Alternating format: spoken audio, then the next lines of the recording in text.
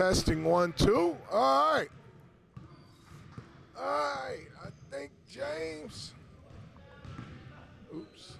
So we can keep our eye on it.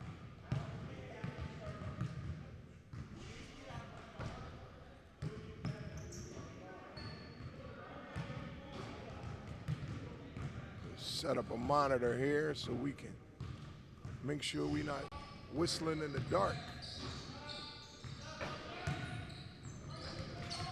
We are live now. Oh, we got good clear picture, James. Yeah, it's a nice picture. Text people, let them know. We got a full. Oh, nice move.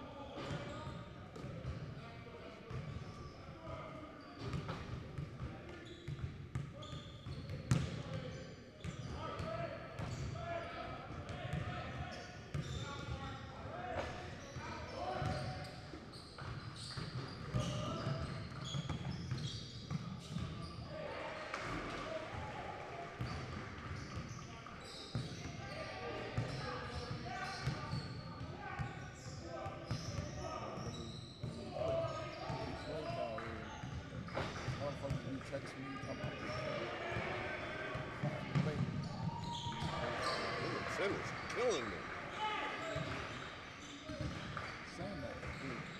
Huh? No.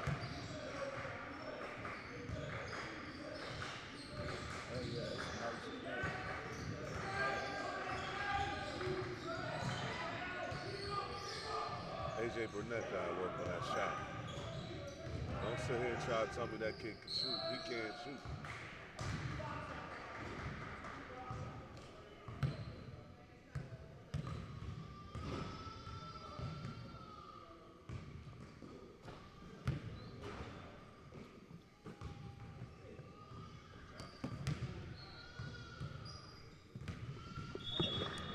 Where you? Oh, I shouldn't be looking at that. That's the output. See live. Where you at? You got to come inside. Oh, yeah. The band. We got the band back together again today. Yes, sir. I got my man James Nelson. We are out here far from home, fooling around with Jason Boggs and all these guys way out in western United States. We're in the Midwest today playing a little basketball.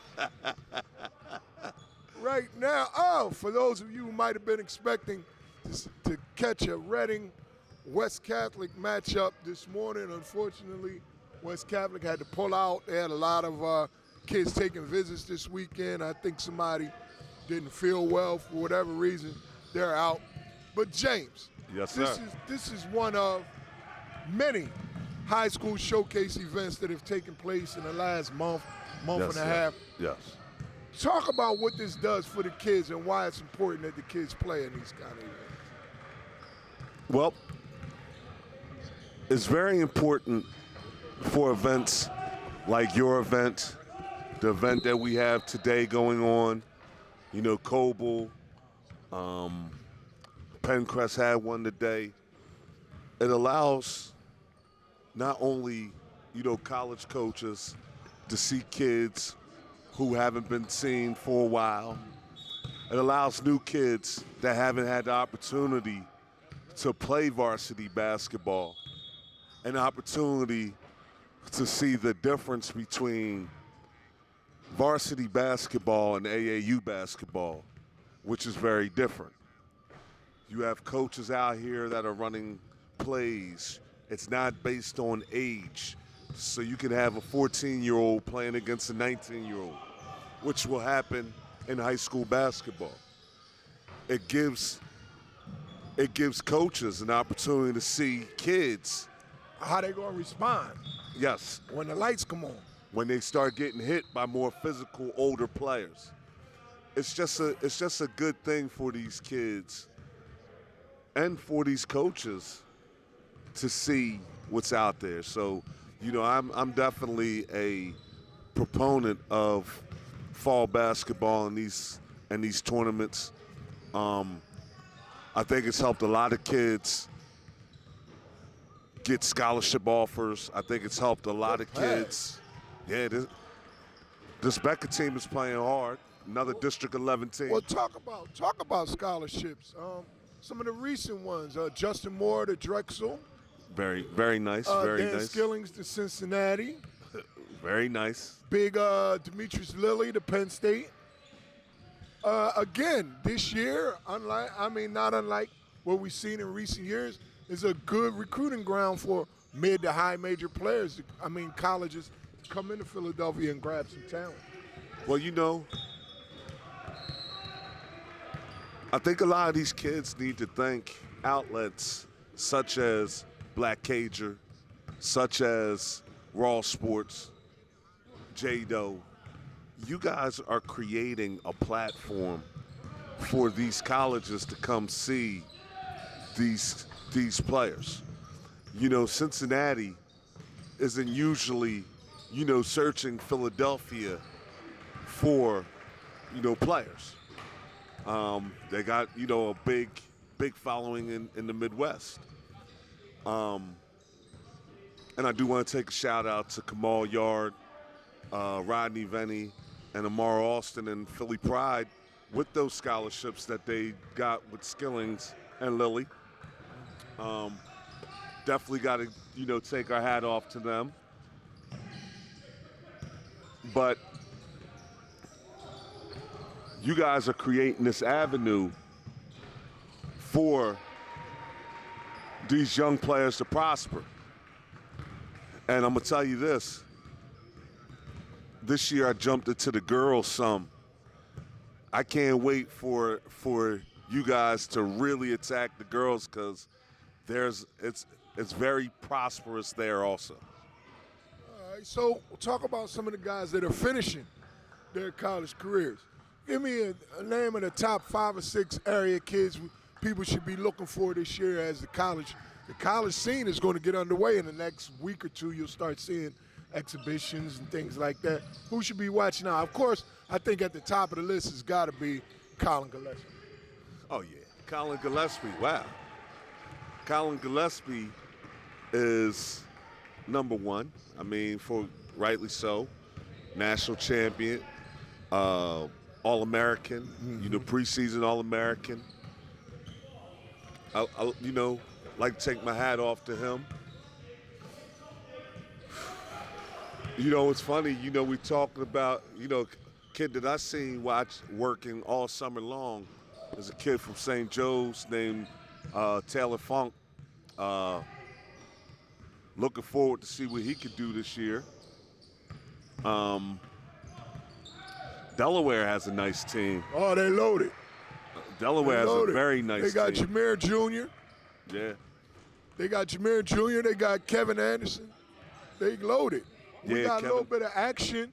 I'm going to let the people see a little bit of Sam Rines, Rock Top Squad, going against a really a pretty stout Becker team out there. Those kids aren't small kids.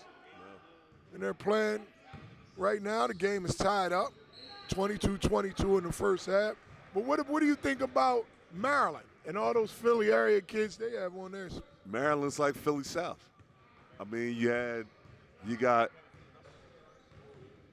Fats Russell, Dante Scott, Hakeem Hart, Eric Ayala, Quintus Wahab, even though he didn't play high school in Philadelphia. He played for We Are One. So that's probably your starting 5 right there, or at least top 5 of your top 6 players. Well, maybe finally somebody can give Villanova a little bit of competition in this Middle East region. They've been dominating the Mid-Atlantic, man. I'm tired of it. Well, you can listen. Maryland's going to be a very tough team. I'm excited to see them. How you think Eric is going to do? I watched their scrimmage. I think Eric's going to do well this year. Eric Dixon, you know, Eric Dixon gives Villanova something that they don't always have, and that is a good interior scorer. Eric Dixon can score at any level. I wouldn't care where he plays.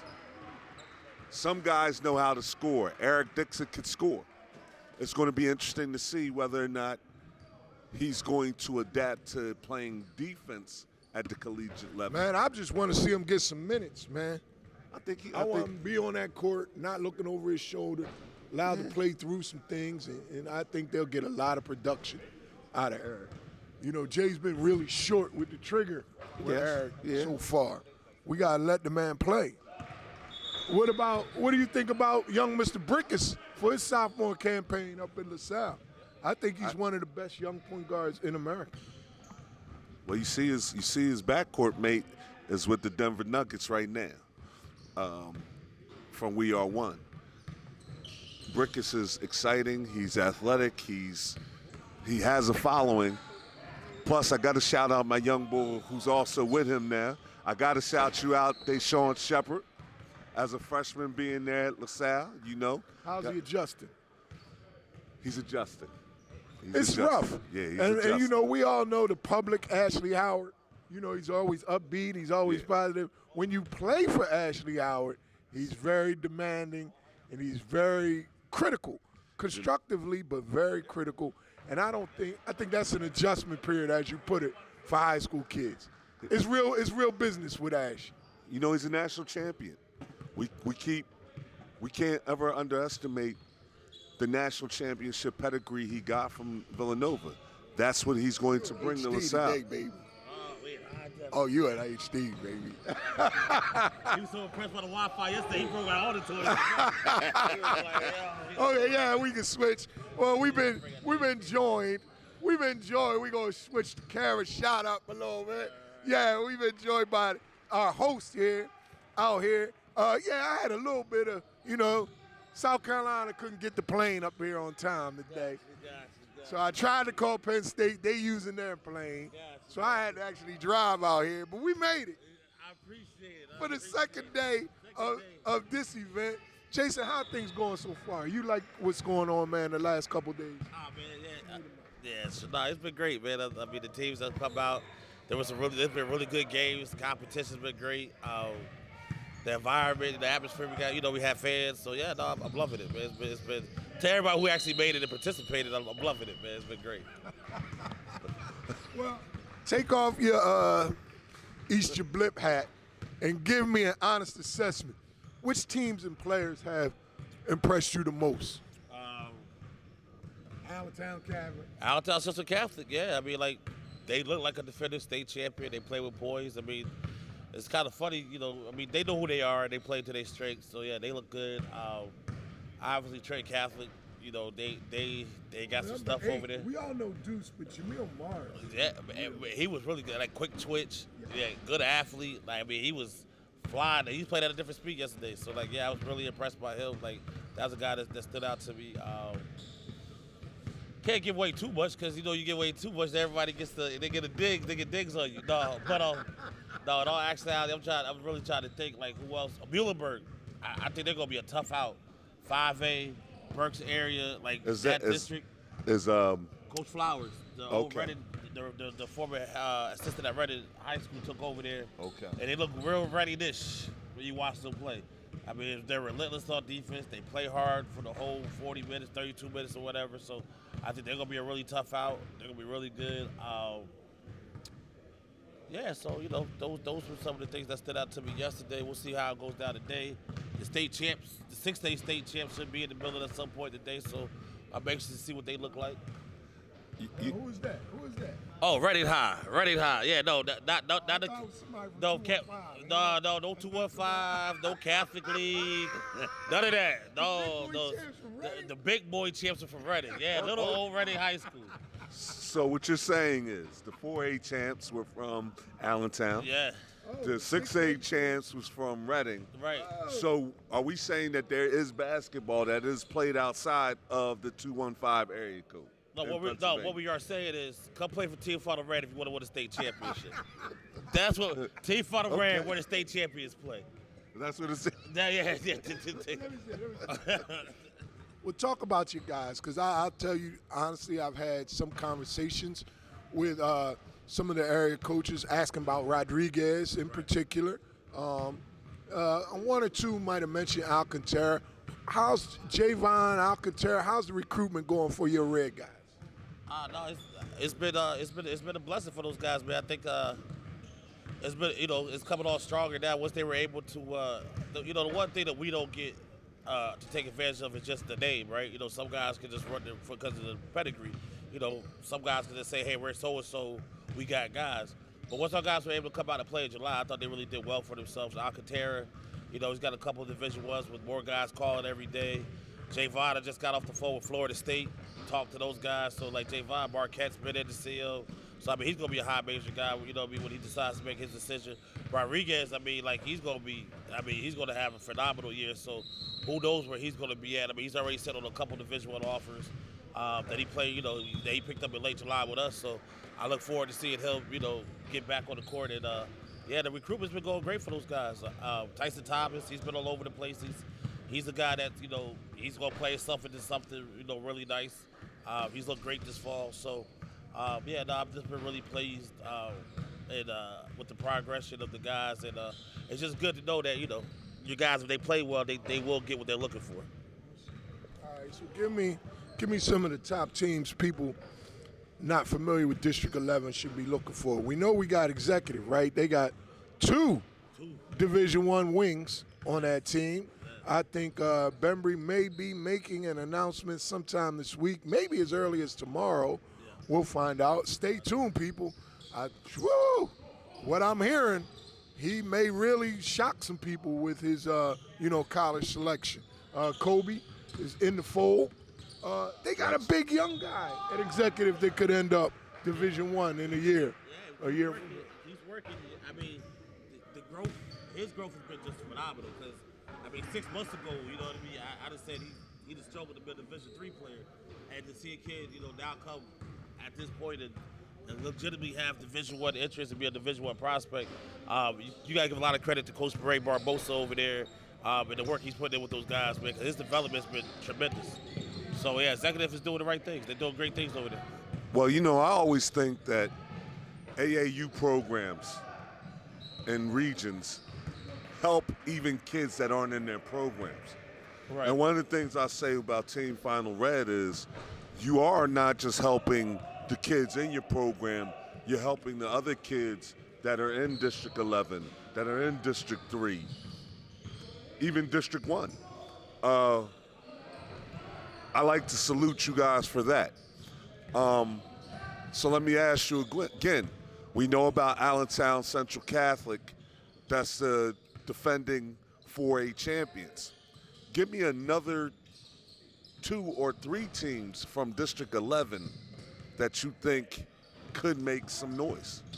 Obviously Parkland's always Parkland, man. Like every time you think that they gotta run out of players, or they're gonna, somewhere it's in the water out there, man. Those dudes, there's a basketball factory at this point. They got a young kid, Nick Koval. Woo. That's going to be, he can flat out line it up. Right now he's actually struggling with a little bit of Oscar Slaughters. They say, he's grown a little bit. So he puts a couple more inches on, man. Look out, man. He could be really special. So he's a little out right now, but I think that's going to be bad news for everybody else later on right now if he puts on a couple of inches, man. So Parkland's going to be a tough out from District 11. Trying to think who else is, we got some gritty guys. Obviously, Pocono Mountain West, they got the big guy, Christian Furman. They were here yesterday. Furman's just a game changer, man. Like the way he can defend, the way he runs the court. His development over the past 3 years. Quindell, like a name you guys aren't going to maybe know. Phenomenal basketball player himself, but obviously Quindell Bryce up at Pocono Mountain West, assistant coach, also does training. QB, man, he's done a tremendous job with that guy, man. I know Quindell's put a lot of time in with him. And you can see it. Again, shout out to another coaching staff that, we took their guy and just stayed in the gym with him, and they maximized his potential. You see it now. So definitely credit to those guys up in West, Rich Williams and Pocono Mountain West as well. Christopher Furman, that's a name that a lot of people in Philadelphia may not know much about, but he's a kid that also played on the EYBL. Talk a little bit about Christopher Furman, just a little bit. 6'10", gold. You know what I mean? Like, the kid, and the nicest kid too, man. Like a great kid, but just 6'10". You can see his body filling out. Each time you see him, he's stronger. His shoulders look great yesterday. Like, you can see he's working hard. Good athlete, fluid athlete, can get out, guard his space. Tremendous rim protector. You know what I mean? Not only is he 6'10", but he's a great athlete on top of it. So, the kid's just playing, top of the block. It ain't above the rim. He's above the glass at this point. And he's just playing really well. So, if you don't, and he's worked on his shot, can step out to the three-point line, knocked out an open three-point shot. So, the kid, man, sky's the limit for him, man, and he's just getting better all the time. So, I look forward to seeing him at the next level. And speaking of the next level, where did he sign? Oh, VCU. He's going to be down at VCU. I think he's going to do tremendous down there. With their style of play, his ability to guard open space and run and jump, and I think he's the quintessential guy that they're looking for at a program like that. So I think not only congratulations will go for VCU, but I think style and fit wise, I think they're really going to maximize what he can do. No, that's really good. That's really good to hear. Our region, Eastern Pennsylvania, South Jersey, right now, may be the hot spot of high school basketball. We saw a team final win the Peach Jam. Right now, everybody who knows AAU basketball would say that the Scholars are probably the preseason favorite to win Peach Jam this year. You have Philly Pride, you have Team Final Red, who also did extremely well in the hoop group. In Camden's high school schedule, they bring a national schedule. They're bringing everybody through these parts. Yeah. Birdies in there. Oh yeah, well, when you have the talent, shout out to Camden and those guys. When you have that type of talent, obviously a team like that doesn't come in for a public school, doesn't come annually. You know what I mean? So when you get that, to be able to maximize it and not just go with the status quo, salute those guys, because it's only going to pay dividends for those guys, later on down the line. So, when you get two, AAU seasons, they basically play the A, they'll be playing that type of caliber of team all year long. So I expect DJ and those guys to just blend right on in and keep it rolling, throughout the. It's going to be a show. I definitely give them that. It's going to be a show. Well, I think it's good for the whole region, because we already know about the number one player in the 2023 class. We know about DJ Wagner. We know about the number 2 player in the 2022 class, which is Derek Lively. But there are so many kids that are going to be able to get eyes on them because they are around that high level of basketball. What do you think that we can do as a region to maximize that? Well, I think the first thing is you gotta get the politics out the way, right? So, and then that always is a tricky thing, because everybody's like, oh, well, I got the guys this year, so everybody gets real possessive. But the biggest thing we can do is play each other. Give guys the opportunity. If you got those guys, give me a chance to see those guys and let me cut my teeth against those guys. And so, if this kid, XYZ has a great game against you, not necessarily beat you, but just be able to show they can play with you. That, I think that alone in itself will go ahead and get some eyes on guys and get some other guys some opportunity. So before we do anything else, man, we should be able to all get in the gym and play each other at some point. I shouldn't have to go way down to Dallas to find a good game. And you just make money. You don't spend the money on hotels. You don't spend the money over, gotta buy 3 meals, maybe buy 1 meal. Right. Parents can actually see the game. Right. Girlfriends can see the game. No, but again, the politics stuff. Oh, well, we bring a crowd and we need this and we need that, and and I hate that part of it because at the end of the day, you're talking about high school kids with adults that have ulterior motives, and let's just get the kids in the gym and play. Let the parents have a great experience. Like it'll be fun. It's gonna be raucous. It gives them an atmosphere at AAU that you often don't get. So I mean, yeah, you get a crowd, you get cameras around you, but you don't get that intensity. You know what I mean? So, yeah, I think it'll be great. The fact of the matter is, the intensity of the local rivalries will prepare you for your circuit. Right. I think if some of the teams had played more intense local rivalries before they went off to Under Armour Nationals and Adidas Nationals and Peach Jam, they would have performed better because they would have felt that intensity. I think some teams came out of the box. They didn't perform well on those national stages. Well, I agree. I mean, I think the one thing we've been fortunate at, at Final Red, and not, we do get in with Cato every year. We tip off with those guys. I mean, obviously we go down, we play. The team final, the scrimmages, we get that in, and then we have final. We got to play Blue this year. They were the number one team in the country. We could go back and view the tape. I mean, there might have been some questionable calls on that one, but it was tremendous though. Like, Jay Vada, those guys played great against those guys. But shout out to James Johns and Rob Brown, those guys, because they weren't afraid, they're down 16 to, quote unquote, their B team or whatever. And, they had to give those guys credit. They had to dig deep and, equal it out. But how great was it for, Tyson Thomas and, Jay Vaughn, Alcantara had 24 that game. Like, they just gonna show that, yeah, they can play ball too, and then to give them the opportunity was great. The final built up resilience by going through that. Right. Yes, they so did. When they were faced with adversity in AYBL, they could draw upon that game they had against you. We've been here. Right. Look, we're gonna get this done. Right. And I think it benefited them. I agree. And then with the intensity of the game and the team that doesn't care what about the name of your jersey or what your rank. And it definitely built them up for that because when they get to the EYBL, that's what's going to happen too. Those guys don't care who you are; they're coming at you. You're going to get hit in the mouth. You're going to get hit in the mouth. So when we punched them in the mouth, that was April. They took that punch. So by the time you get to July, you know what I mean? You know what it looks like. You know what you got to do.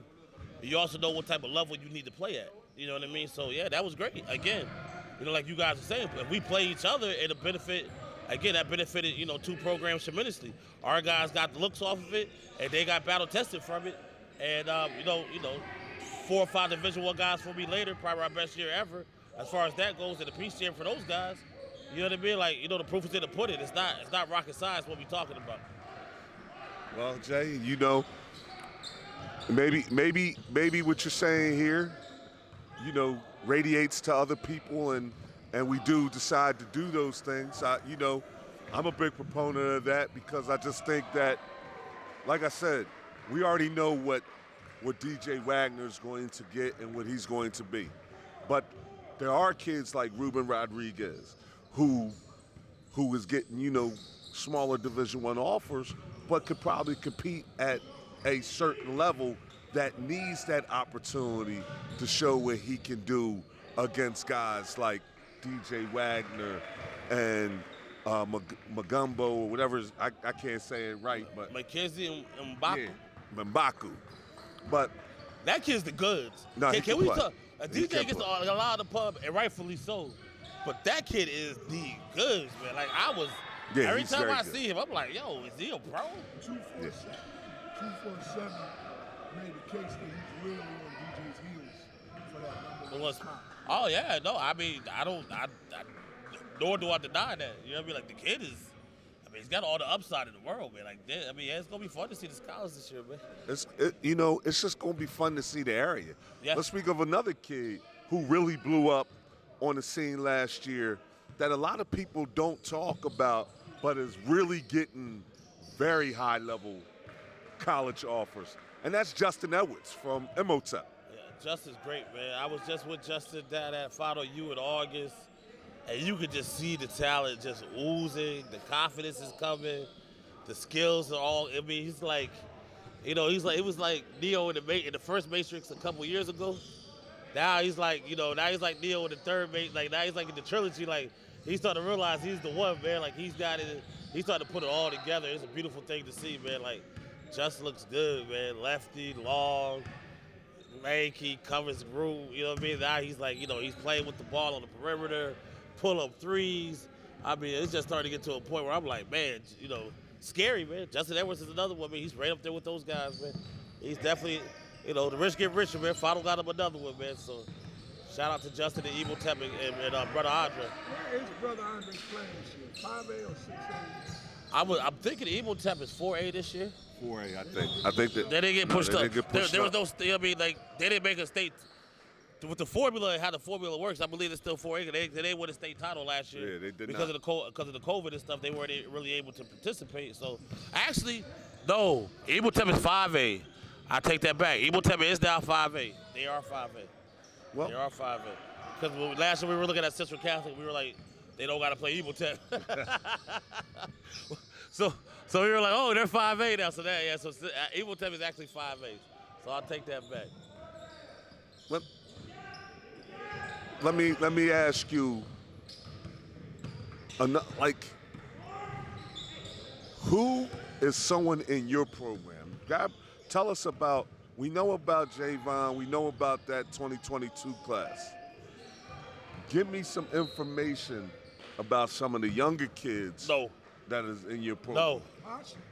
No, I'm not mentioning no names. No. Okay. No, I'm not doing that. No. Complain about politics. No. I'm not doing it. I'm not doing it. No. You just have to come see us.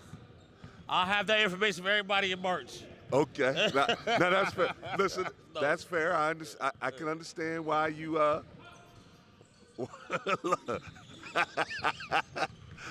can understand that. No, I'll give you one. I'll give you guys one. A little guy that when they look at him, they're gonna say, "Oh, we don't want him anyway." And then 20 points and 10 assists later, they're gonna be like, "Who is this kid?" And that's my guy Jake West down at Archbishop Carroll. He's Yes. down at Carroll. Yeah. So I always get all those guys, Wood, Ryan, Carroll. There's 100 Archbishops down there, but Archbishop Carroll, Jake West, he's actually a class of 2025 guy. Boy, look at that camera work today. Oh man, it looks great. It looks great, man. Replays and everything, man. It looks tremendous. The Wi-Fi out here, we spared no expense when Dell touches down, man. We got this Wi-Fi on fleek today, so we straight. Because they got towers everywhere. They got towers everywhere up here. Yeah. But listen, Jake West, that's a kid that I've known Jake for a long time. I call him miniature Steve Nash because of the things that you're saying. And, I don't want to give too much away either because, like I said, I know exactly why you don't want to say too much about too many kids because the vultures is out there. So I get it. Always. But I am going to also shout out Jake West. I know the kid for a long time. Very good player. Comes from a, very good family. Another kid I'm going to, shout out is Olin Chamberlain. I got to shout him out. I grew up with his father. He's one of the premier 2025 point guards in the region and just a very good kid. Yeah. I think 2025, with the addition of Jake West, is going to be a very deep class. Right. It's going to be interesting to see how they grow as Literally. stature, yes, but very deep class of good players such as Judah Hidalgo, Milan Dean. Milan Dean, he may end up being the one in that class.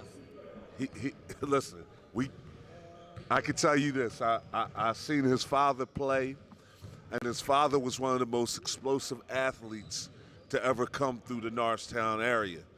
Gotcha. Milan is following right in his footsteps. There's a lot of Norristown kids. No, Oh, okay. It's going to be interesting. I could say this with District 1. District 1 is going to be interesting this year in the fact that, Lower Marion is definitely the favorite. They won the district last year. But there's going to be a lot of teams that are going to be hanging around. Plymouth White Marsh with Jaden Colsey. Oh, Colsey's a good kid. Yes. And, Marshall Baker, and they just got another big that come in. And Coach Jim D'Onofrio is one of those kids, one of those coaches that historically has done work throughout the years. He's a Division I Hall of Fame coach. Right. So you never count out a team like Plymouth Whitemarsh. Right. But after those two teams, it's going to be interesting. With Celine Payne leaving Cheltenham, that throws them back into the mix a little bit. So it's going to be interesting to see how things materializes there. But another one I want to talk about while I have you here is last year, the Philadelphia Catholic League came home with 0 championships. Correct. Catholic League did not get any. Oh, maybe the Well, girls. did. Yeah, the girls. Well, on the boys' side. But speaking of boys basketball, I want to bring somebody in with us on the cast. I think it's kind of a historic type of person. The fact that Allen basketball has been around for over. We're at William Allen High School. Allen's one of the biggest high schools in the state. Has turned out Terrence Roderick, Therese Martin currently at UConn, Ray Barbosa, Jalen Cannon. These guys all play professionally at some level. And Reese will be playing professionally at some level real soon. No doubt. And the school's only ever had, prior to this guy, 4 head coaches ever. So it's not a real hard place to figure out who the coaches are. When you come here, you'll see Don Boyer Gym and Seward's Gymnasium and like Jay Birdie Crumb State. Like, so if you ever need to know who the coaches at Allen were, just drive around campus. You'll see all the monuments of those guys. And then the guy I'm getting ready to bring it down is actually the first African-American head coach in program history. Salute. Salute. So, yeah, I thought that was a major feather in his cap. One of the sharpest brothers that I know. Just a genuinely a good dude. I like to, they were gracious enough to let us use their facility for the weekend. So I like to bring him in for a couple minutes. I know he's getting ready for his game. But I like for him to get himself on a bigger stage, get his chance to introduce himself and talk about some of his guys, because he got one of my guys, Nate Ellis, who we haven't spoke about. Nate Ellis is Nate Ellis for real. You guys ain't on him. You should be on him. But I'll let Coach Braswell speak a little bit more about that himself. So we're gonna bring Darnell Braswell in for a couple minutes. Coach Bras. Yes, sir, Coach Braswell. Now this is awesome to have you here.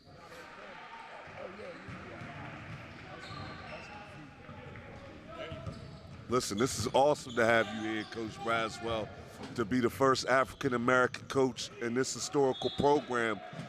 Let me ask you, how do you feel about that honor? I mean, it's amazing, just to see these kids, see a person of my color. We have, 3 other African-American coaches on my staff. To see them in a position of power empowers them to do good things, And that was my whole mission, when I got named, to take over the program that I graduated with and learned a lot from. So it means a lot, just trying to pay it forward and let them know that, there's other leadership roles that you can get into, later on in life.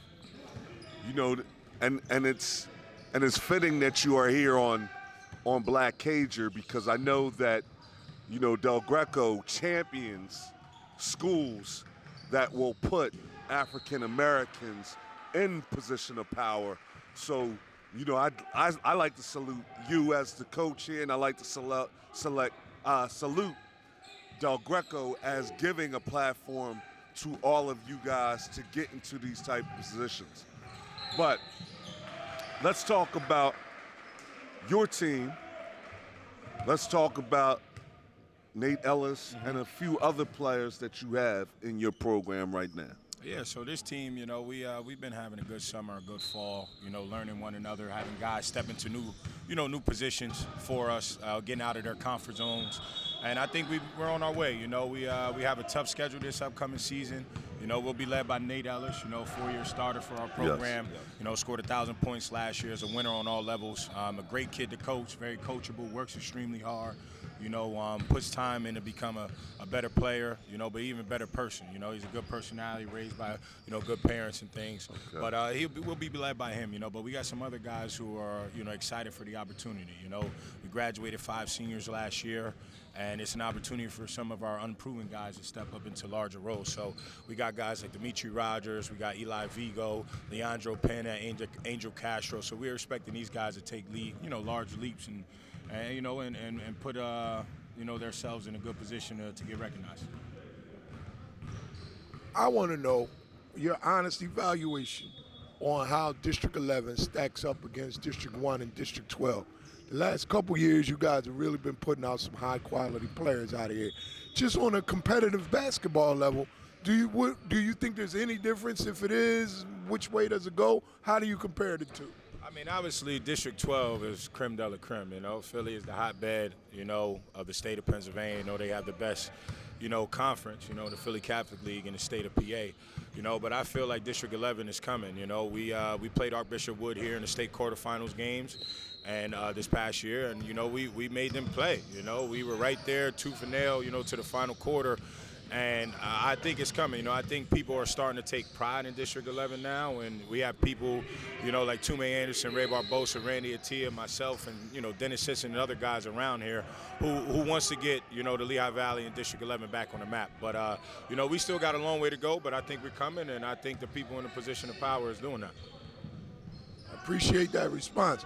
I'd like to get your feedback on District 12 over the last 15 to 20 years.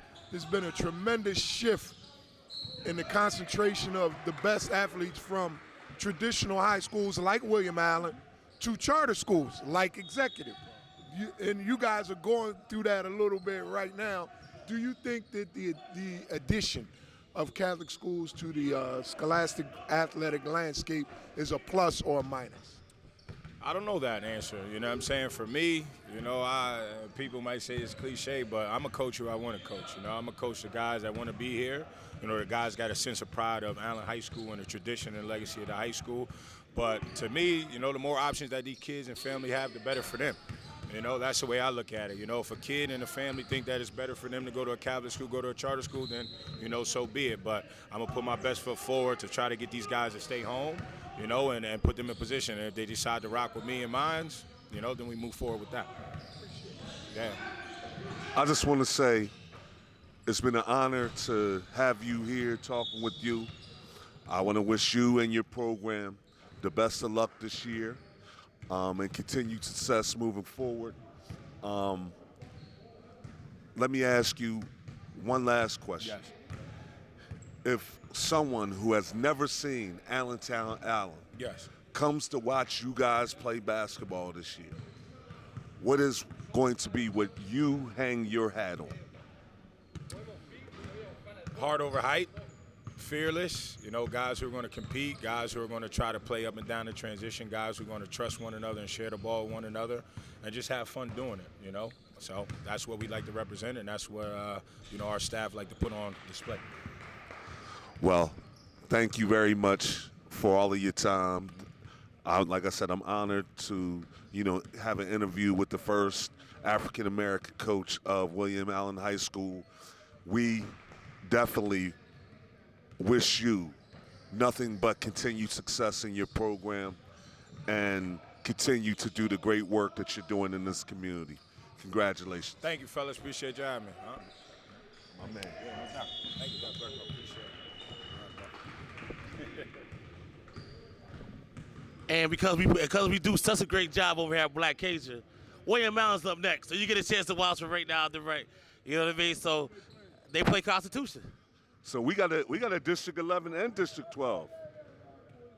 We have a District 11 versus District 12 matchup. We make no mistakes here at Black Cajun, man. These conversations aren't accidental, man. So, yeah. So, yeah. I'm excited to see Nate Ellis. I know he's had a great 4-year career, and the kid's what? He's a winner. Yeah. I mean, you talk about he's a district champion, he's a league champion, and up here, winning the league is harder than winning the district. I mean, a league MVP. He'll be right back at it again this year. So I mean, yeah, you got to get. No, they know he's worth the price of admission. Lucky for everybody, this is a free live stream, so that you get him at a discounted rate today. You got extremely discounted rate. Yeah, But don't count on that too much longer, y'all. No. With the success we have with this stuff, and we're gonna have to. We have to go. What do they say? Go behind the paywall. Go behind the paywall. Gotta go behind the paywall. But yeah, let me do my job as a director right now to get everybody situated, and we'll be back. All right. Thank you very much.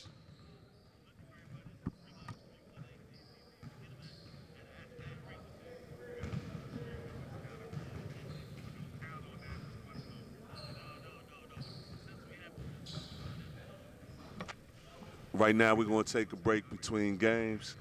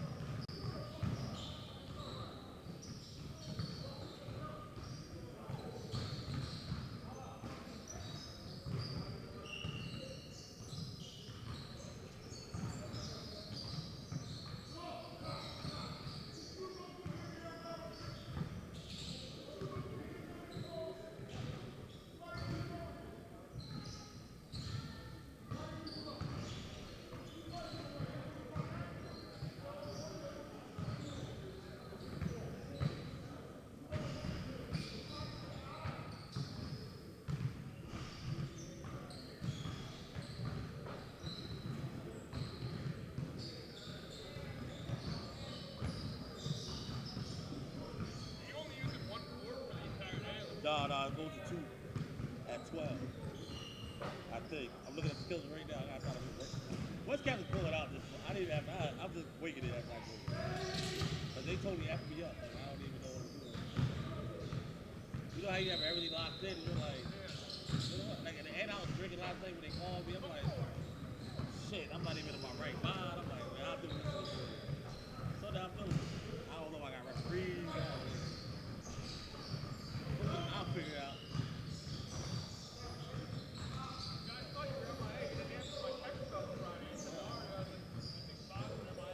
Oh, no, I see that. I just never got back to you. Because I knew he was going to have to come Sunday. So I was like, figured. I told her I said Saturday was pretty hard. But no, I didn't. But even the day would have been good. I mean, Box pulled on me last night and I was straight. I had everything lined up. You right for Ari? God bless you. What did he do? He worked with Ari. I said, God bless him.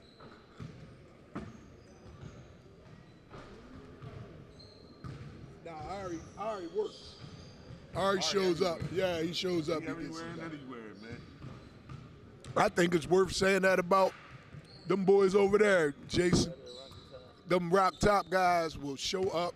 Oh, yeah. Yes, they And will. to Sam's credit, he'll never leave you hanging. If he needs to break his team up to fill a game for you, he'll do it. He'll stay. He'll play 3 games. He'll do whatever, man. And I really, really, really respect that because, you know, these events, you never know what's going to happen, man. You need somebody to be flexible once in a while. Right. And Sam is that guy, man. You know, Sam. Don't hurt that he got 89 players in the program. You know, Sam is going to try to look out for the kids. He's trying to give them opportunities. So, you know, we can say what we want about certain things, but that's all it is. Guys trying to give kids opportunities. Well, we got some big names here. What's going on, man? You know that's Justin Pass's fault. I know, Mr. Paz. We got big names here. Constitution's one of the bigger public league names, and Yes, William it is. Allen is one of the bigger District 11 names. What can we expect from this William Allen team right here, Jason? If they're on, they're going to shoot the juice out the ball. They're not very big, but they're not very big, but they're skilled, and if they're playing the way they can play, they'll shoot the juice out the ball today. So, look for a couple of logo threes out of Nate Ellis.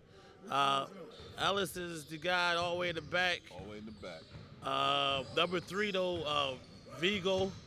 He's a lefty, but very crafty. He's coming along. He's got a lot better. So, yeah, you look for Allen to play hard, for sure. Number 5 on Constitution is Division I caliber. Jacob Beckles. He plays for Team Durant. Who did he play for this summer? I'm sorry. Team Durant. Team Durant.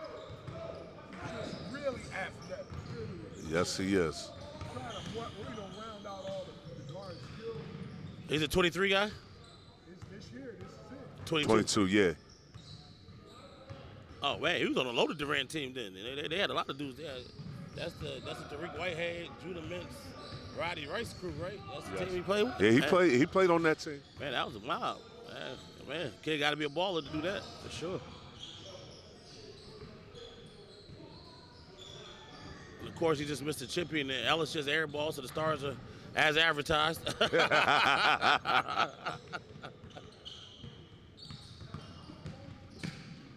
You know, the one thing that I noticed even back when I played against the Allentown Allen teams is they always had somebody that was an athlete. Yeah.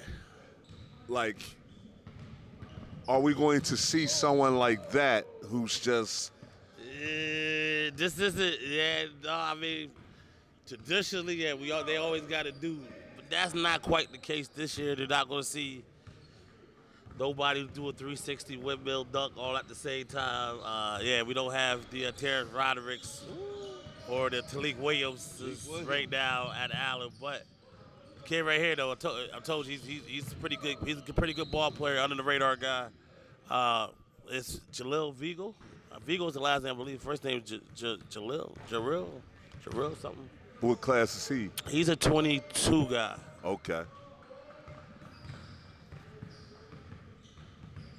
at these events now, like it's. Hold on one sec. I gotta do my director job.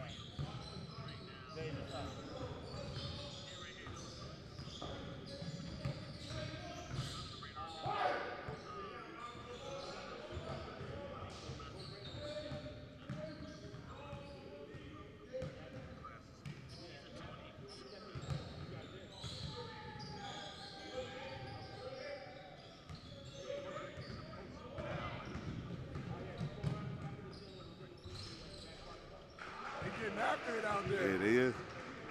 Okay, Nate Ellis. He ripped him, and then he pulled up for that, too. Nate Ellis has some great credentials, though.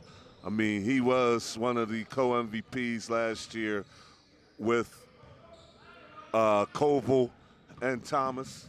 So it's not like he's, new to this. He's very, very, very established up here. It's going to be interesting to see what he does against Beckles.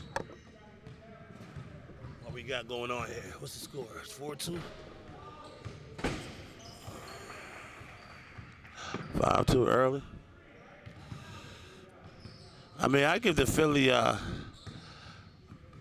he was talking about Rock Top, Sam would come and look out for you. I mean, I got to give the Public League, they came through for me, man. The Public League, I hit Coach Moore, he got his guys here. I know Lincoln was here yesterday. They came through, they played really well. The pub was, they out and playing. The Catholic League gets all the headlines, but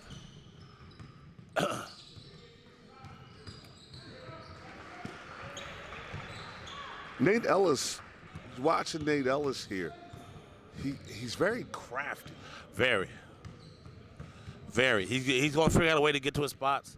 He knows where he wants to get. He's good at those spots. So, you really got to that was a nice move. he got a lot of nuance to his game. If you watch him, you'll fall in love with him. He's one of those guys, he ain't going to jump off the screen. But when you watch him, he's going to make all the right plays that you see there. And told you, if Allen's on, they're going to shoot the ball well. They will do. What is Ellis's recruiting right now? He's there from a lot of the D2s, East Stroudsburgs, and the Westchesters of the world. So we'll figure out how that plays out. I think he's going to have a tremendous senior season. So he'll probably be a late signing because I think, with everything on the table for him, I just think it'll continue to grow. So I think he'll wait it out and see what the best options is for him. But I know Westchester's been in the mix really heavy lately. So Coach Dane Blair, shout out to him. Coach Blair's on it.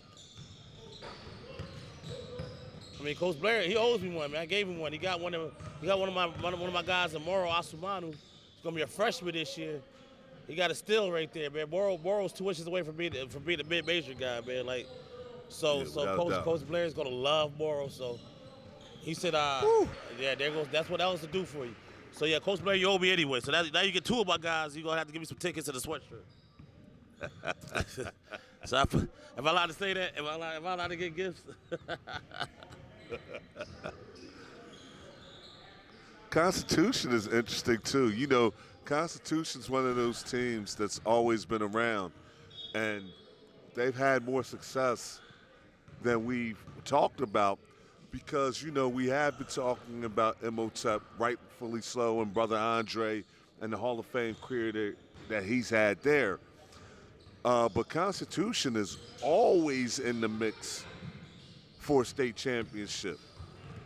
No, Rob does a tremendous job, man. Constitution is one of those programs, he's always come to the Lehigh Valley supporter. I see Constitution for years.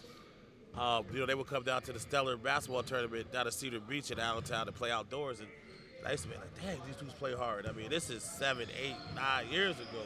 So Rob gets it, man. He shows up, and they'll show up and they'll play. Part of their success in their DNA is they're not Hollywood. He doesn't get caught up in all of that, and it shows with this program. These guys are always battle tested and well prepared once you get into the season. That is definitely salute to you, Coach Rob Moore. You are definitely one of the guys who is a strong advocate for the public league, and we definitely salute you here for doing that for those kids. Allentown Allen is what you guys said.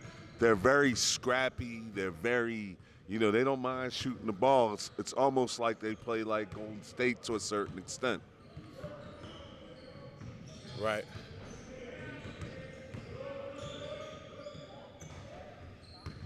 I'm sorry, I'm over here doing like a million things at one time, Mr. Stewart, but I get it. Listen, you are doing a hell of a job administering this fall classic here.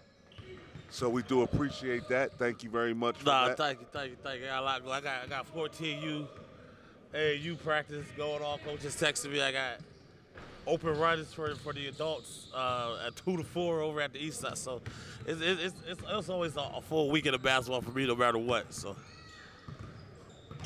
Well, the Lehigh Valley should definitely be thankful that they do have you in the region that is always championing, the Lehigh Valley. So salute to that also. Yeah, but you definitely gotta rep your flag, gotta be proud of where you're from.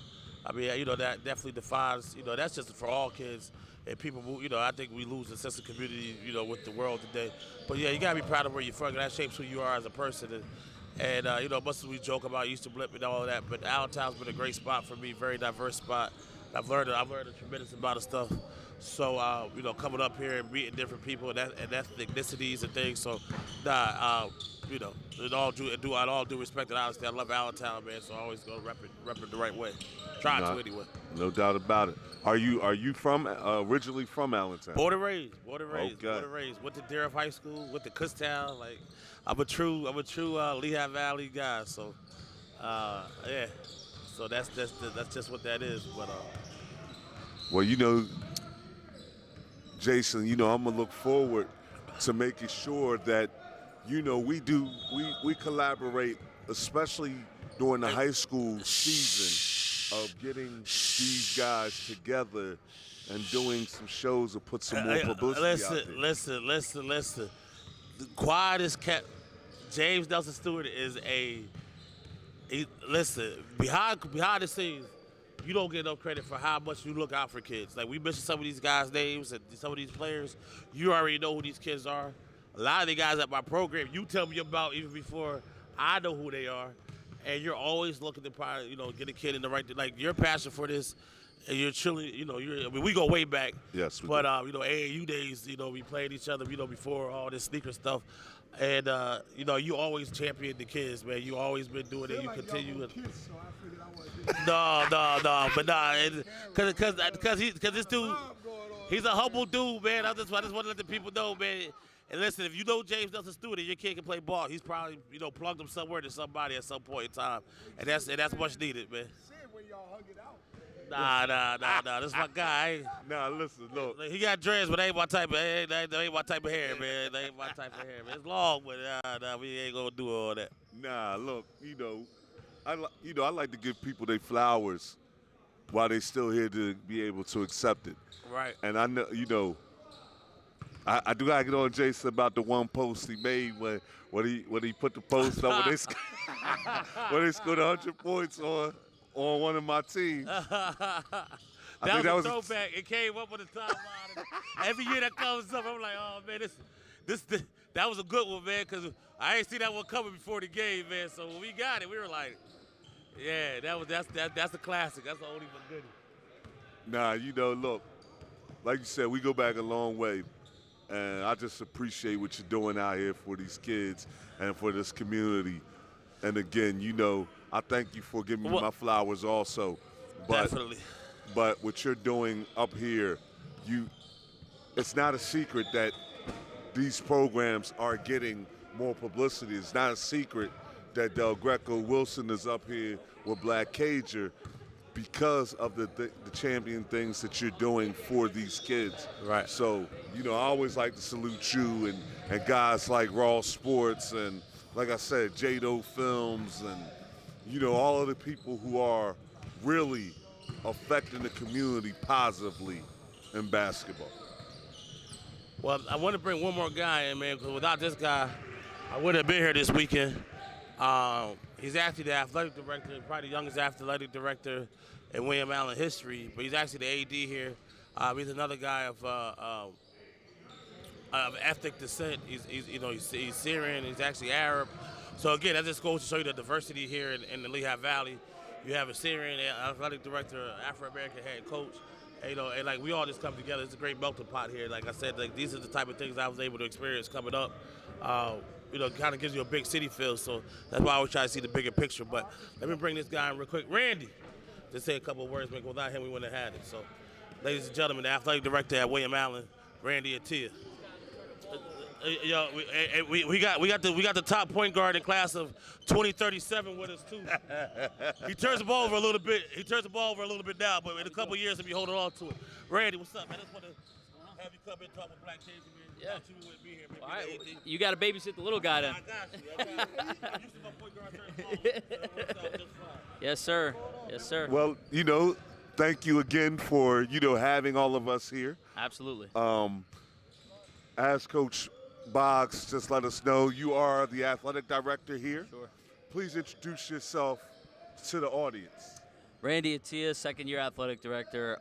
This is just awesome. It's great to see this many kids in a gym. It's great to be able to host these things again. When the pandemic started, it was like everything was locked out, shut out. I mean, our kids in the city, the playgrounds were shut down. So just to be able to start getting back to normal and having kids in the gym like we want them to be, it's a special thing. So we're always happy to host and invite people into this gym.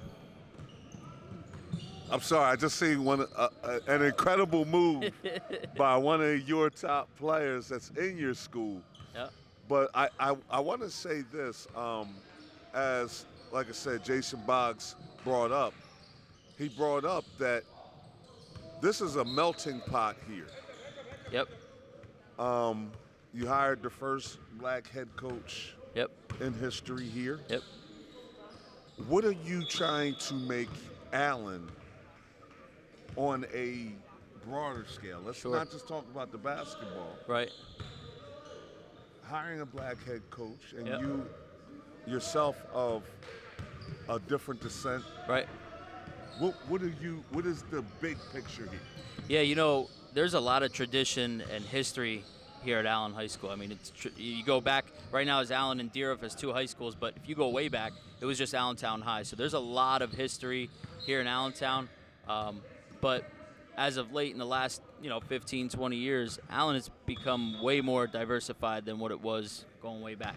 And so, hiring Darnell, yes, he's the first African-American head coach in the school's history. We've only actually had 5 head coaches in the basketball program's history. But as you mentioned, aside from just basketball, on a bigger platform, we're just trying to make sure that we're putting kids first, and we're making sure that everything that we do is student-centered, right? So if I'm going to hire a coach, that coach better be somebody that cares about kids, that puts kids first. It's not about them or anything else other than that. And that's really my main focus and my mission. We want to be community-based, but we also want to make sure that we're hiring the right people. Okay. Yep. Now, you look kind of young. So, by what I heard, you are the youngest AD Yep. in the history of Yep. Allentown Allen. So, let me just ask you, how old are you? 33 years old. I may look young, but this job doesn't always make you feel young. 33 we years old. We got Coach Boggs chasing my little guy around right now, so I'm sure he's going to need a sub soon. I definitely believe that. Yep. Well, no, we definitely want to salute you and thank you Absolutely. for giving us this opportunity to be here this weekend. Yep. That's awesome. That you give us this platform here. Yep. And by what I've heard, you're also giving us some of the best Wi-Fi that's around. Yes, sir. So I definitely want to say you thank guys you are always very welcome, much. man. Always welcome. And as I was saying yesterday, it's a clear picture, looks great, but we'd be happy to have you guys come back to Allentown anytime. Summer, winter, fall, anytime. We're playing hoops all year round down here, so. Well, you please let us know, and thank you again for everything. Absolutely. Good luck again, like I was saying to Coach Darnell. We wish you continued success with your programs. Much appreciated. That you are running here and what you are doing in Allentown. Much appreciated. Salute brother. to you. Absolutely. Thank you so much. All right. My man. My man. Put in a sweat, didn't you? We got a game, man. We got a game. He's looking like He's quick, man. Yeah. like, where you going with that? I seen some really nice plays in this Allentown-Allen Constitution game. Some really big. We had a follow-up dunk. We had Nate Ellis on a fast break, dribbled the ball between the Constitution players' legs. Like I said, you got some high-level basketball being played here with some high-level players. I mean, it's still fall, so, we are still seeing some of the rust, but I like what I see.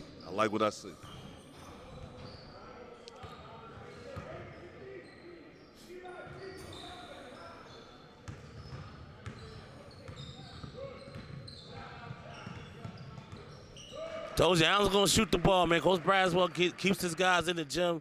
They constantly work. I mean, like you said, they might not be the most talented team, 1 through 10 that you're going to see, but you're going to see a bunch of hardworking guys that are going to play to the best of their potential. So, the things they can control, being able to shoot the ball, playing with basketball IQ, playing together, you're going to get that out of William Allen. Obviously, you just seen how, you can see some of the Constitutions, from an overall talent standpoint, you can see some of the high-level things they're able to do as well. So I look forward to this one playing all the way out. Should be a good game all the way through. I don't think no one team's going to run away from the other one in this one.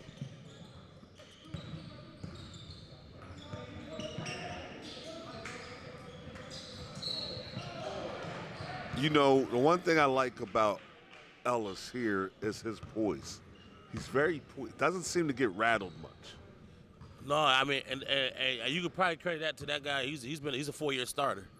So I mean, when he came in, he had some upperclassmen that were around him, but they needed a point guard. So I mean, it's one of those things that kind of fell right into, and he took advantage of it right away from the door. You can see that you knew day one as a freshman he was going to be a really good one, and 1,000 and some points later, you see that's where that poise comes from. Because the guys, 1,000 something points later. No, he ain't quite at 2 yet.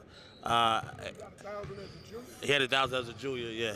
I think COVID, he had a shot at 2, but I think COVID and missed games last year, ultimately derailed him from achieving that. But he'll probably finish out somewhere around 1,700 for his career.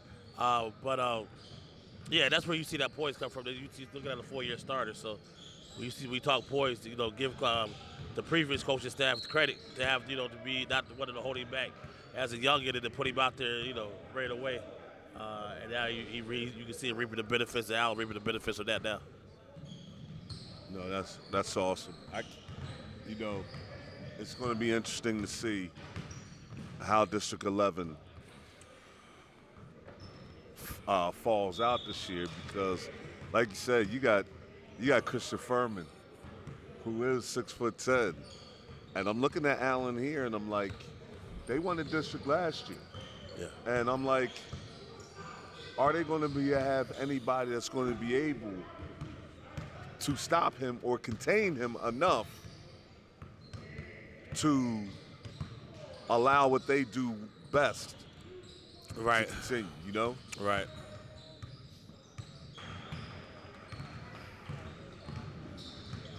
Well, Allen did lose 2 senior guards that were instrumental to their run. Guys that played, they were 3-year varsity guys too.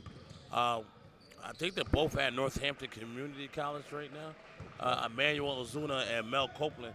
Mel Copeland is one of the more underrated players that you're ever going to see. I mean, Mel was he was a kid that could do it all. I mean, 6-foot guard, but I mean, he rebounded like he was 6'5". I mean, he could shoot it, he could handle it, he could pass it. I mean, he was. So, I mean, they do have some guys that need to come in and fill in some pieces if they want to get back to that. But, yeah, because they lost 2 really good ones last year. But as you can see, they've been working.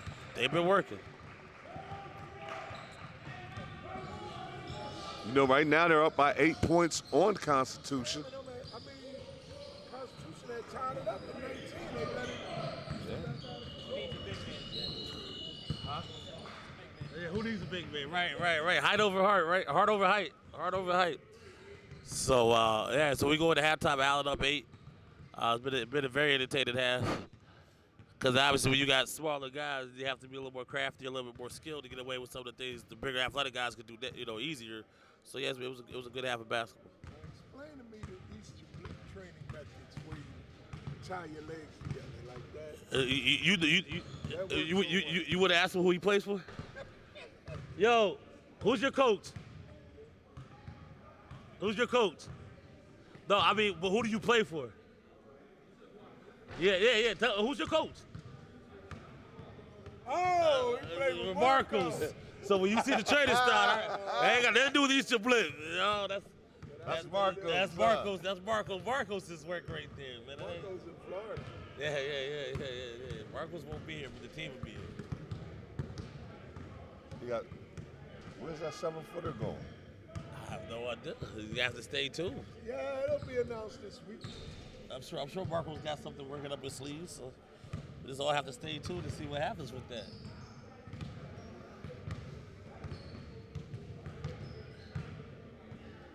Marco keeps us all in the dark, man. He keeps us all, we find out like you find out, man. I'm not privy to anything.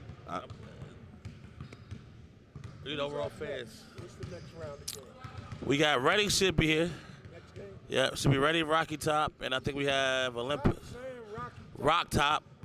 Yo, I'm telling you, man, you got Rocky. You got the statue outside of Philly, man.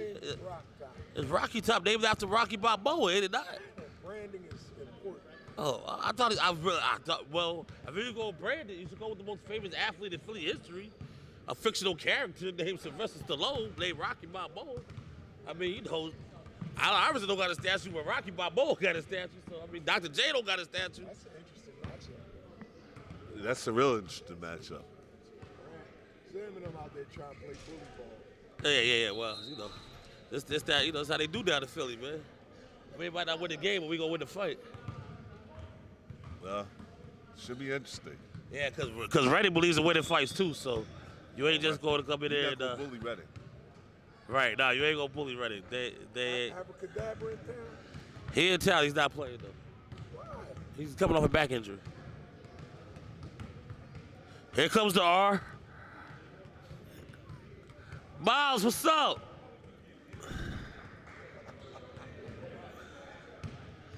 Huh? Hey, no, man, listen, man, this is must-see TV, bro. What you talking about? What is this must-see TV? I can't wait for the Raiders to come back on this. NBC gonna be calling me next week, maybe. ESPN, NBC. About 400-something views last night. See? Yo, they coming in here with their sweatshirts on. Yo, what's up, man? We gonna bring it. Hold on. Let's bring them in. Can we get the camera on us real quick? Let's bring them in, man. Team Final Red, where the state champions play. You see it? Big boy basketball, 6A state champs. Not 1A, not 2A, 6A state champs. Wow. They are in the building. Reading High, baby. What's up, man? What's going on, Miles? So, Miles, great point guard for Reading, 2023. Very good kid. Chapman. Joey, my guy, he's a dog. Joey Chapman. He looked like a solid D2. Yeah, he's got the D2. strong body. Good strong body. Yeah, he may very well end up at Kutztown with his partner in crime, with his big brother Wesley Butler. Okay. So. Another red guy, Wesley Butler. Yes, another Final Red guy, Wesley Butler. Freshman of the year last year in the PSAC. Led the PSAC and scored as a freshman. Yeah, freshman score. Yeah, all freshmen scored at the PSAC. Yeah. He had over 500 points last year as a freshman. Justin Anderson had a year like that. Yeah. No, actually, it was the same year. It was the same year because last year was COVID. They both came in freshmen at the same time. You know, the PSAC is a very high-level conference also. A lot of people take that. They take that for granted that they're just going, it's not D1, but it cracks me up. Level. It cracks me up how many kids like I talked to the D2 coaches and like, hey, if I'm gonna reach out to so he gonna big time me. And I'm like, listen, I don't know who else is calling him or what else he got going on, but if you're telling me a PSAC school's going to call you, I'm going to make sure that kid picks up the phone. Because trust me, it is an honor to play the PSAC. 9 out of 10 of you guys are like, I'm not going to Kutztown. I'm not going to Bloomsburg. I'm not going to East Stroudsburg. I know you're not going there because you couldn't play there anyway. Like, so when you get those calls, just take it very seriously, man. When kids crack me up with that, I'm like, man, listen, you be lucky to get on that court by a junior in the PSAC. There's some really, really, really good players at the Pennsylvania State Athletic Conference.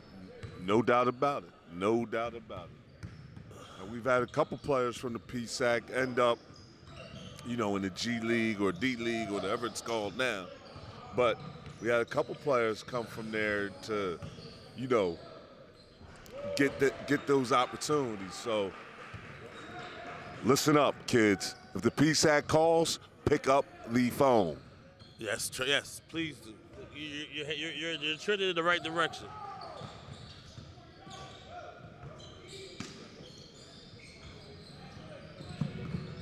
This point guard number 0 from Constitution is very interesting also. He gets to where he wants to on the floor. Yeah, right on cue. That was a great play right there. He got right to his spot. Clear look, shot it with confidence. Nah, yeah, he's who's number 0, Del? We know? Gotcha. Nah, he's a very good ball player too. I like him. Very crafty, strong body.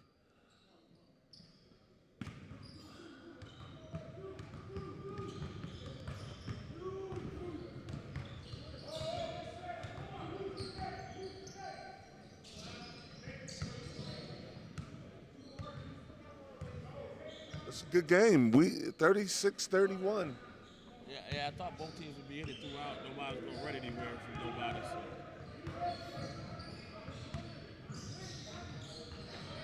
Great matchup. Wow. My gosh. Jason, you said it. These guys put the ball up. They are shooting 3 after 3 after 3. It's got to be the 7th or 8th 3 of the game already. Got to be.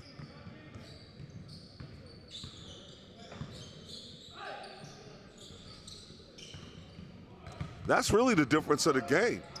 Constitution's making 2s. Allen's making 3. Ooh. Yeah. There goes another one. There you go. Good foul. I may have a special guest for us too. Yesterday we was all basketball. Today we're running the talk show today. We see if I got any more special guests. Let's see what I can pull off.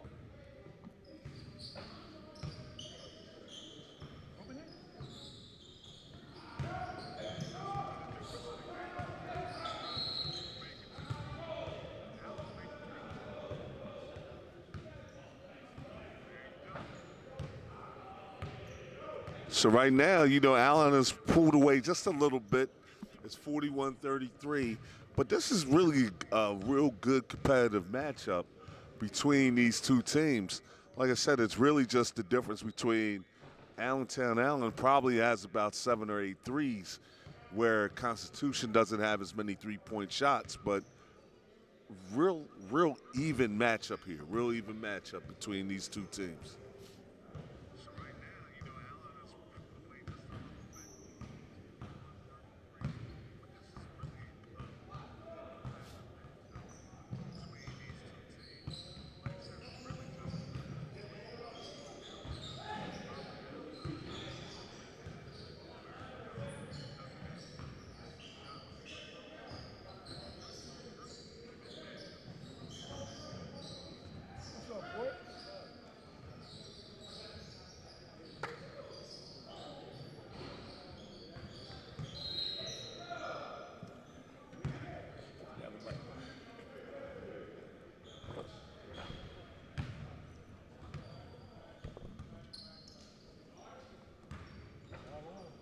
All right. We got a special guest here. We got Mr. Rodriguez from the state champion, Reading High School. We like. That sound good to you? You like that sound? Yeah, I'm gonna need to hear it 2 more years. So introduce yourself to the people that are watching. My name's Ruben Rodriguez. I go to Reading High. I'm a junior and class of 2023, and I'm a point guard / shooting guard. So let me ask you, that run last year to the state championship, you guys knocked off some pretty big heavy hitters. You knocked off Stevie Mitchell twice last year, and then you went and knocked off the perennial powerhouse Archbishop Wood. Number 7 in So- the country. Number 7 in the country last year, undefeated at the time you played them. Tell me, what gave y'all the confidence to do what y'all did last year? We just knew that we're from the city. We don't have nothing to lose, so we just came out and fought as hard as possible. And we knew that no team is unbeatable, and we knew that we could compete with any team in the country. So when we got Archbishop Wood, we were completely confident, and we knew that we could go and beat them. Well, I mean, it shows. It shows you are the state champions, the defending state champions. Yeah. Now, this is one thing that we know as veterans in life. You went from the hunter to now you're the hunted. Mm-hmm. How do you prepare to defend that championship? We just gotta fight even harder. Like, our practices been 10 times harder, our running 10 times harder, working out 10 times harder. We just gotta work 10 times harder because we know that everybody wants to be where we are at, and that nobody's gonna be scared to play us, and everybody wants a piece of us. So we know that we gotta come out and yeah, just work harder. I got a question.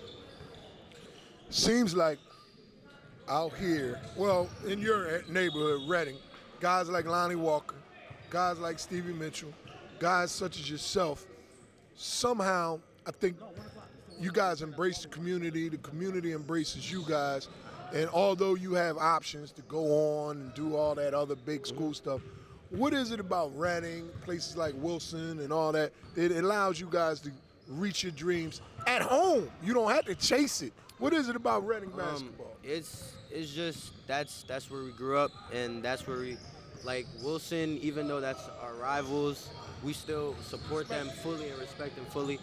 Like Stevie, that's one of my closest friends. We supported him when he beat us. We supported him then, and when we beat him, it was always love and support. And I feel like with Lonnie, that just showed us, and even for me, that it's possible to make it out from Reading, and that when you make it out, it feels good, and you want to live that life. And Lonnie's told me all the time, it's possible. So I just listen to him. Well, you know, we ain't even gonna say it's possible. It happened. You know, you guys, outside of the people I knew from Reading, there was probably maybe one person who thought that you guys could beat them outside of Reading. But you guys just said it didn't matter what anybody else thought. No, never. And I just, you know, we definitely like to salute you guys for your accomplishment, because you did beat an all-time great Wood team. Mm-hmm. That wasn't a fluke victory over a team that wasn't accomplished. They were number 7 in the nation. They were undefeated. They had 4 Division I players. Mm-hmm. So what does it say about the players that you guys have? That just shows that we have the potential and the skill to compete with anybody. And we knew how great they were, but we knew how great we were. So we came and just kept fighting. And we started off really slow, but our coach told us we're just as good as them, and he knows we're just as good as them. And we feel like we're the most physical team around. So when we match our physical with our physicalness with our skill and our minds and our love for each other, nobody can beat us. So I want you to send a message to any college coach here about if they're going to recruit Ruben,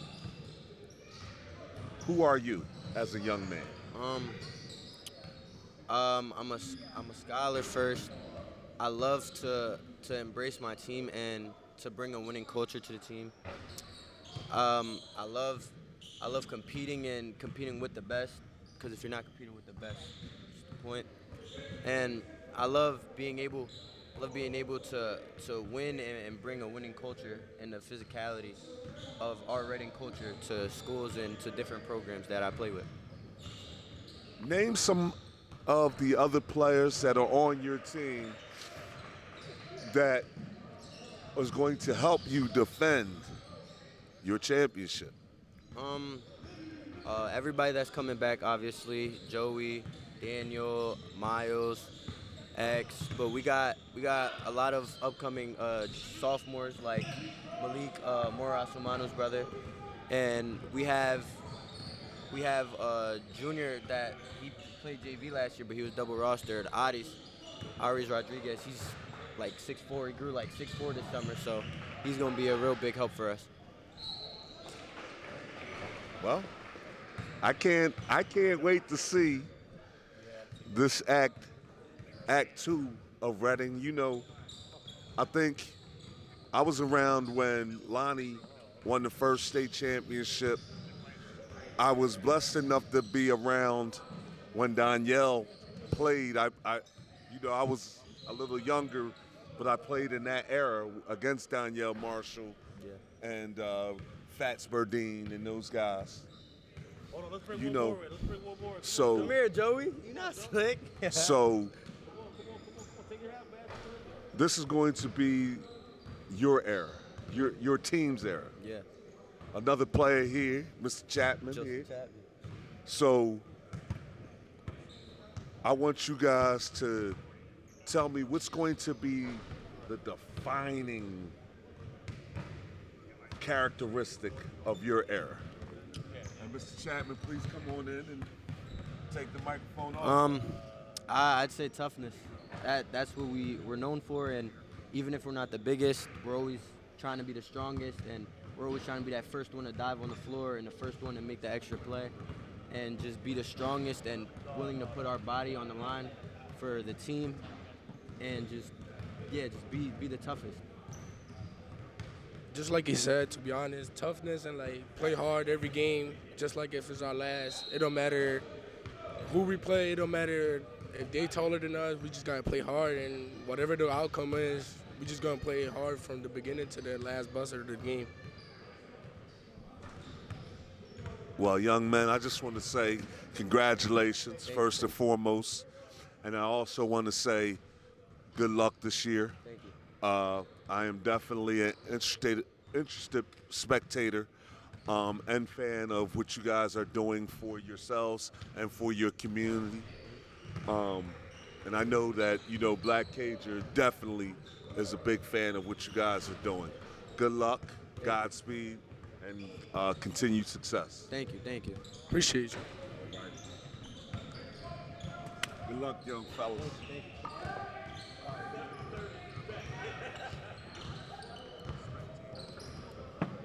Wow. This game has went from being very close to being very not close. Shout out to Nate Ellis. While we were doing interviews, we missed a couple of scintillating plays out of Mr. Ellis over there. So he's definitely living up to the billing. He's been very good. And Coach Braswell predicated, how hard they work, and you see they've shot the ball well. So Nate's kind of running the show, and you can see a lot of the time they put in the gym, and the team shooting it well. So if you can, like I said, they don't got a whole lot of size, but you're not gonna want to play them, man. They're gonna be a tough out.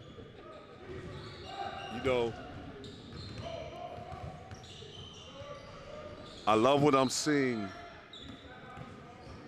with all of these fall classics. I just want to say this.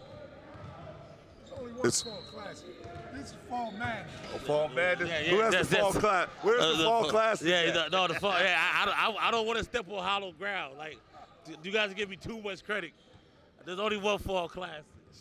Well, yes, there's only one fall classic, Yes. but with the fall basketball the way that it is, I just want to take time to, salute all of you who are doing this, and it's giving kids like Nate Ellis an opportunity to be seen by others that they aren't normally seen by.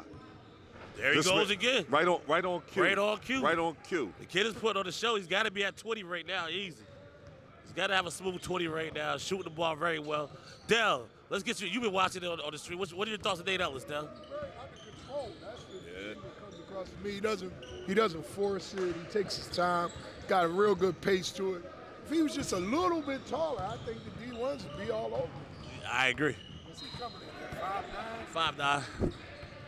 He's 5'9", an elevator in Prince's shoes. No, let me say this. He is one of the most poised guards I have seen. And I don't want to detract. That was more of a joke because it doesn't matter how tall he is. This kid can play basketball. And I think sometimes we look at certain things like height and we take away from who these players are. Right. You know, like a Jameer Brickus, you know, it don't matter how tall you are. If you can play basketball, you can play basketball. And Nate Ellis can play basketball. That's one thing that young man can do. Yes. He can play basketball. Yes. I agree. I think coaches miss out all the time. I think they go with the measurables way too much. There's some things you just can't measure. And his poise, his dedication, his work ethic, his skill set. I mean, I know those things. It's kind of hard to quantify those things at times, and you'll miss out. I think it's a Division I talent. I mean, you know, the thing that's holding it back maybe is a couple of inches, but if you're a Division I talent, you're a Division I talent. Watching a couple of inches hold that back. So I mean, he may land in the PSAC, but I mean, that'll be another still to be getting a Division I talent. So. He's definitely a Division I. By what I'm saying, he's a Division I talent. I'm not going to say what level of Division I talent he is. Right, I'm just saying right. he's definitely a Division I agree. I talent. I'm saying that he very well may not go Division I, yes. But I'm just saying to the coaches out there sometimes, man, like that's more of a PSA, a public service announcement for the coaches. Like sometimes you just gotta give a kid a chance. Like you know, trust what you see. You know what I mean? Like, damn, this kid, he's poised, he's doing this, he's doing that. Yeah, the kid can play. So if he can do that here, he can do that for you too. Cause that's what he's accustomed to. That's what he does. That's what that's who he is. That's his DNA.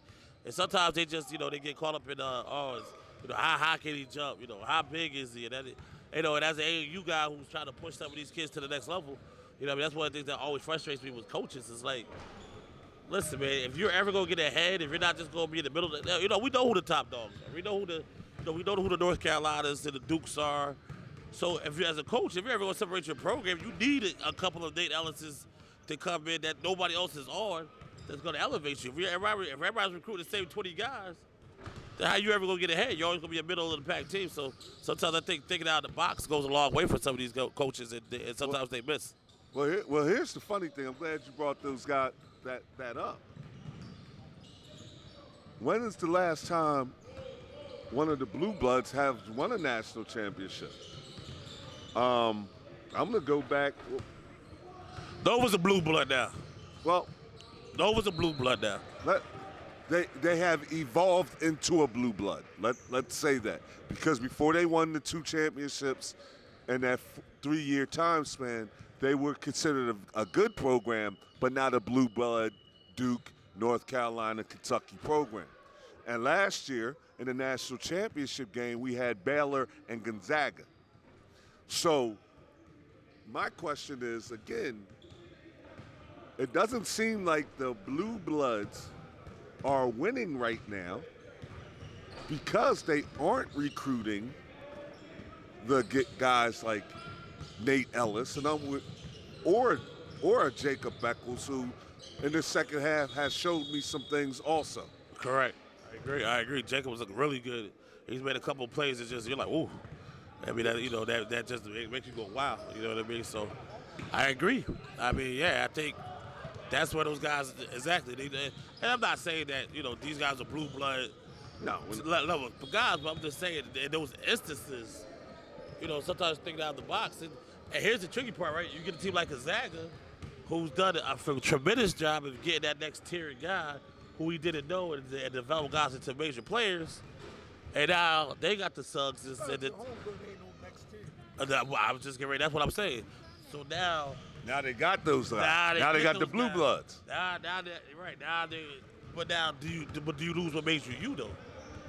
Now you're going to get those guys. Now you get what it does. What made Gonzaga was they were always a deep, experienced, well-coached team. So it's going to be interesting to see because even when guys get the success and they do think outside the box, they go right back to what everybody else is doing once they get to the top of the mountain anyway. So it's going to be interesting to see, do they stay there? Does this put them over the top and get a national championship this way? Well, So I think for them, the reason why I don't have necessarily issue, they don't fill their roster with the Holmgrens and the Suggs. They fill their roster with the guys that you're talking about, the Corey Kisperts and those guys who end up developing into lottery picks. Drew Timme may be the player of the year in the Yeah, country. no Y'all doubt acting about like it. they struggling over there. No, we're not saying that, but no, I'm not. they're developing them. Those guys weren't blue blood guys. Those guys were guys that had to come to college and work and weren't necessarily thought of as high recruits. Now that, it looks like that's what Virginia's method has been also. They're not getting the necessarily blue bloods.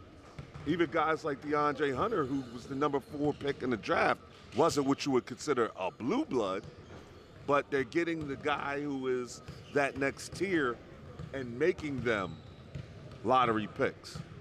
And that's really even what Villanova has still done. No, I definitely agree. I agree with that. But, when success does come, a raise in recruiting. So I'm interested to see, because hey, if you get one, like what they say, what's better than 1 5-star? 2. You know what I mean? So if you get 1, you want 2. You get 2, you got 1 3. So we'll see how,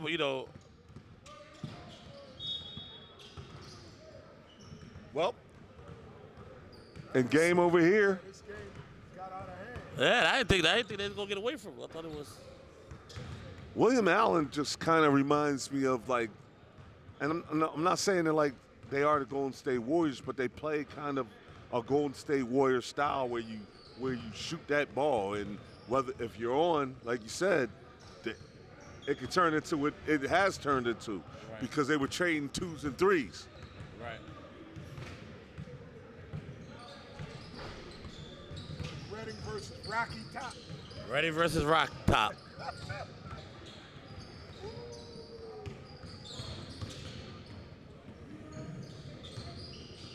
That's gonna be an interesting game. Reading versus Rock Top. Gonna be physical. I think Right. Rock Top's guards are gonna be. If Rock Top's guards can handle random pressure, they'll be fine. I think the size, but if they can't handle the pressure, okay, how much size you got? If you can't get the ball to the rim, you can't get a rebound. So There you go.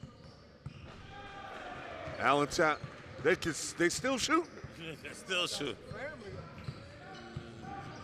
And here's their whole gym. So if they're gonna shoot well, this would be the place to do it.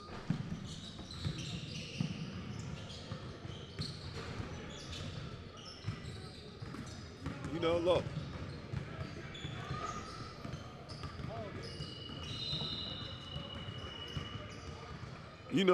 It happens though. Wood came here, like we said, we just talked about Reading and Wood. Wood had to come here last year and beat them on their home court. Yeah. If you want to be a great team, if you want to be a team that makes noise in the States, you're going to have to learn how to go on the road and win some games. Yeah. District 12, let me tell you something. We all know that everybody outside of District 12 pretty much hates District 12 on the level. Right. They're going to have to go out to, this ain't really East Bumble to me, but you're going to have to go out to the woods somewhere where you don't want to be at night and win some games. Right. Correct. Ain't no doubt about it. Western Pennsylvania, where they don't want to see you after 7 o'clock at night. Facts. They ain't even got the roads up there. Yeah. You can't even get on the road after a certain time anyway. So It's definitely going to be, that win that Allen had there, home court or not home court, was a really good win for them, especially as they're coming, try and defend their 6A championship for District 11 and the challenges they're going to have. Agreed.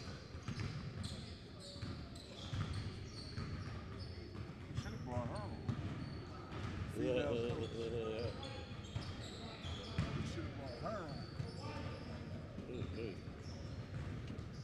Amen. Oh shit. That's why the referee. He definitely can't. Yeah, one referee for that game.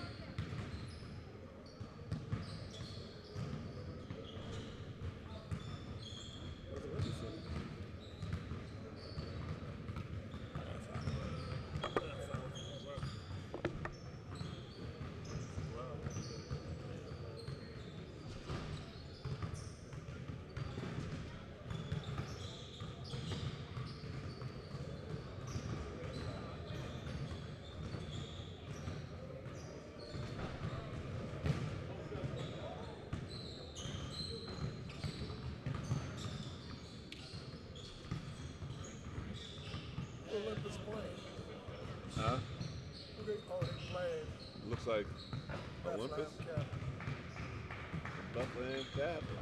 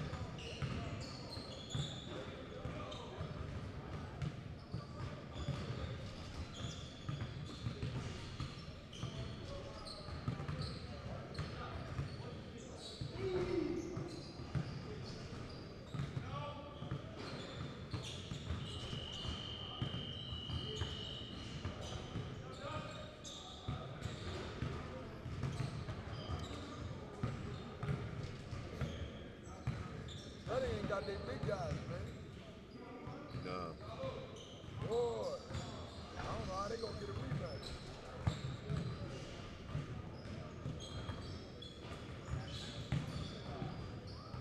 That's going to be interesting.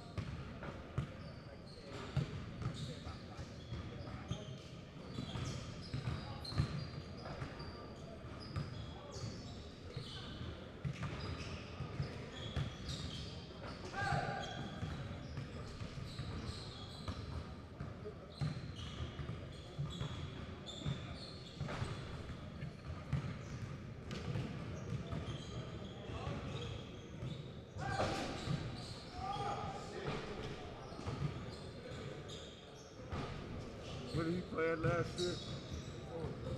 Big boy. I can't keep up with Sam. I know he played in the city last year.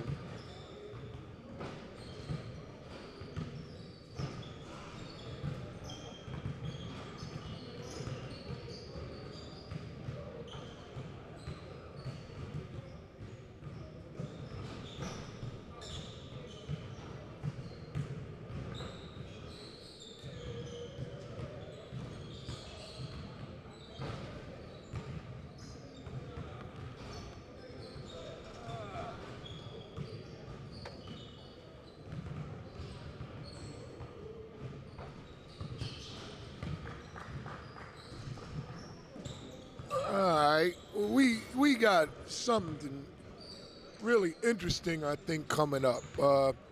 We got the defending 6A Big Boy State champions going against Rock Top, which is a prep program based just outside of Philadelphia, run by longtime Philadelphia basketball impresario Sam Rines. Sam is out here with a bunch of big-shouldered, mature, athletic, 19, 18, 19, maybe even 20-year-old kids, and they're going against a really gritty, tough Reading High School basketball team. And they're without Dan Alcantara, he would be their best, quote-unquote, big. You know, Yeah. he comes in at 6'5", 6'6". Reading's going to have to rely on ball pressure. They're going to have to speed these guys up, try to get them to turn it over. Because if they walk it up and down the court, I'm looking at Rock Top, man. They're as big as a Big 5 team. They are big. I mean, they got a 6'10", 6'11". They got 6'8", 6'6". They're big. They're a big team. They're definitely a big team. And they don't look like vegans, man. Look like they eating a lot of steak and potatoes up there, man. I might want to sign up for Rock Top myself. So this should be real interesting. It should be starting any minute now. It's turned into a really, really good day. On the other court, looks like it's going to be Olympus going against Bethlehem Catholic. So we got two really outstanding high school basketball teams going against two of the better prep programs in the region. And this is the kind of action that you can get in a preseason matchup. You know, you can put guys out there and see where they are. And we're about ready to get started here. Well, I think that's what the big thing in fall basketball is. We get matchups that we will never get in the regular season.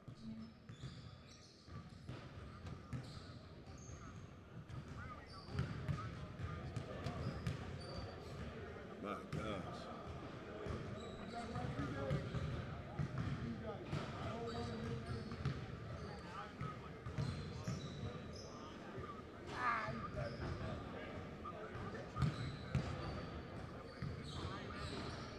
Let me tell y'all something which y'all don't look at. You don't look at how a person competes. That's why Ben Simmons, #1 player in the country, but he's struggling at a high level because he doesn't have LSU. Yeah, he struggled there. That's what y'all got to start looking at. When you start looking at guys, look at how they compete. #1 thing.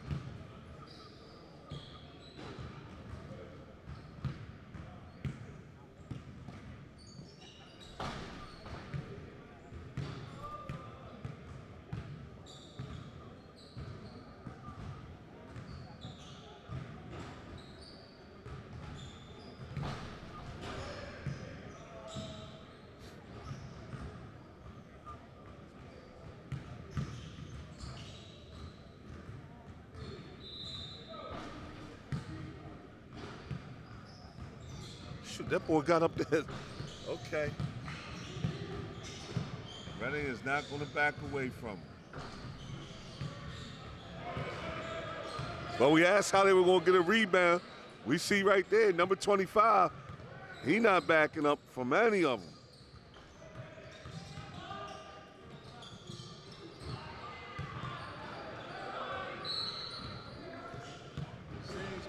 Yeah. Way too much size.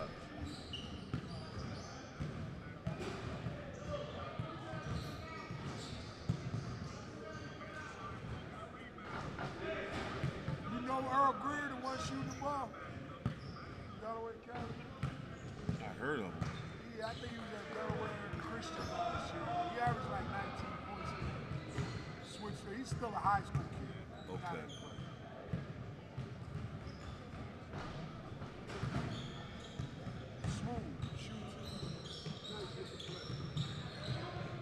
Earl Greer, that.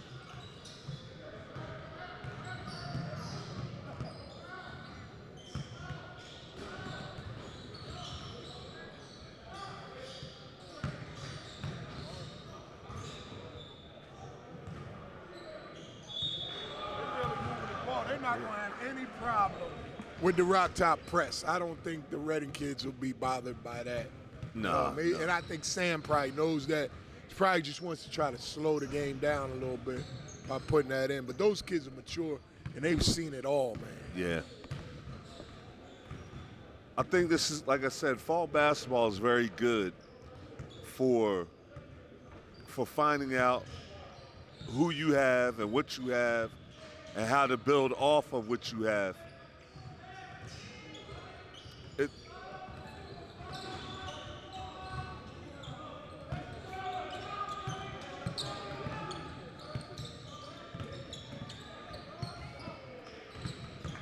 I have to say, Rock Top has some very interesting prospects. The Greer kid at 6'8" seems to handle the ball pretty well also.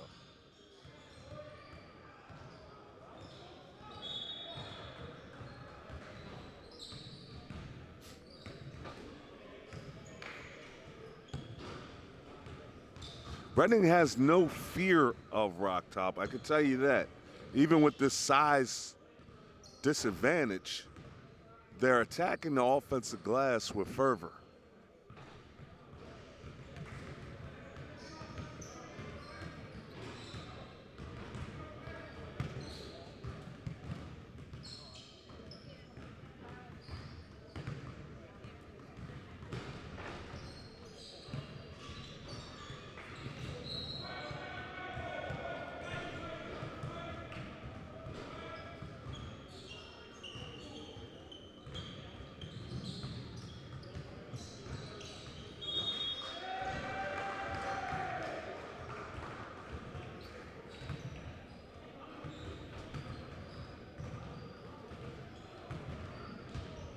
Reading seems like they're missing just a couple of their players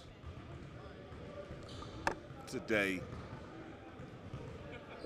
And I think that speaks volumes for the programs, because some programs, they miss a kid like Alcantara, they don't want to show up. You know, they'll cancel. Yeah. One of my best players not going to be there. Well, bring your JV guys, man. Play. You know, Yeah. the show's got to go on, man. That's Show old goes on. Hollywood saying. Give you a chance to find somebody special too, your diamond in the rough.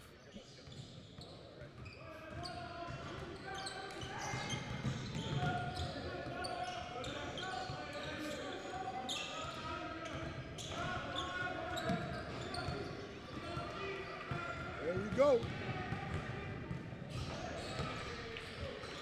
They're going to turn you over. Yeah. They play hard. I mean,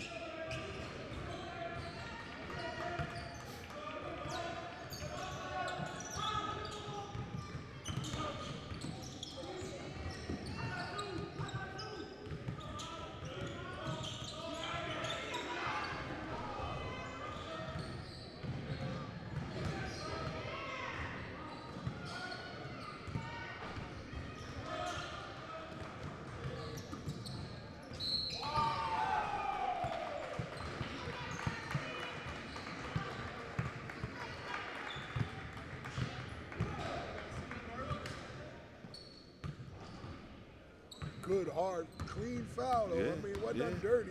no. He went for the ball. Knocked him on his ass, though. Yes, he did. I mean, we heard from the Reading boys there's not going to be any fear of them.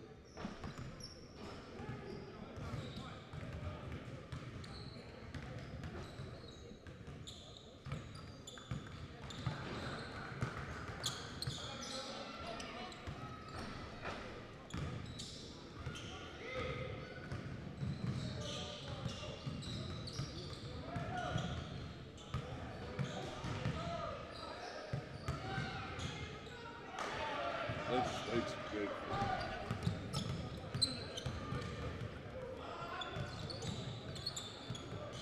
Wait, yeah.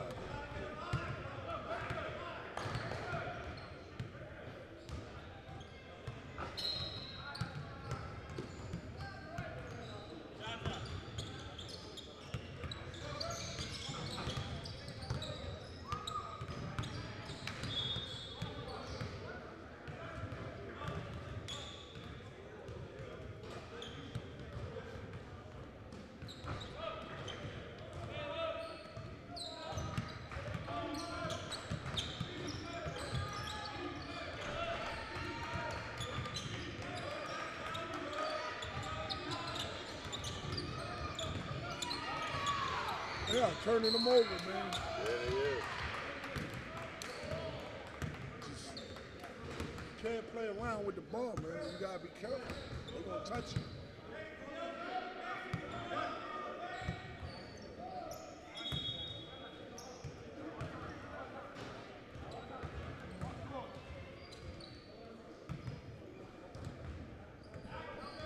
They ain't scared.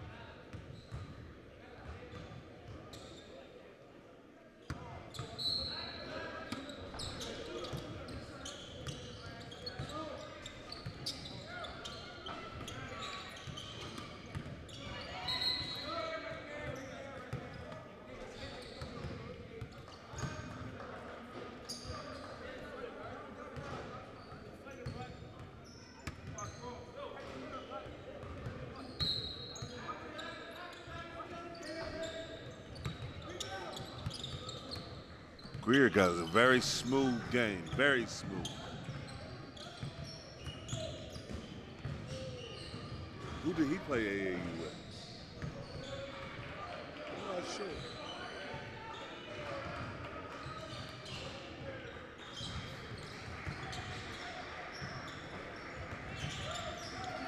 There you go.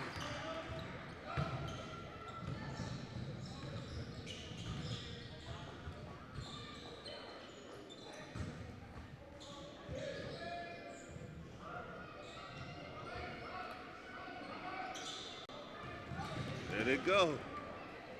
Good pass.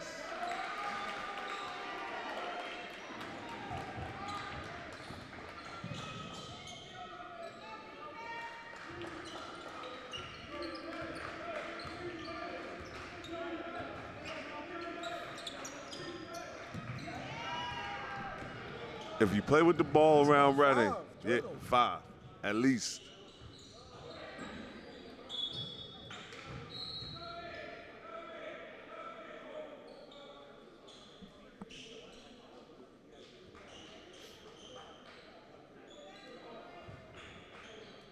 Reading has turned Rock Top over at least 5 times.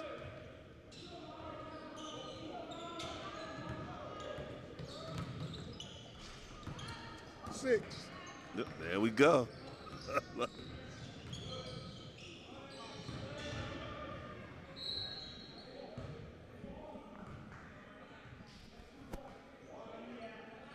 you haven't really seen it before, it can be a bit unnerving. They're intense, but they're under control. They're not out there just running wild. I mean, you got 5 guys that move their feet, stay in front of their guys, play the passing lanes, and you look up at the end of the year and they're in the Final Four, and you're like, man, they not all that. Well, together as a team, they are all that, man. They just tough. You know, and something underestimated about them is they have a Hall of Fame coach now. Coach Rick Perez has now solidified himself as a Pennsylvania Hall of Fame coach with his 2nd championship at the highest level. Not so many guys can say that they have championships, multiple. Yep, there you go, took it again.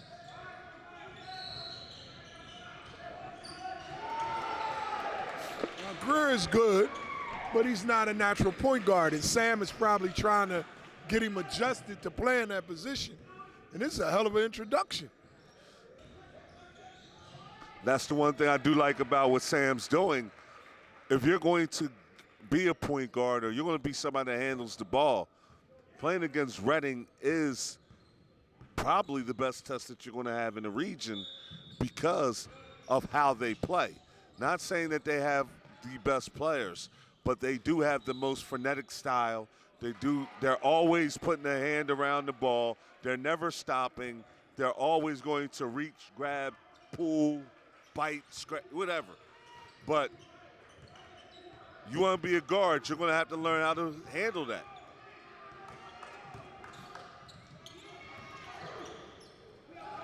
There we go again.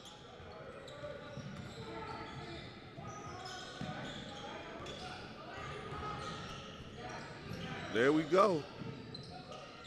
Woo.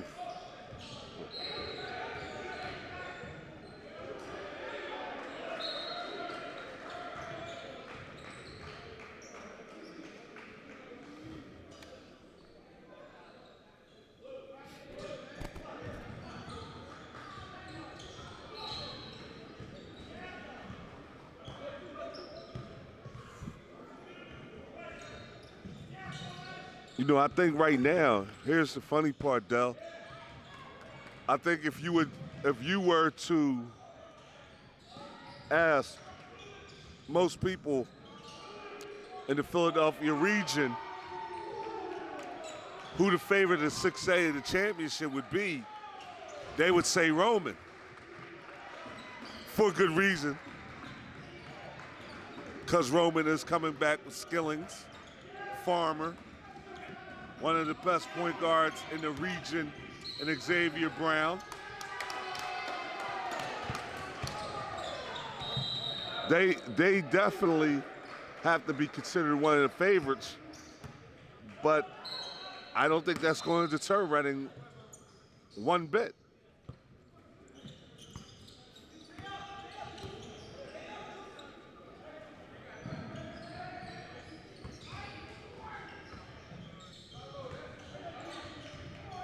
Just good ball movement. They're unselfish. They play, like they said, they play for each other.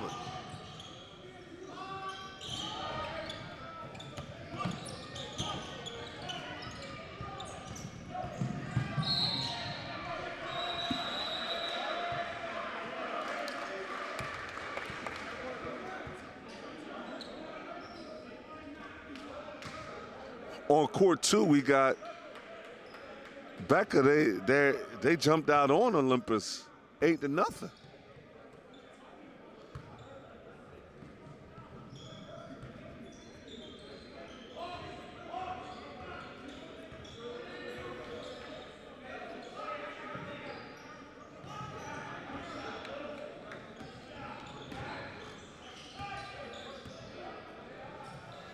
Good ball movement.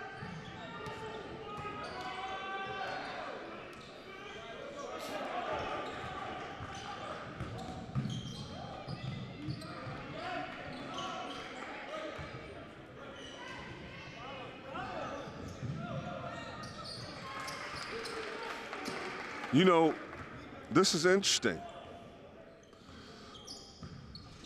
I'm watching 2 games, and the last game I watched, height doesn't seem to be the #1 factor anymore for how teams, whether teams win or lose. Olympus seems to be bigger at every position than Becca, and they just can't score a point. Rock Top is definitely bigger than Reading, and they're down by, 5 points now, but we're seeing it all over. I mean, you do want good big guys for sure, but skill seems to be the #1 thing that I'm watching here, and determination over height. Good pass. That's just playmaking. There you go.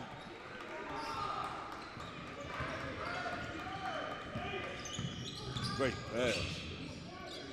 Another good pass. He should have shot that. Good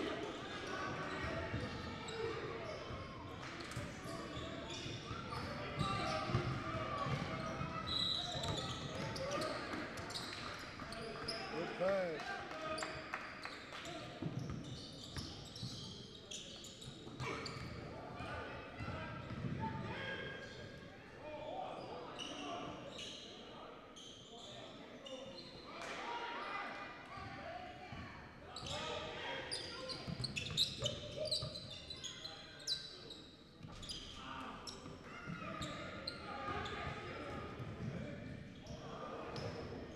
Clean it up.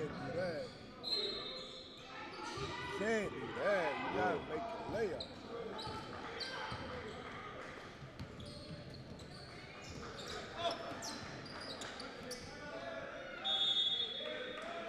Gotta make layups, or you gotta come sit down.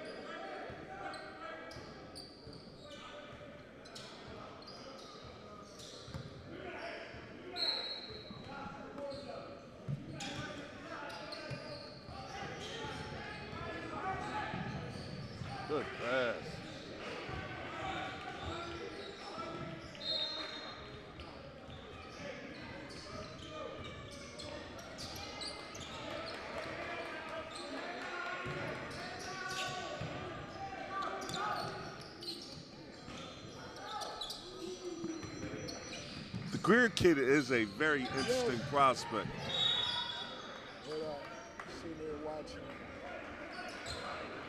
Yeah, Reading is playing Sam Rines. Reading don't even have Allentown. They niggas got like 6. You know, Sam got them big fucking guys. Reading running them boys up and down the court, man. Still 12-0. Boys a good 8-9 times. It's a good event, though.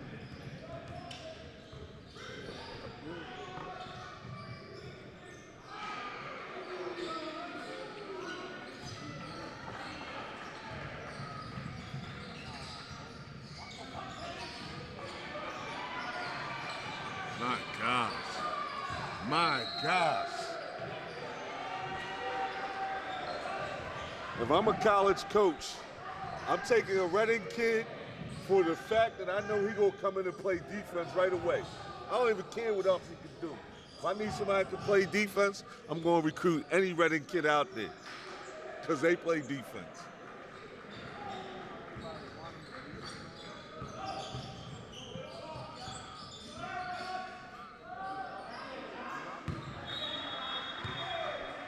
Wow, they're doing way too much.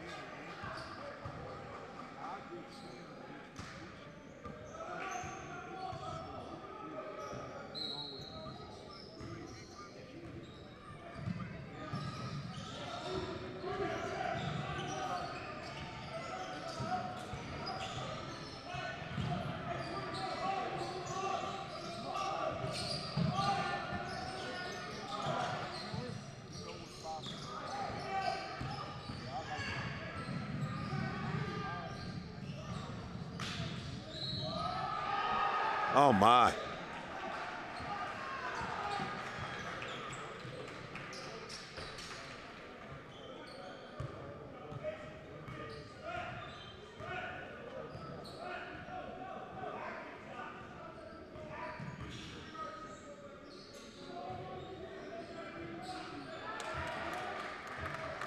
Is Carroll playing up here?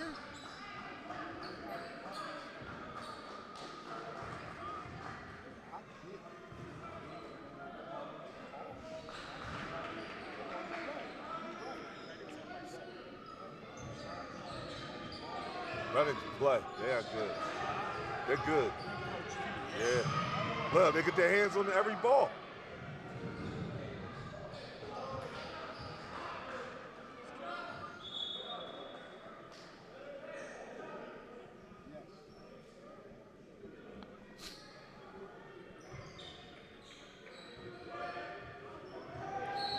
Wow.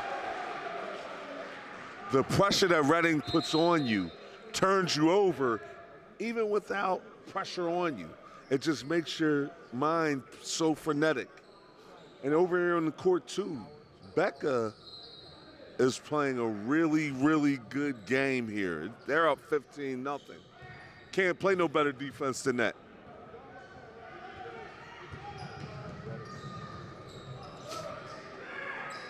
Earl Greer is a very interesting prospect. There we go.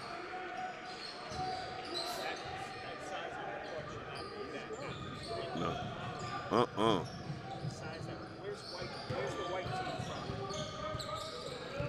They're like from like that area.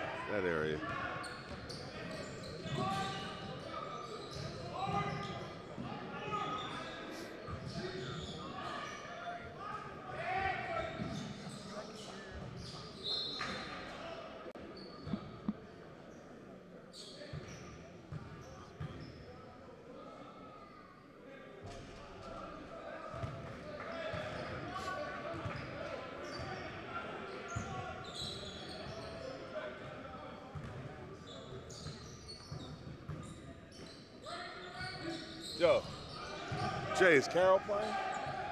Carroll. I thought that was Carroll. Archbishop Carroll. Huh? Brownsburg, I think. Oh, that's Brownsburg.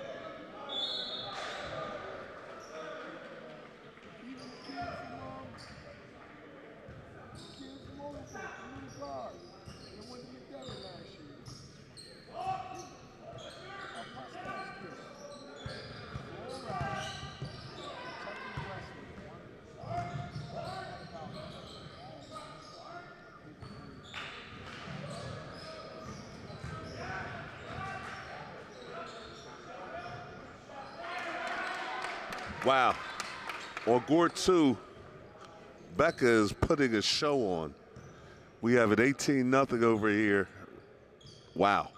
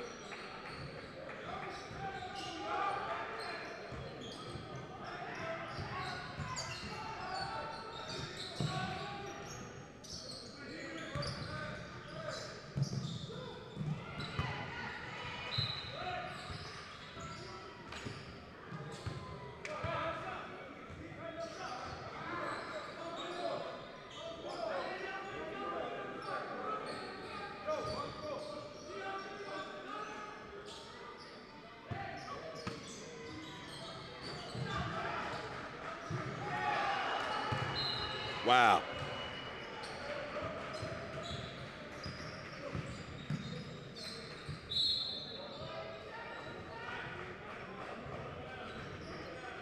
Wow. That's all I can say. Wow.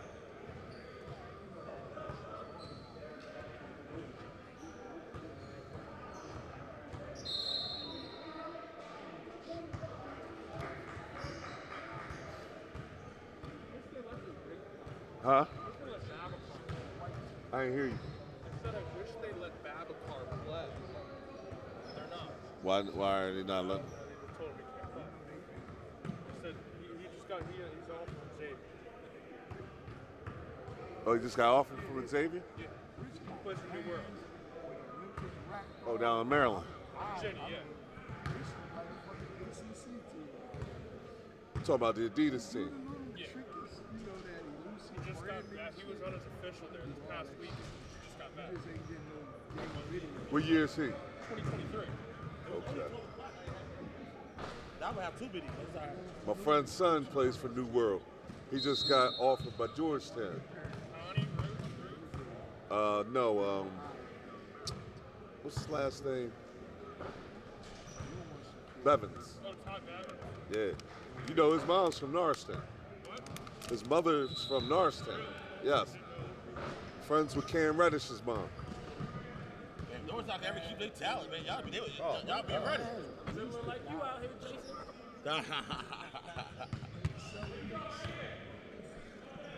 Listen, in Norristown's middle schools, you had Deshaun Shepard, Dante Scott, Aaron Reddish played there, so you know Cam would have played there. That's a shame. Yeah, that's all Norristown. That's a shame.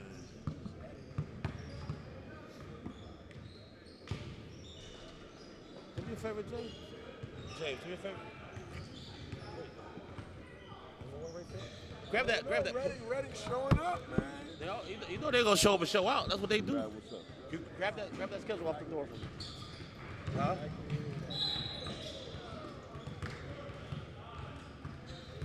Right here. Yeah, just grab that for me. And it was affordable, Jay. Like I told your mom, I had to support you with the financial jump. I had to play that, man, because it's affordable, man. Yeah, no, we don't do like the fall classic. It's $25 entry.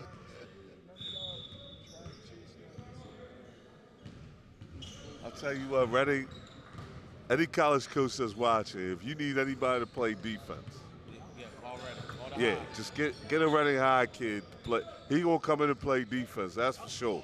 No, Redding, those are my guys down there, man. T final red, man. They always said Redding puts the red in T final red, man. There you go. Yeah, man. Trust me.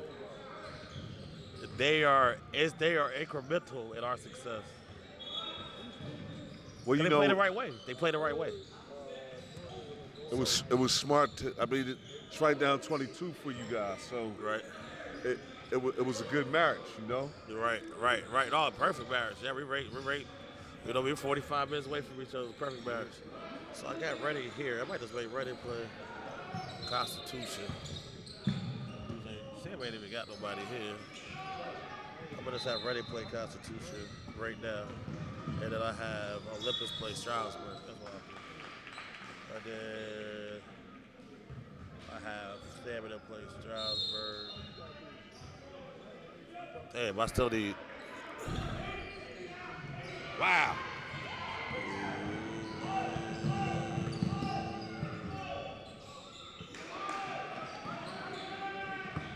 Rodriguez is very impressive. Yeah, Ruben goes. Very impressive.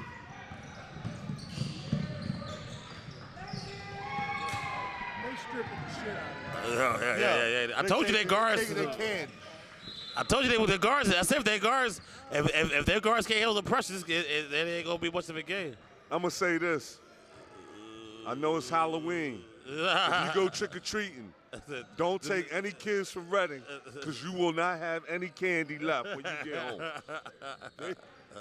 They taking all bags.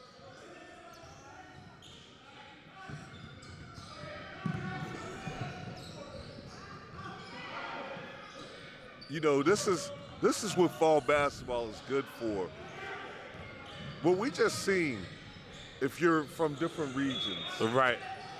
you know, we know that Reading beat Wood, but a lot of people don't get to see a Ruben Rodriguez and how skilled and good he is, how poised he is. Right. Nobody from Philadelphia gets a chance to see how good and how poised Nate Ellis is. Right. That's what, when people ask what's good about fall basketball, that right there. Well, I think. What a move. Woo-hoo. What a move. Woo-hoo. Woo-hoo. At least I got called break. I got to do some Reading games. Yo, and this is without Alcantara. No Alcantara. Yeah. Yeah.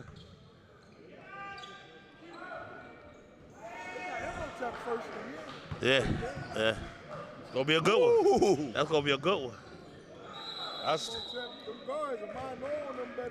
They may be ready. well, that right there is going to be a hell of a game. Now we're talking about regular season matchups. Reading against Imhotep. That's almost like looking in the mirror. Yeah. That's gonna be a good one. You know, I don't want to say who I think is going to be favored in that game because I said Wood was favored last year to beat Reading. So, you know, listen. Well, you know, Imhotep is definitely Imhotep is going to be favored nationally, but I think local. Wait, why would Imhotep be favored? It's Reading. It's a 56-8 chance. Listen. Oh, you going off reputation? I'm also going off of. You talking about the defending state 6-8 champs in their own building I understand. at the Geigle, and you're gonna give another team points? I'll take that. Give me Reading with the points, and whatever the line is, I'm gonna get taking Reading to.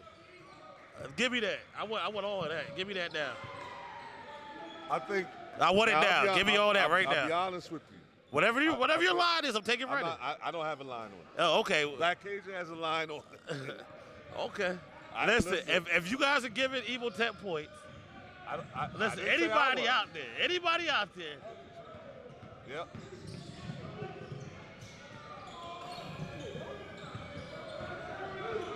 Anybody, this is for anybody. Here's the only thing I am saying If you're about giving points, that game. Yeah. I'm not giving anybody points, and I'm not saying who I think is going to win, because I don't know who's gonna win. I don't know who's gonna win. You gotta play the game. Yeah, they gotta play that one. That one to me is a pick 'em all day. Yeah, okay. But- You say. But I said nationally, MOTEP will be favored over Reading. All right, well, whoever sets the line, tell them to call me. That's I what will- I'm asking. Whoever sets the line, tell them to call me. I'm gonna tell them to call you. Okay. But what's going to be interesting is I think MOTEP does have a guard who will be able to at least to definitely. withstand. Oh no, they're not gonna turn the Evil Tep over like this by no means. No way, not even close. But they're going to make a play for sure, Oh yeah, it's gonna be a dogfight though. without a doubt.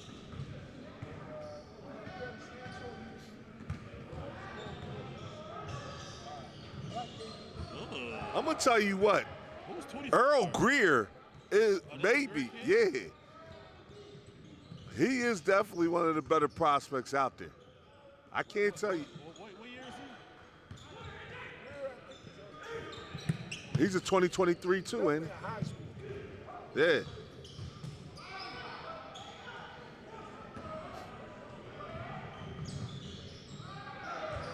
That kid could play.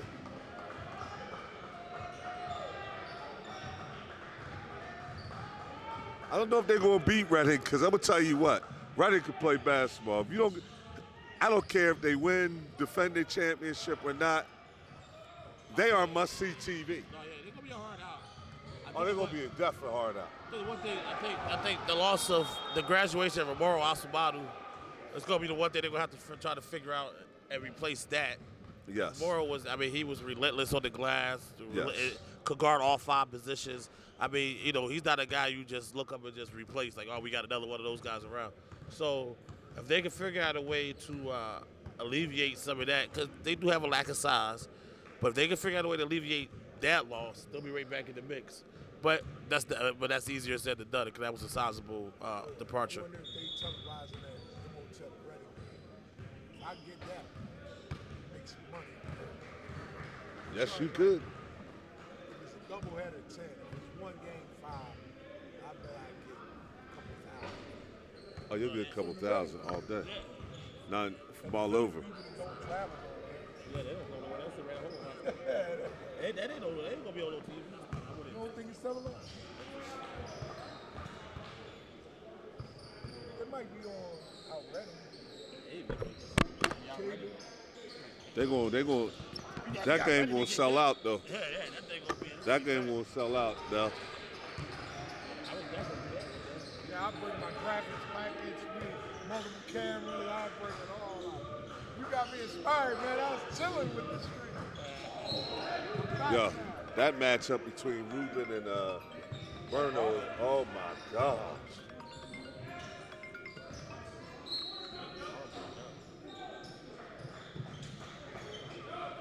Hello?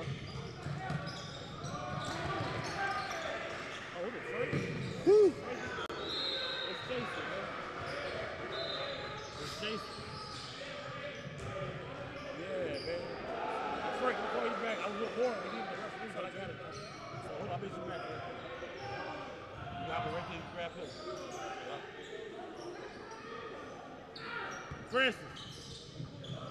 Francis. Huh? You good?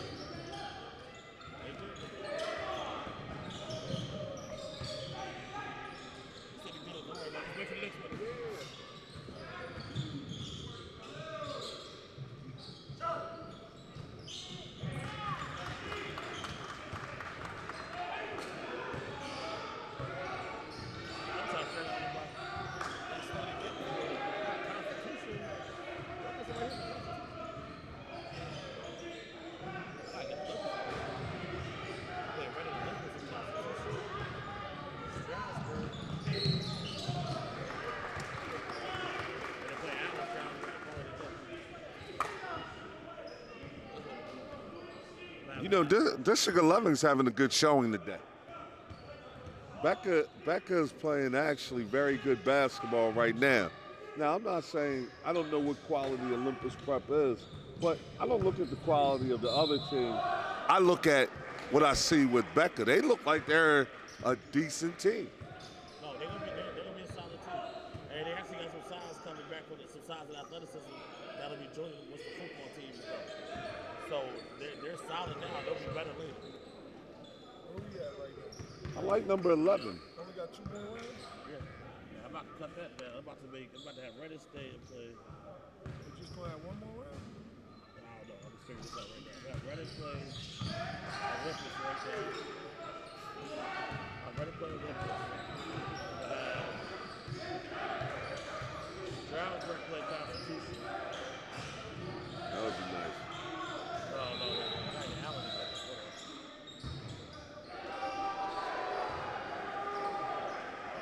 Allen ain't playing too. Oh, Yeah, Allen and Redding to play, boy. I know. I'll be stealing on that one. Huh? I said I'll be stealing money on that one. I can't give that one away for free. I hear that. I ain't giving that one away. Yeah, there comes Rock Top, though. Momentum team. So if I have Stroudsburg supposed to play at what? So if I have Yo, do they play in the regular season? Allen and Redding. No, they played a couple years ago. They don't play every year. They should play every year, but they don't.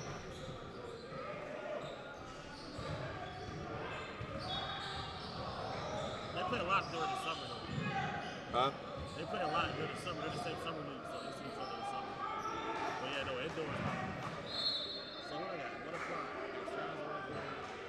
Stroudsburg and Lakers. I gotta get Constitution again. Maybe Reading Constitution. Stroudsburg and Lakers. And then I just have Stroudsburg stay and play Allen. Yeah, Allen will play too anyway. Yeah, fuck that. I'm gonna tell them, like, yo, yeah, you gotta do this anyway.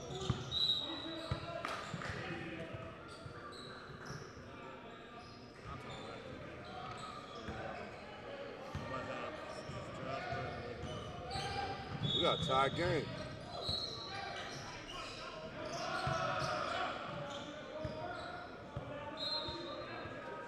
I love watching Redding play. God gracious. Chapman gets after it, man. Yes, he does. One of them D2s should grab him up. But the call out to Dell, that's what you here for. This is why we have Black Cajun here. This is the whole reason I gassed the jet up to stop down in South Jersey and bring you out here.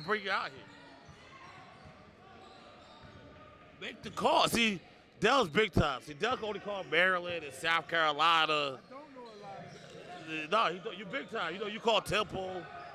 Dell gets you to the top. You go platinum with Dell. Dell don't sell gold albums. He don't go gold. You go platinum with Dell. You go platinum? That's Puffy, man. That's Puffy. Yeah, Dell gets you platinum. He don't do gold singles. He don't believe in 500 down. He need $1 million or better before he get out of bed, man. But listen, we need that too. Yo, where's your alma mater at, man? Didn't you go to a D2? Lincoln. Oh, y'all got dudes. Okay. Look at this. This is just like he played. Anybody on Reading has to play hard. You can't play on Reading and not play hard. You would stick out like a sore thumb.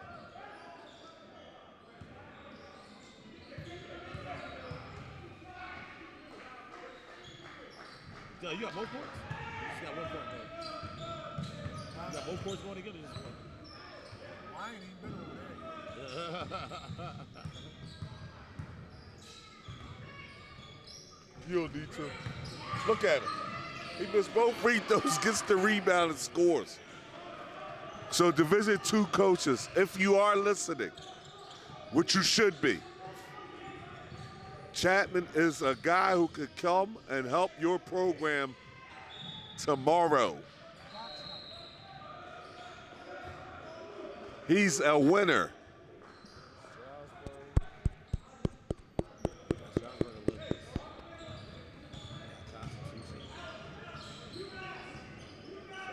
Oh, that's right. Are they coming up here? Wow, Academia. COVID. Huh? Yeah, COVID.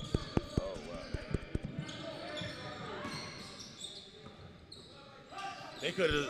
I don't know if they'd have been ready for the day anyway. That's what Henderson is pulling today. Yeah. You guys jumping. No, that's his thing. You always catch Steve Steve. like 5 or 6 times. No, he shoots. He does. Yeah, he shoots. That's his thing. I can see that he can shoot it. But Rock Top has turned the ball over at least 20 times. Yeah. I think I'm being generous. Easy. It's an easy dub. Yeah. You can say that with no stress. Yeah, man.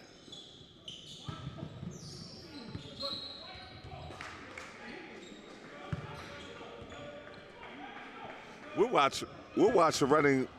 They're not even at full strength. Playing against the biggest team they're going to play against all year. That's almost guaranteed.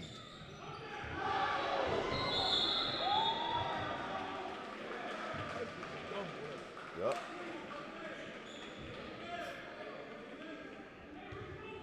Now, what I will say about Sam Rines is Sam Rines has some interesting prospects out here. The Greer kid, if he's a 2023, he's one of the most intriguing prospects that I've seen. You know, being about 6'7", 6'8", being able to handle and shoot the ball a little bit. He's definitely an intriguing prospect. They got us, like I said, they're about 6'10", 6'11", 6'8", 6'6", 6'7". You know what I mean? Sure he can shoot. It's positive. He plays football right now. Yeah, he just quit. He just quit. He got hurt. Okay. And they ain't one chance. Rick put the call in. Say, all right, the wide receiver, slot. And he was killing it too. He had 4 or 5 touchdowns. This kid, boy, Joseph Chapman is very underrated. Joey's my guy, man. That's one of the Team Final Reds finest, baby. Steve still got the sneakers on, baby. I see it. That's my guy right there. I love Joey. He was a lifer with me too. Like he came the whole way through. And the D2s are calling. It'll be Caldwell, and those guys are reaching out, Clarion. So we'll see where it shakes out for him. But he's a guy though. If you ain't on him, you should be on him. So you're saying buy early? Buy early. Cause the stock's only going to go up.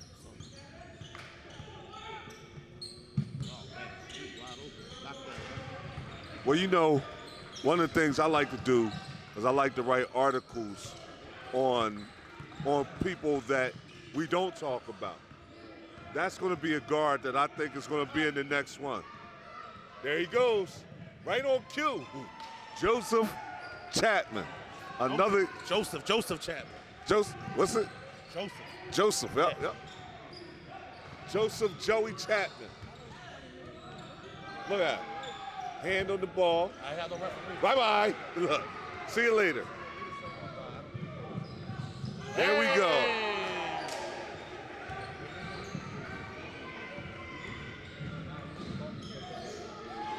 Look, hand on the ball. Bye-bye. Off to the races again.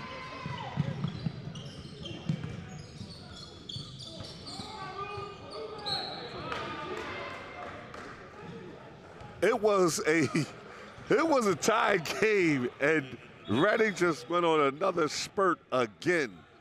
Triggered by the defense. I mean, that's going to be their calling card. When they need it, they turn it up to another level.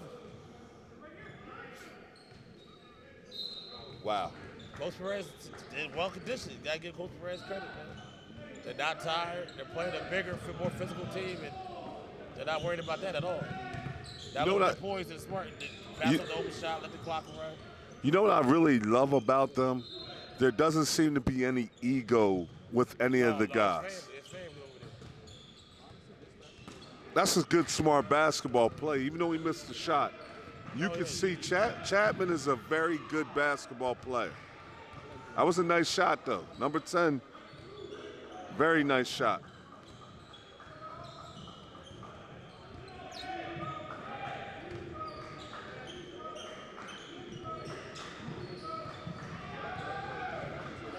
That was a bad pass there.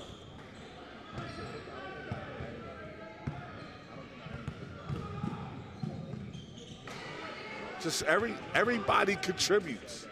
There's nothing, like they say, when they say they love each other, they're a family, you can see it in how they play. Look at that. They box out as a team. They play D as a team. Yeah, that's it.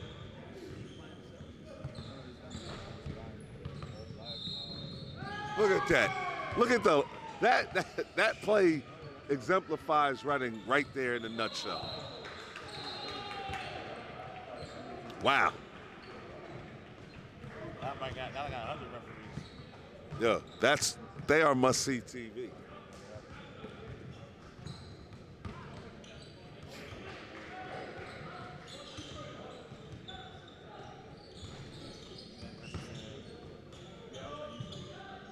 I'm gonna tell you something though. I remember,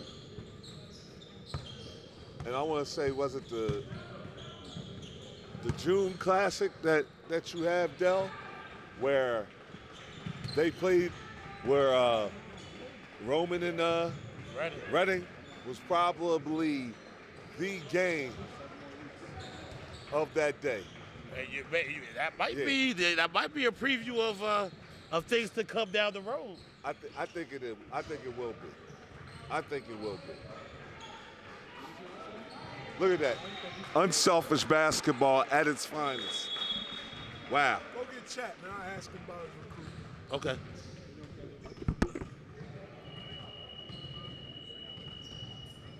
Wow.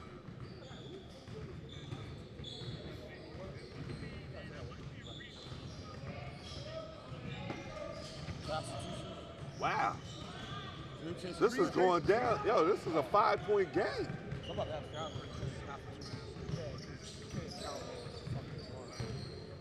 And I'll get ready to break and have them play Olympus. Wow, Olympus has made a comeback of all comebacks.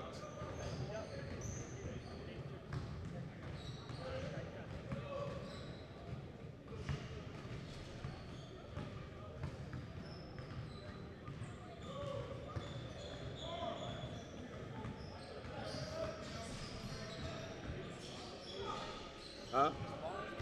Yeah.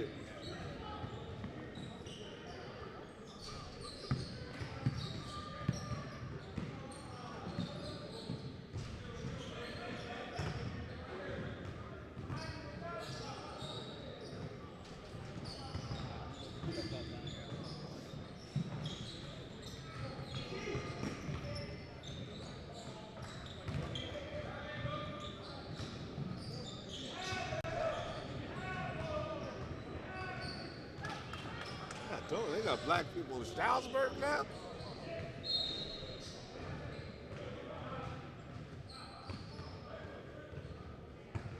Shit.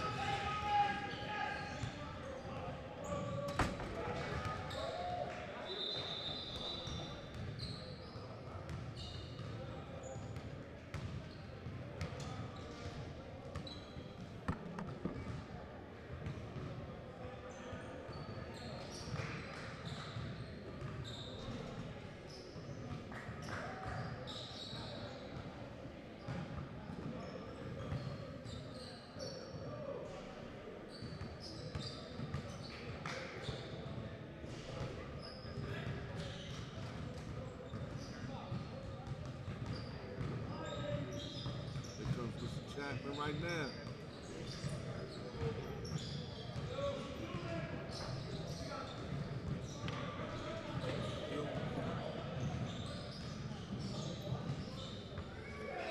Huh? I can't hear you.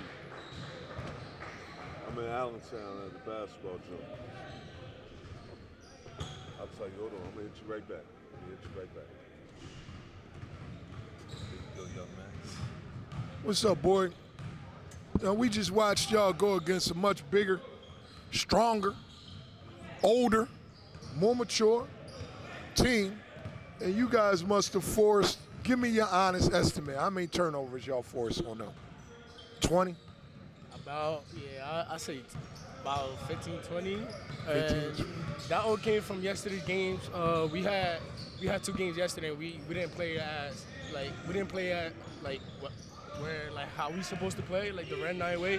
So we took it out from yesterday. We took it out today and said, let's just forget about yesterday and just play our game, no matter how tall it is. Like I said earlier, we just gonna play our game and play hard as we can, whatever the outcome is. So you guys have had some really good performances in front of me. You know, I saw y'all play against Roman up at my joint, and I watched the games here. This is it for you, right? This your senior year? Yeah. How is your recruitment? The only offers I have is Delta University, and I have Westchester. They've been in contact with me, and in Stroudsburg. How are your grades? My grades are good so far. Over a 3.0? Yeah. All right. Sure. So you said Westchester and who else? Westchester, Stroudsburg, the one looking at me, and then the only offer I have is Delta. Are you willing to talk to all the D2s, the NAIAs? You willing to talk to everybody? For sure. Well, the way you compete, man, I think it kind of sets you apart from all the kids I know are out here. One of the things that the college guys are looking for right now is older guys, because they know that, you know, they can get an older guy, he knows what to do, he can compete. I think your high school team puts you in a position where we can sell you as that, a guy that's going to come in, compete on both ends of the floor. You seem to take some pride in defense and getting stops, rebounding, keeping your guy in front of you. Am I accurate? Nah, that's just my mentality. Like, I know I could score the ball when I can, but I don't force. Sometimes I do, but I don't be forcing to like have points. I don't care about the points. I don't care who has 30. I just care about me stopping my man in front of me. It don't matter who it is. I know my defense. I know I'm gonna stop them. I'm confident on my defense. Well, I'm confident that you guys just have another good season. There's some things are going to open up for you, man, and I won't tell mom and dad to spend the college fund yet, but I do think you can get the bills paid. We're going to work on it, all right? Sure. So what I want you to do right now, here, before you go, put your contact in there, and me and my man James right here, we're going to try to push your name as hard as we can. Appreciate you. I just want to say it is refreshing to watch a young man take as much pride in their defense as you have. Is there anything that you are opposed to college-wise? Like anywhere I want to go? Anything, anywhere you don't want to go? Nah, to be honest, I'm choosing whatever the man above bless me with it, and I'm gonna just go with that. Okay. Well, listen. You know, again, it's good to have your contact information. We will definitely reach out to coaches for you. We look forward for you having a great senior season. That's for sure. First game is a hell of a platform. Where is it? It's at Albright against Zemo Tech. At Albright College. Albright. Albright Oh, College? it's at Albright Oh, College. okay. Yeah. I wish they added that Geigel, the Geigel complex. Facts. For sure. We got Burno. We got Justin Noel. Edwards, yeah. We got Rodriguez. We got Chapman. That's a matchup right there. I'm looking forward, young boy. Yeah. All right. You done with the phone? Yeah, how's your brother doing? He's good. He's actually at home. He had to wake up for the bad. I changed my brother. I gotta go look him up. You don't know your number? Nah, I changed that. Yeah, go get your phone, man. I need your number. I had the little AAU joint with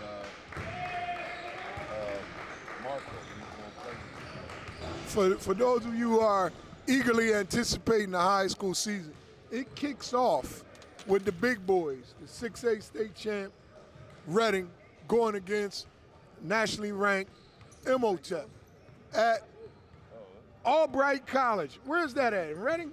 That's in Reading. Oh, that's a home game. All right, so we're going to see.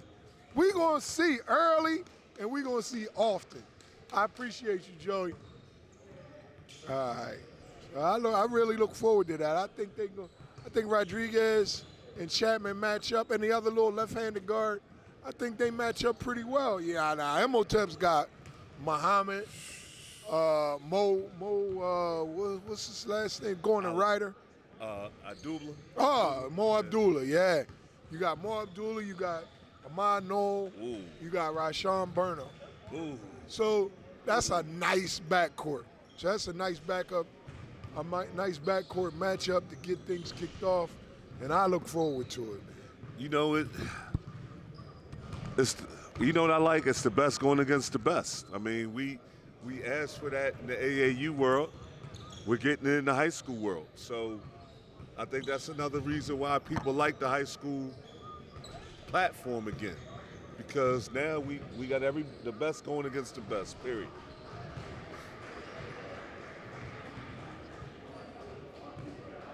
And one thing for sure, and two things for certain. How big is that kid doing? Reading is not going to be scared. Yeah, he's athletic.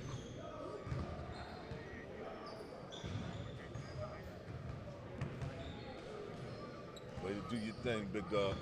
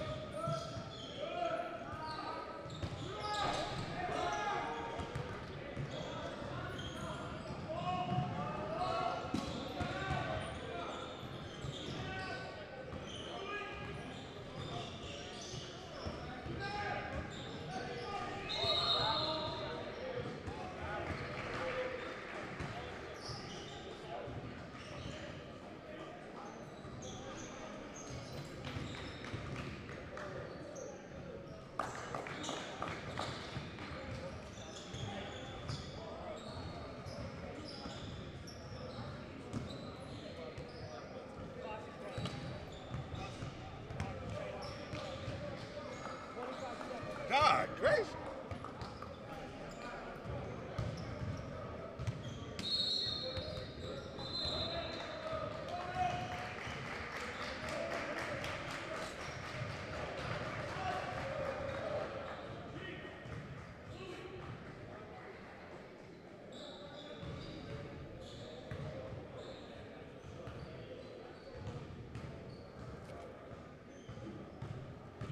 What's up, boy? Who you with? Oh, you playing with, what's his name?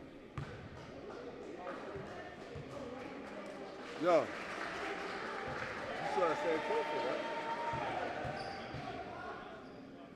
You getting some burn? I see my man went on, huh? My man getting some look. Nah.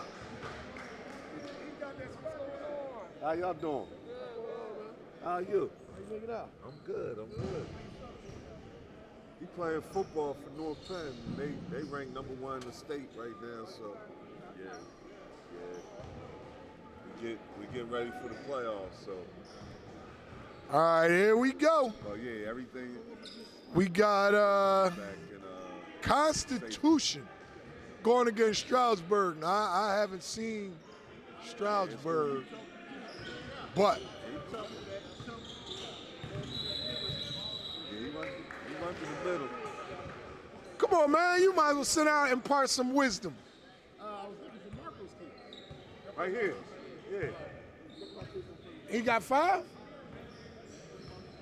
my man.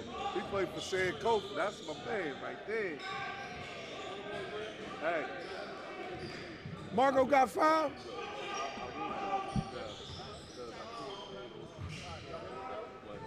It's a done deal. Everything is a done deal. Dream Chasers got fouled? Paperwork, the sign, and everything. So I'll talk to y'all. I think Dream Chasers got 5 here. Yeah. That's what Sam. 3, and then I'm going to give you 2. You're supposed to have 4. So, yo, what squad do you have you played both games? That's right. That'd be right. So I'll give you the better 5 take on Allen and the other 5 take on Yo, who is that kid?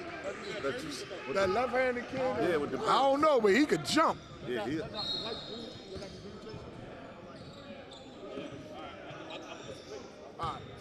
Sam, you know Marco on a different mission this weekend. Oh! Oh! I just told him in private, I want to say it publicly. What's up, Trent? I want to say it publicly in front of everybody how much I appreciate the fact that when Sam Rines calls you and says, you know, we in, that you can count on that. Sam's going to come. And then if another team has, you know, a flat or whatever, they can't make it, Sam will split his guys up and play 4 games for you. When we trying to get these guys some exposure and get them to play and help them get scholarships, people underestimate, Sam, how important it is to just show the fuck up and play. Right. So I want to, again, thank you, and I respect the way you do it each and every time. Now let's talk about that game you just played. You got some long kids, Sam, and you went against 5 really kind of short kids. Yeah. And they were able to get up under you guys, but that's a learning experience because some of your guys are playing ball handling, playmaking positions for the first time. Talk about that transition. We're just teaching guys how to handle the ball and how to make decisions. I mean, we spend a lot of time working on our offense before, during, and after the game, so it wasn't no run and gun. I didn't want that. And the focus is on making guys think the game. IQ, Earl Greer, you know, letting them play the point and the 2. Devin Jean let them play the 2. You know, they're 6'6". You know, and it's a great experience, even though I know I'm not going to win with them playing the point right now. But, you know, 25 games later, you know, we should see the results of our labor because when you can go to events like this and play multiple games in one day, you learn from your mistakes. And that's why we're willing to play anywhere, anytime, any place. Well, you know, I'm a big fan of and supporter of Rock Top basketball. And I can honestly say that over the past couple of years, I watched you really do some tremendous things. You know, Bernie Blunt had a hell of a high school career. But it wasn't until he played, 50 games with you, dropped another 1,000 points, that the whole United States started to take notice. How's his adjustment been to college so far? You know, he got mentioned as one of the top players to watch for his team. There's a good chance he'll probably start, at least play 25, 30 minutes a game. He's one of the go-to guys on his team. So, I mean, I respect the hard work that he put in to get where he got to go. It's not just me, but, you know, his father and him putting in the time and believing in what we had to say to him. Because a lot of guys would say, you know what, I'm going to just send my son D3 or D2 because I don't want to pay for prep school. And if you believe in your son's flight and him getting into that next level, I mean, Bernard believed it. And then they have regrets saying that they wish that, you know, he would have came the whole time, 2 years. Because, you know, when you're playing 60, 70, 80 games against some of the best players in the country, I mean, we got a great schedule. I mean, Reading, Imhotep, that's just local. Newman, whoever we play, you know, we appreciate you guys playing us. Win, lose, or draw. You know, it's not about the win and the loss for us, if you really know me. It's all about the competition and them seeing, you know, playing against kids that are being well coached. And Philly is blessed with great basketball, man. Like, I'm watching Constitution and some of these other teams, and, you know, Shane West Catholic couldn't make it up today, but I love watching those guys, and Imhotep and Newman and all these other great teams out here playing, man. You know, I respect you guys as coaches. I respect the kids in Philly. And I think we can really take it another level because there's no need to rush these kids into college if they're not ready. They got to get stronger. Well, think about prep school. I mean, it might not be a lot of seats for these guys right now, Sam. You know, we got to churn through that extra year. That extra year, you know, it's a bunch, hundreds of kids that took advantage of it, and they're occupying seats. So it's a log jam. And so you're absolutely right. If you can park yourself in a good program, a prep program like Rock Top or Olympus and get better and work, then you're much more marketable at the end of the day. Now, talking about marketable, you got a couple of other kids where we could say Ali, Big Ali, the 7-footer, played with you. He's up at Gannon. How you think he's going to do in the PSAC? He'll do well. You know, he'll do well. He's big. He knows how to play. You know, he might not lack the speed to play Division I, but he had the talent to play Division I. And sometimes Division II is as good as low Division I. So, you know, he made the best choice for him. I think Coach is a very good coach. You know, there's a lot of talent up there. Gannon has a lot of rich tradition.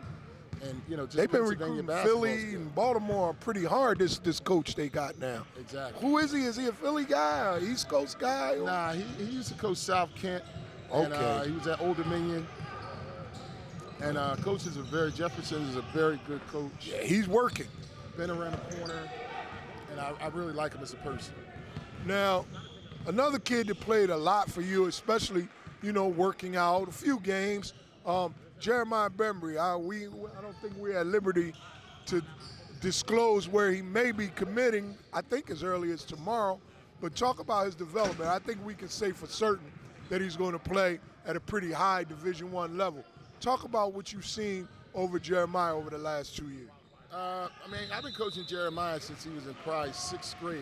You know, Mark is one of my better friends, and, you know, just watching him grow as a person and seeing him develop is something special because, you know, he works out, you know, he spends a lot of time working on his game. He does what he needs to do to get where he has to go. And the hard work paid off. You know, he had a long journey, running a couple different places to do what he needs to do, but the journey has ended and he got where he wanted to go, to the level he wanted to go to. And I wish him the best of luck wherever he decides to go. And I think Marcos deserves a pat on the back because it's not easy for a father to coach his son. Well, it's not easy for a son of Marco to play because his dad, and that's my man, I love him, he's fucking incredibly insane during games. He's loud, he's every play. Marco doesn't take a play off. He's screaming instructions. And his kid's been able to, you know, maintain his focus and perform and play well with his crazy-ass basketball dad. I can't wait to see and disclose where the kid is going to go. So, Sam, as we head into this year, we got a lot of big names locally that, you know, people paying attention to. One of the ones I know that's near and dear to your heart, I just want to get a feel for what you, and James, I want your perspective too. What do you guys expect to see from Eric Dixon this year? I'm going to go first. Now, I was dying to find out. You know, I'm looking all through Twitter yesterday. I know they played Duke. Just to see where he's at. You know, Villanova's loaded with talent. I got a chance to talk to Eric 2 weeks ago about playing time and everything else. And he seemed very positive, without worrying about starting, that he was going to play a lot of minutes and get a lot of quality minutes. You know, people don't understand. When you're on a team like Villanova, it's more about quality than quantity. Anybody can start, but not everybody's going to finish. And Eric just has to focus on being one of those guys that's going to finish the game and give Jay the minutes that he's looking for in that position. What about Lucas, real quick? You know, I talked to Lucas' father a lot more than I would probably talk to He's a captain. Yep. Lucas worked, man. Lucas got great body, and Lucas's success is probably going to come from him just shooting the ball and making plays. If he can shoot the ball this year with confidence and make the plays that he needs to make, I mean, you're talking about a utility player that can play anything from the 1 to the 5, 1 to the 4, super athletic. But, you know, he just got to play. You know, he got to play where, you know, he's taking his kids to the next level. So I'm curious to see how all this is going to work out. And for guys that are looking for talent right now, what you got? Who should they be looking at on your roster? Earl Greer. I got Earl Greer. Is he he's a high school kid, right? High school kid, 2023. He just got back on the court. He's sharp. He's quick. He's learning how to play the point. Yeah. He's very smooth. and he's working hard to get where he has to go. I think he's going to be a high major. His father's 6'8". He's 6'6" now, and it's going to take him some time. Like, people don't, it's not going to just appear in front of your face. You might not see what I see, but you're definitely going to see it down the road. And Devin Jeanlett, he's another one, super talented. Is that the light-skinned guard? Yep. All right. He's a 22 player, strong, confident. He's definitely the best kept secret in Philly. He's from Philly? He's from Upper Marion. Upper Marion, born and raised, and lived in the Northeast for a while. Went to Christopher Dock. And, he's talented. You know what I mean? I just got to teach him to be humble. I think Dev is his own worst enemy sometimes, but when the competition's there, he's going to do it. He could have easily won this game by himself, but, a couple plays down the stretch, that's why you're here. You're here to learn. You're here to get better. I'm willing to live with the mistakes as long as the kids play hard and do what they need to do. Well, Sam, we always appreciate you taking the time, spend a few moments with us. People, if you got kids that want to play 50, 60, 70, hard, tough games and get better over the course of what, a 6-7 month period, Sam? 7 months. That's your man right here. 7 months, 5 hours a day. That's what we do, baby. I gotta say this, Sam. The best kept secret in Philadelphia that I saw is kid Greer. He looks to me to be a very high major player once he gets it together. He's 6'6", but he's a long 6'6", and he's a fluid long 6'6" that you're, developing into a guard. He looks to me to be one of your. You look like you have a few good prospects on this team. No, I think we do, and a lot of kids didn't show up today. A lot of kids are just learning the system and everything else. So, we took our lumps. We took our lumps with some really good teams like Devin Pratt, Lower Marion, Constitution. Playing the schedule. Yeah, and this is why we play in all these preseason, Reading High, all these preseason events, because these are well-coached oil machines. Wood, and we might play well the first half, it might play well the second half, it might come up and maybe win. We beat a couple teams, we lost a couple teams. But, we're not going to sit there and pat ourselves on the back until the end when it all counts. You know what I mean? And that's when it counts. It don't count right now, so I don't take anything personally or cocky about anything. And I think, even when we beat Imhotep, it wasn't a true we beat Imhotep. It's a running clock. It's a different atmosphere. You're playing guys that you might not play normally. Of course. It's a game. And that's why I appreciate Brother Andre, because, he called me up at scrimmage, and, I like that. Like, it's not something that somebody's avoiding me or whatever. He wanted to play me again, this was what it's all about. We should play Academy to New Church. It saves everybody time, energy, and money. We can all exactly local. And people want to see it. This is why we put it on tape, and we don't put it on tape to show everybody. We put it on tape to help some of these kids get some exposure, and that's what we do. Well, I thank you for bringing everybody out. I thank you for the opportunity that you give to kids that want to continue and want to become basketball players. You've been around some of the best basketball players to ever play the game. Let's be honest, Well, you came through my program, and you know what we do and how we teach. And, we were talking about this the other day, and we talked about AAU teams and everything else. I can honestly say, if I didn't have one of the best AAU teams, if not the best duo ever in the AAU history, that's one thing that I could give me and my father credit for, being able and given the opportunity to coach guys like that. You know what I mean? And now, for me learning when I was so young, being a coach, now I'm just giving back. I could easily be on the sideline or keeping the camera, but I want to give my kids all I can give before I release them to Bernard or one of my other coaches. You know what I mean? Because knowledge is key. This is why I love the coaching in Philly. We got a lot of great coaches in Philly. Do you think right now, looking at what I'm looking at, do you think that Philadelphia basketball is on par right now, and I mean Philadelphia region, Eastern PA, Southern Jersey basketball, is on par with the DMV right now? No, but it's okay because you're going to have up years and down years. You're going to have guys leave the area to go to other schools, and I know people, oh, well, you know, if we had this and we had that. Listen, there's guys from D.C. that leave and go down to Montvert and all those other schools. They're leaving everywhere, from every city, overtime. You know, there's a lot of different outlets. Derek Queen. Yeah. These are great high school programs. Exactly. But, you know, a lot of it now, think about it. You go there, you're playing 40 games. You come here, you're playing 20. There's so many rules here, and there's so much going on. Like, out of the 20 games, you might have 10 games of good competition, and the other 10 games are just subpar. And that's the hard part because, you know, you got to go out and find the competition. And when you look at these schools like First Love and Benedict's, and, you know, they're in the grind session, and every weekend they're about to play another top 25 team. And this is what everybody wants to see, from ESPN to Comcast to Black Cajun. This is what everybody wants to see, the competition. Of course. So what do you think we can do as a region to, you know, elevate, to continue to elevate? Not water down the product. I mean, if you got a good kid, you can't send a good kid somewhere where he doesn't need to be.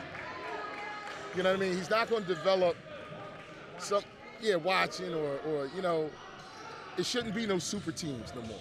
Okay. You know, guys need to go to other places so they can get on the court, play, get some exposure, and everything else. So, and I'll give you an example, and this is just an example. Mm-hmm. Let's say a kid let's say Ryan was a powerhouse, and he goes to Ryan, and there's a ninth man on Ryan that could go to Father Judge and start at Father Judge, but he decides to stay at Ryan. You know, he has to make that decision of where he wants to be a star or role player. No doubt. And this is what's happening with all of our kids. And we're not spending any time developing the bigs. Our bigs are now 6'6", 6'7", 6'8", because we're not taking the time to develop these kids. And there's a lot of big kids around. There does seem to be an abundance of big kids around that weren't developed. I mean, I've seen the kid that on your team, he's got to be 6'10", 6'11". Yeah, listen, we spend time with Dar every single day, and he's far from where he needs to be. But this is a kid that got sent home. He qualified, got sent home from a junior college before they started, and we took him in with open arms because we believe that we can teach people how to play. Well, I mean, it's tried and true. It's definitely tried and true. When does your season start? Just to give, you know, more people information about, you know, Rock Top and when your season starts and when games will start to count for you guys. We start next week down at Miami Prep. Excuse me, I got a little cold. We start next week at Miami Prep. Then we work our way up to IMG, EME, Central Point. Excuse me, I gotta get a drink. Don't we bring that thing over here. Trying to film the game. You going down to Florida a lot, saying, when we bring that thing back. Good, right? Good?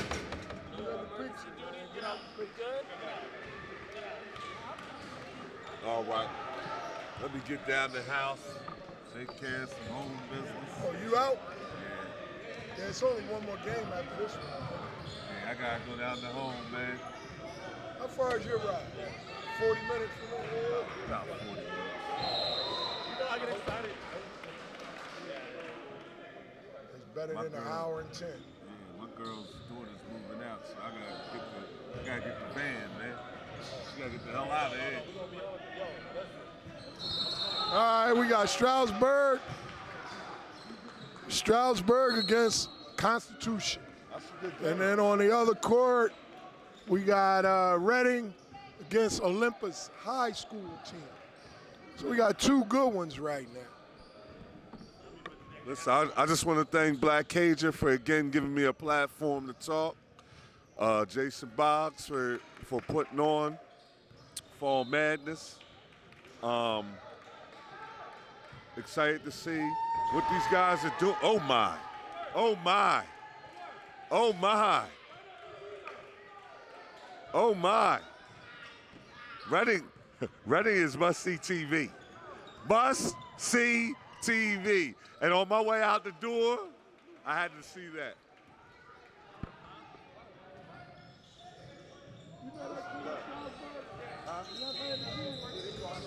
Is he good? He's just an athlete. He's athletic. What year is he? Yeah.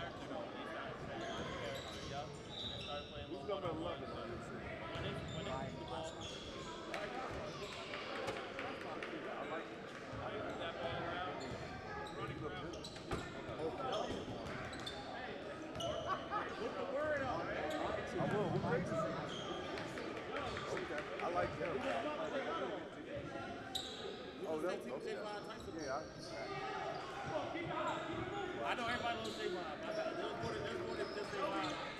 I like him. Very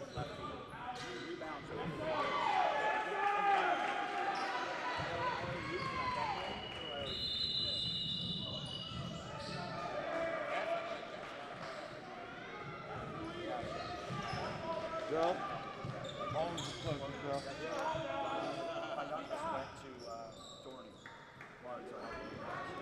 You done too? You go to school.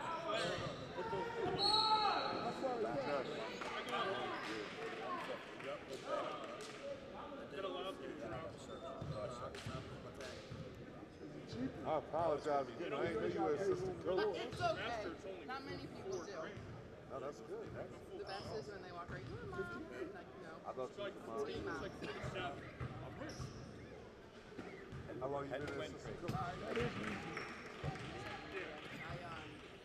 No room and board. I used to coach him number inside when he was there, and then I was up at coaching up at Andrews College as well. My family's I work in the municipal's office over there. Okay. All right, man. Appreciate it.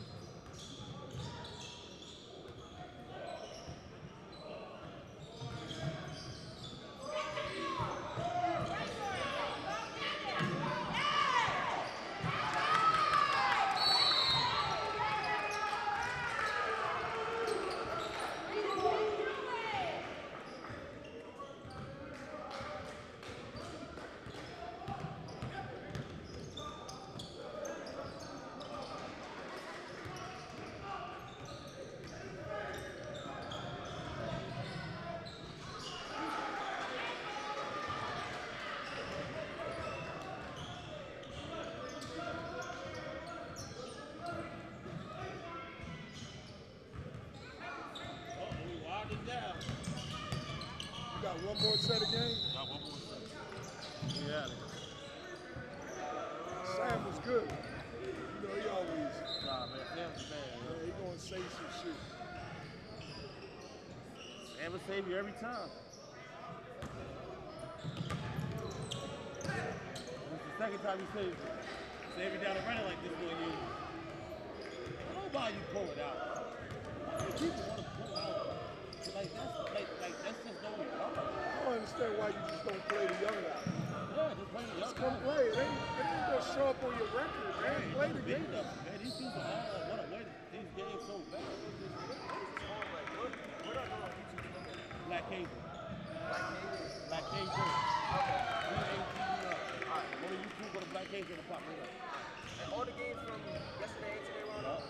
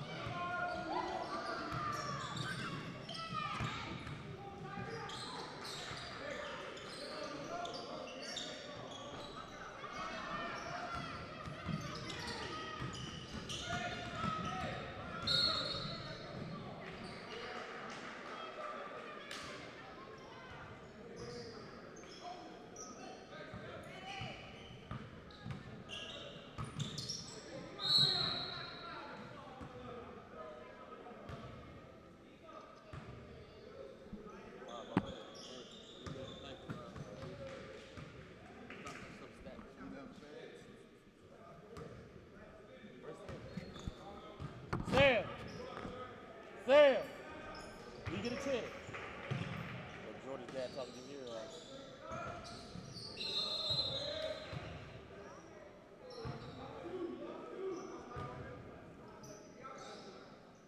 I got yeah. So what we'll do is I'm gonna put Allen over here. So give me your better guys, your dudes over here. Okay. And then I'm gonna send whatever you give the Marcos and them over here against these two travelers. So I was better too. I was Trent playing for Marco. Trent Middleton.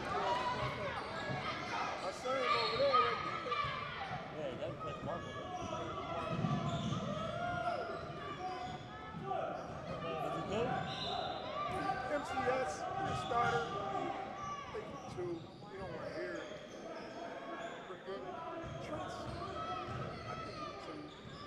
Probably well at 3. But you know, you can't say that to a kid, man. Nobody can. You right, you think. You bet you like you said their mom pussy stinks or something. And they don't want to do it. All you got to do is open gyms and shoot up. Strawberry, everything on go. Yeah. Go see what you can do with them. Yeah. You realize you can't even get on the court there. I tell guys all the time. Yep. Like my sophomores, they be like, oh, why? I said, have you go to Kutztown? Yep. Go see. Go see what you can do. You think you can go handle those dudes? Go. They be like, oh, and then when the ones that actually do go, change their whole, I don't have nothing, they don't say nothing to me the rest of the time.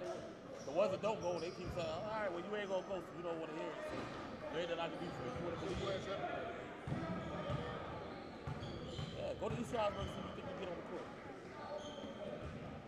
So, what?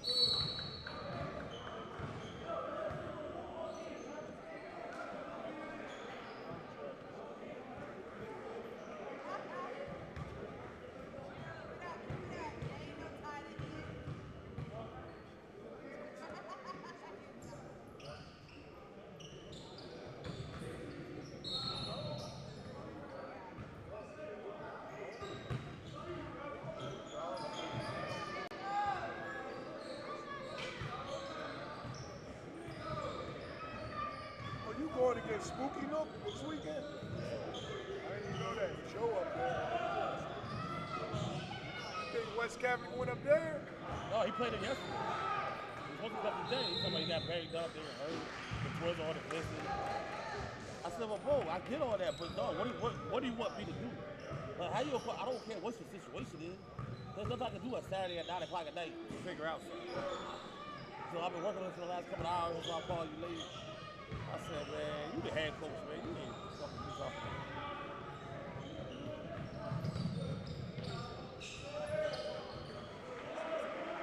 Like, I'd have asked one of those dudes that were here yesterday to come back.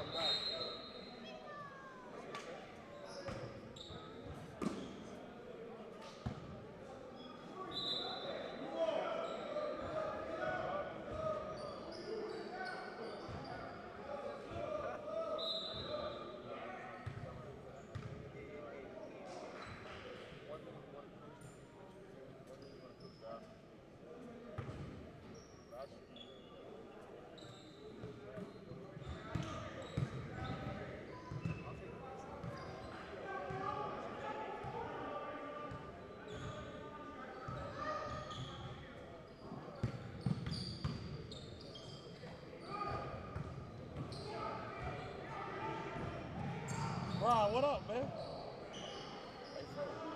I practice every day.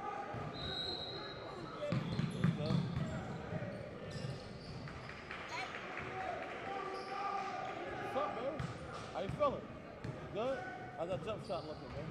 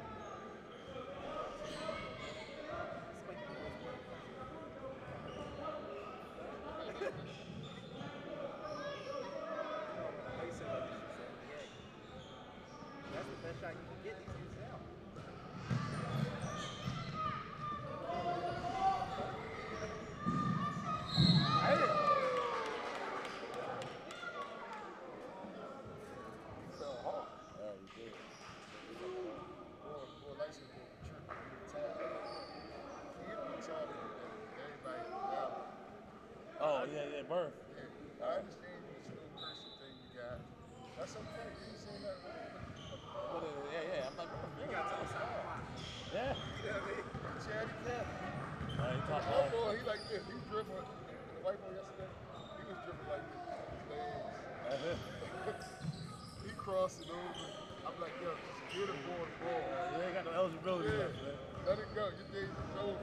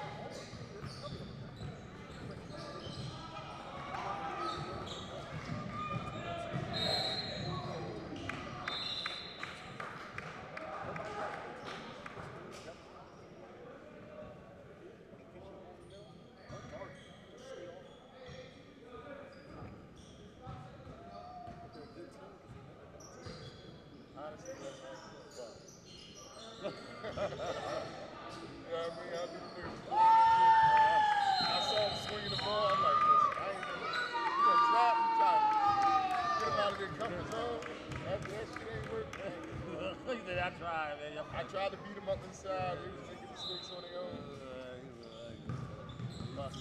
He's a funny. I tried. Number 0.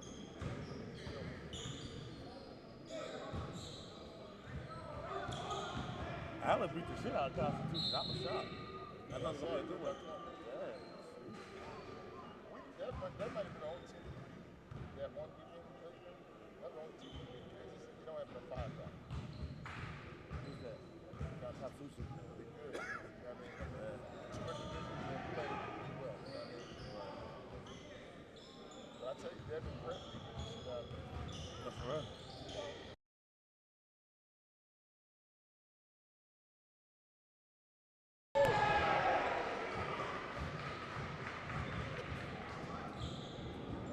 Right there, they might be one of the best back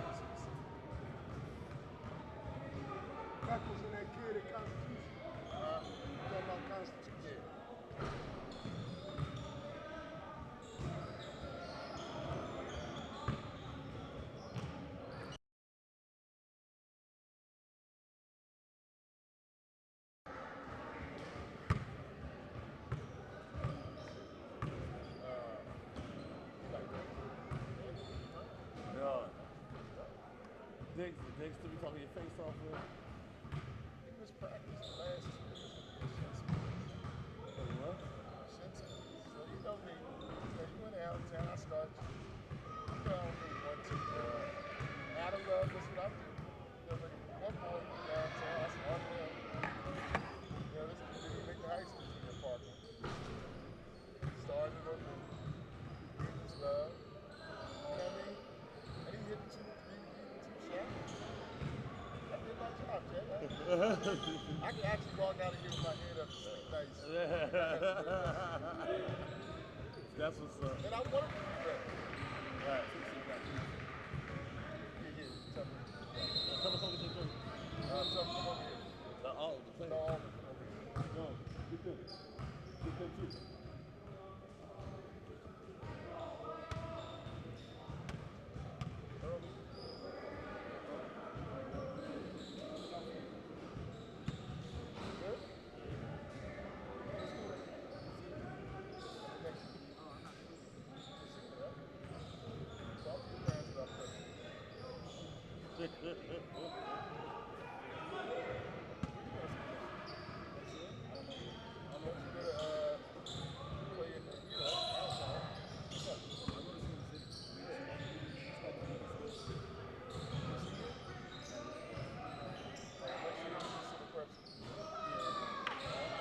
Hey, Trent. Why y'all ain't playing my shit, man? I had y'all was gonna play Newman and Trent Campbell. Why y'all back out? Yeah. Court, man. I No, I heard that Playing time over there?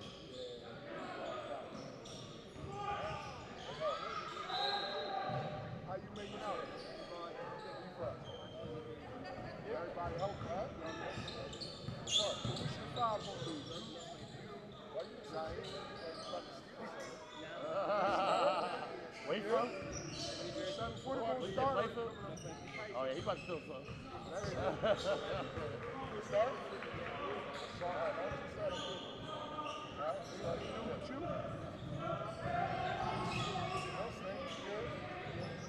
Go this one. Go this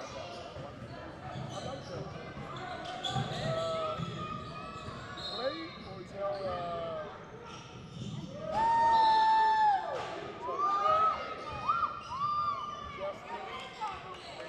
know those guys. I call them. I call them. Yeah, I'm the head and the assistant.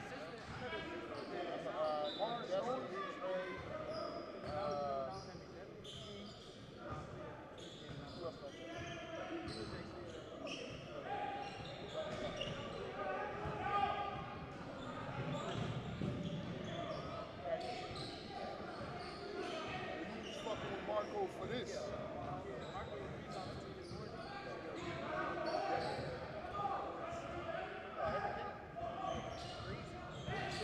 Well, you're gonna have some good video. It's clear. It's gonna be on YouTube. Yo, you gonna make it the east side for the run? Okay.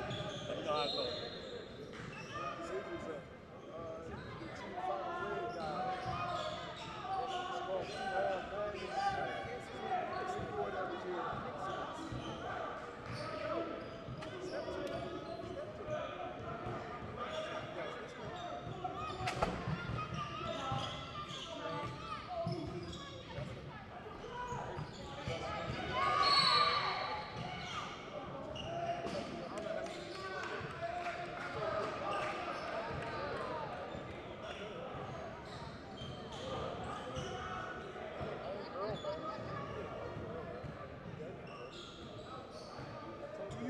You got seniors sometime on your if they ain't commit on red. Yeah. Y'all don't never do that.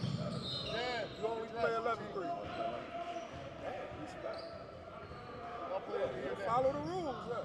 Take the spot like dudes come up and they wait for that time, and then you know what I mean. And I'm taking their spot. You can play 15 for me, you can play 16 for me. Now it comes out of 17. So I'm like, don't you? That don't make no sense.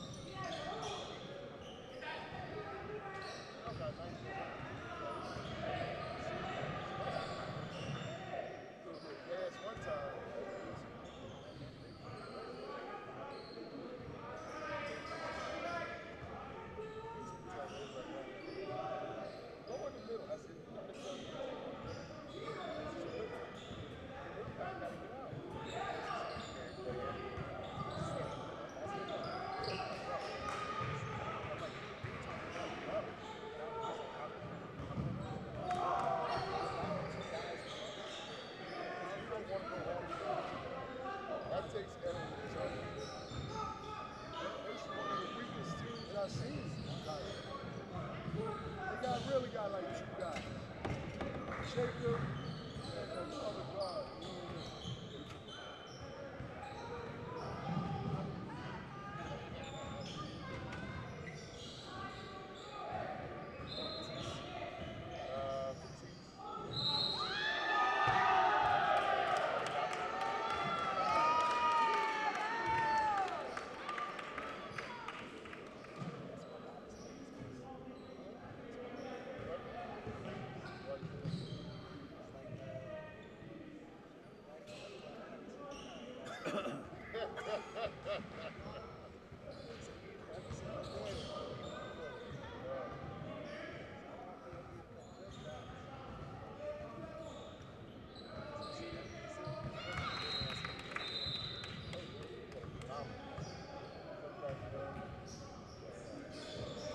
Hey, Allen here? Allentown. They do.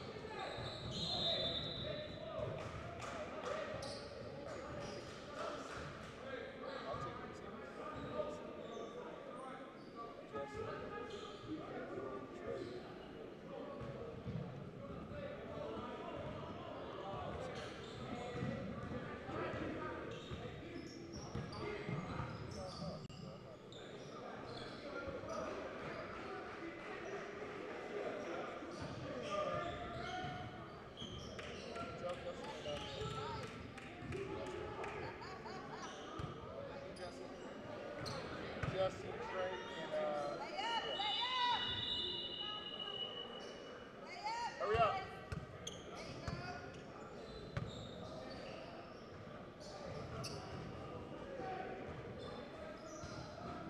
That's right, this is all time. Okay, y'all play over here.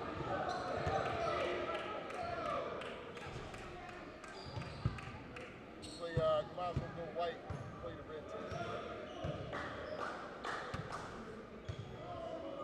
Man's convinced that's helping him. Does that help, Sam? My trainer uses them. To do what is the purpose? It's mostly like help you with your hip flexor.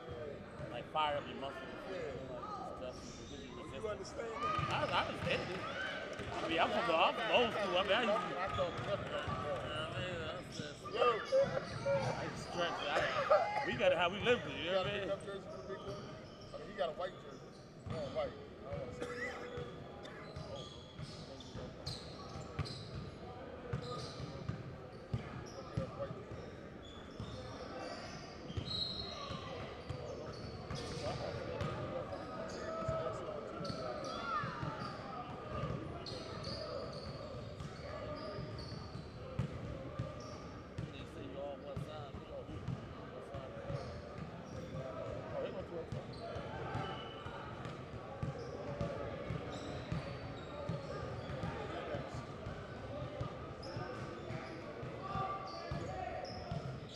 Next.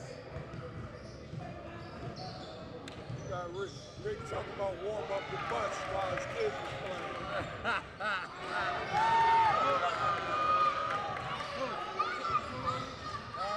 Yeah, Perez is crazy. That team of bread should be on the right.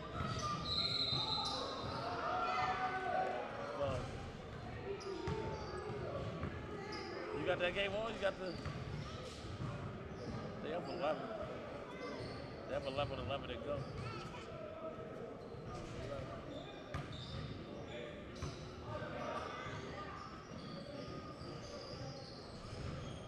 You got the gold set out this one, right? What? You don't need AJ this one, man. No, I don't know AJ good. I'm trying to teach AJ to play hard. So what I'll do is I'll make AJ play the game, play the ball up. Like that's what I think is best. Nah, Allen don't care. Allen, Brad start. You go down now? I don't know in person. I know others. These don't care. You want all this. How about you don't get that every year? Oh, this is the second year. Second. He was assistant before, right? He was at the sales. He was at the sales. Yeah, he was assistant at the sales. You know, All America had the sales. I remember. That's what I remember.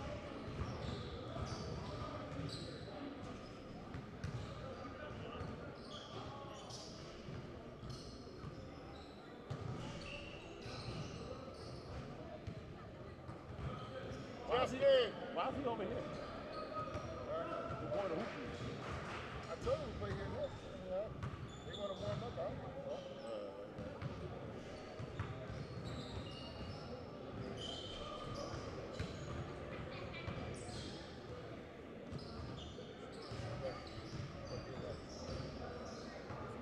Yep. Stop moving. I don't know if I got this. Right.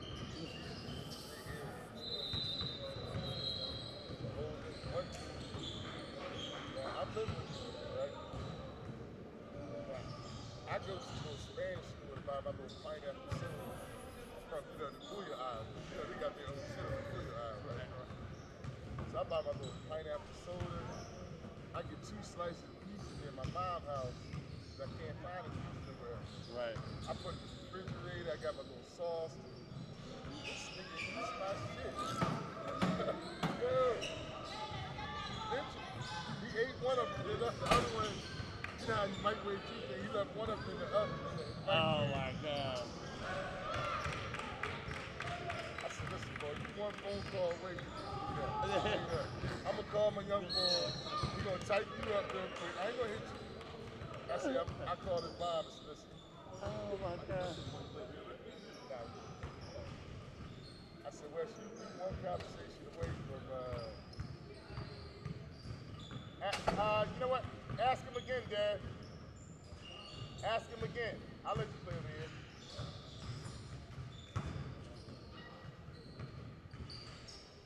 That is. Why half of y'all yellow, half white? The yellow, go black.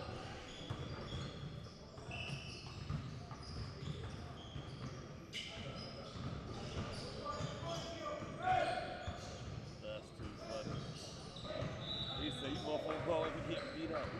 That is crazy. How you go there and take somebody else's shit? No, it ain't yours. This is the second time you took it. Oh, I had some man. hamburgers Friday, right? Now, you niggas know they eat Kirkland. They eat Kirkland first. Now, you don't put white or white. When this game's over. They got Kirkland first. I got Walmart. I see they first. I see the first bag. Right. I look at the refrigerator, my first bag is gone. Oh, Coach, I didn't know. Same dude. Then I come in the house the other day, he smell like street. Bro, listen, you're gonna have to tell me. You come in this crib one more time, smell like street. Then he told his roommate, you snitch on me one more time, I'm gonna smash you. Nigga, listen, you smash him, I'm gonna get my young boy to smash you. I promise you. Stop chasing my money out the door, bro. Then he took him for medication. He had meds for something. He took the meds. I told him about it. This nigga's tripping. Oh, he tripping. He always out of pocket. Next. He always out of pocket. Trey Ball. Next.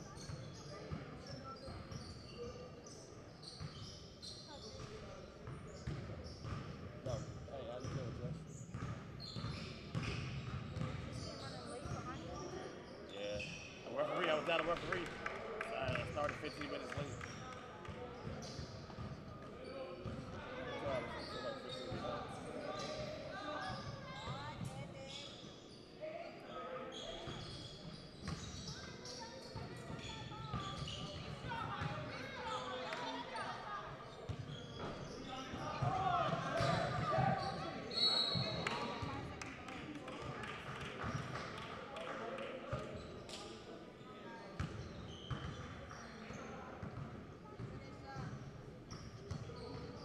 Black Cajun, where the state champions play.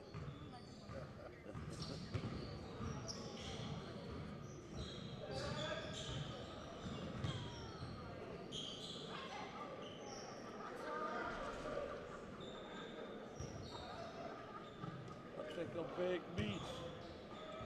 Larry Hoover. I got this last night. Normally I wait until Sunday. Come on after 12. Right. Last night, I just played fun. I was watching. That shit got, now it's getting better and better. It started off a little slow. Right. better and better. No, this is good.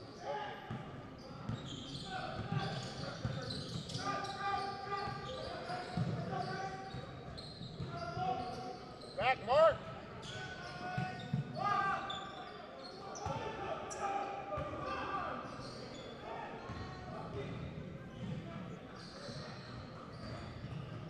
Block it, AJ. Okay.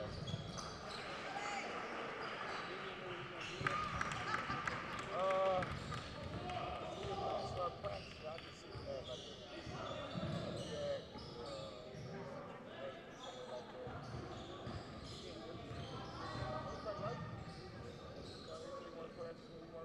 Jordan is still Jordan.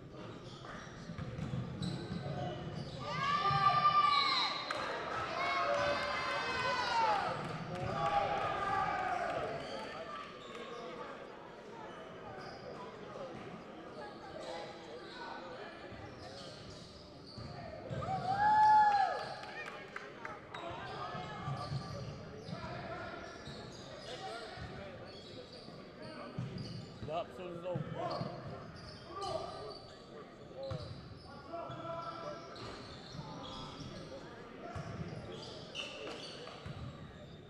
push it, AJ.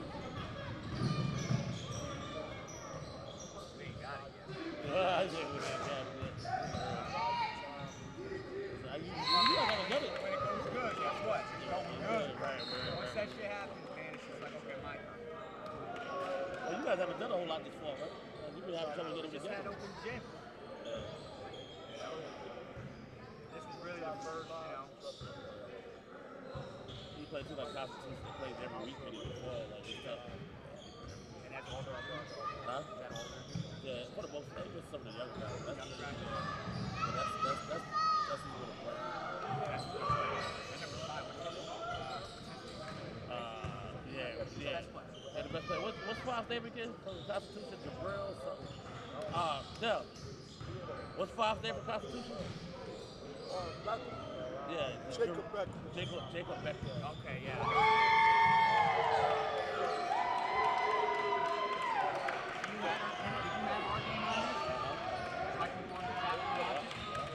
Oh, you just in Discord? Nah, we can do both. Nah, we have both. I have my iPad. Go to YouTube and go to Black Cage. Huh? Go to YouTube and go to Black Cage. They don't have this. Yup. I get home and I'm drinking my beer. You go watch. You can watch everything. You watch all yesterday, all today. That one kid I got, 52, one black, he's a freshman. He's so right away. Oh wow. He's but he's his IQ and he gets the stories like Yeah, he's a freshman. and he's gonna keep growing. Oh, you got long arms. Yeah.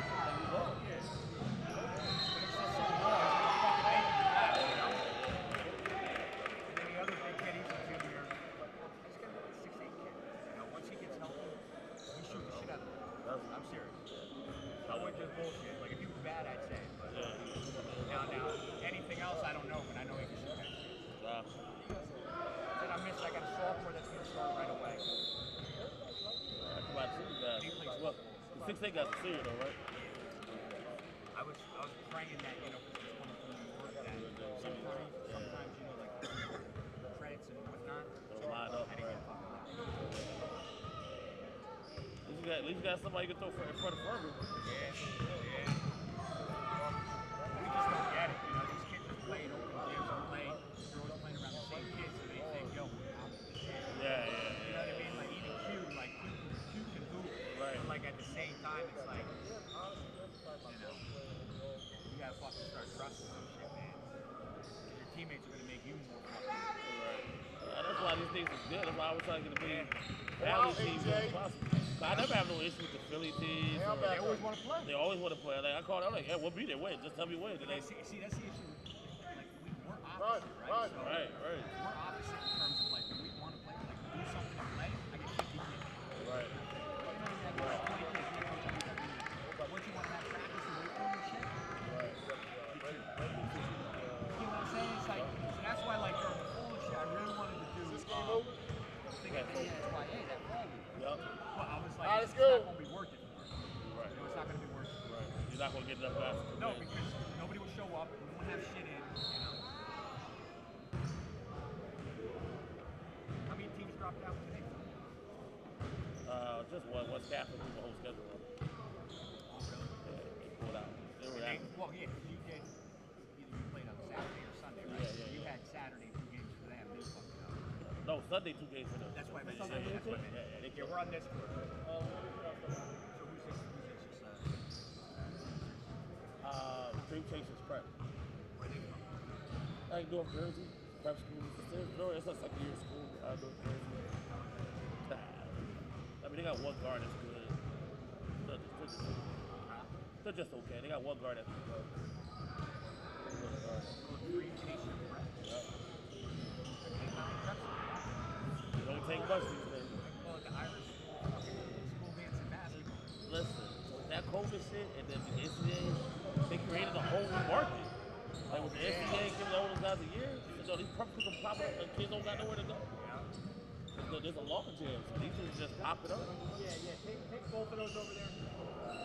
Thank you. And the kids are paying 10, 12, 13. When you get 30 kids, 25 kids paying $12,000, $13,000 a year. Everything's virtual. You go buy one of those prep courses. You take. The crazy thing was, the freshman, he was here last year as an 8th grader. They moved up here. The family moved up here from New Jersey. Gotcha. But they did it online still in his school. Gotcha. Jersey, Yeah. He wasn't able to, like, I had no clue who he was until, Right. He actually came in. Right. That's crazy. He was here the whole year. You didn't even know. whole year, yeah. So he could have, maybe played 8th grade just to play, and I would have known. But Right. That's they, it they right weren't. there. Yeah. I love his frame. He look, man. He's long. Legs is long. He's just fucking. This baby, yeah. All right, I'll see you after. Yeah. Let me know how he develops 30 years. So let me know how he develops 30 years. 100%. I got you.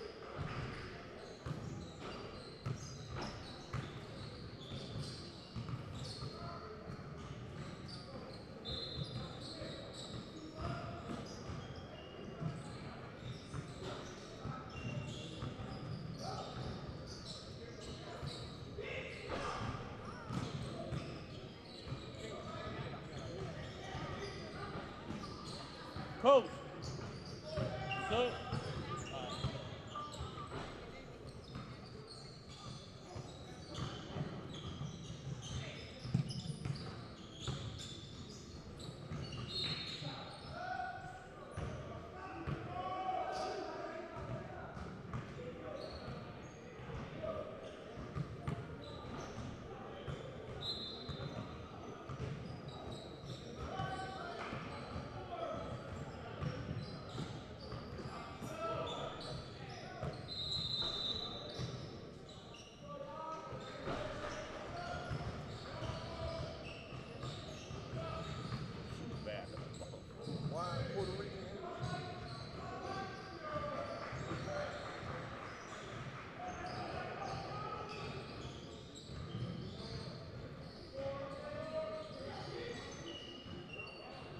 Can we get both games at the same time with this one? Only got one camera. No, you only got one camera today.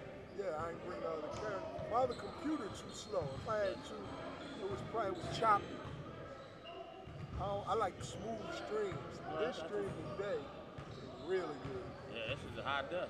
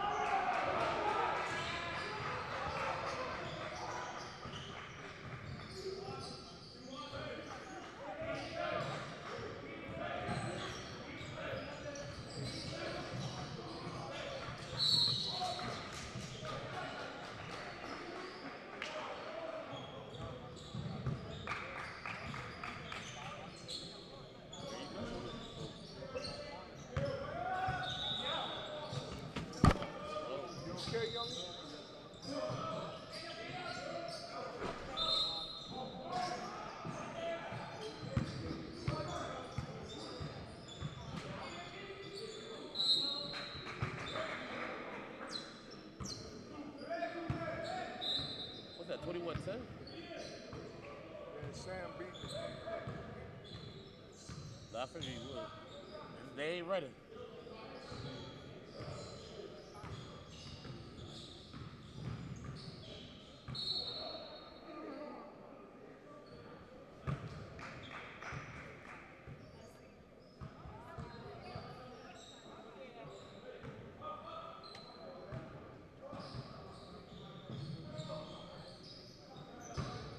What is that?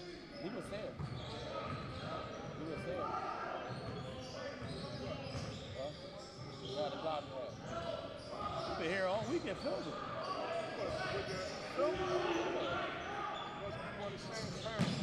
Gotcha.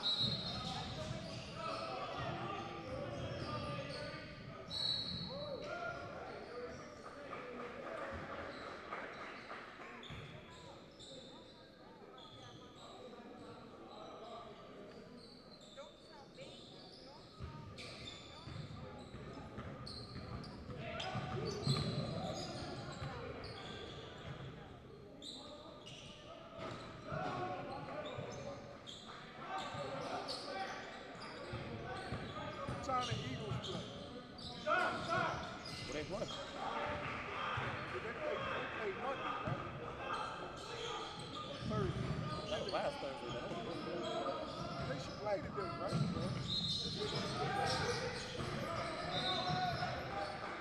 Unless they got a bye this week. Why we start this week? I don't know. They play the Raiders. It's out there. It's probably the late game, 4 o'clock. Yeah, it'll be the 4 o'clock that's out there.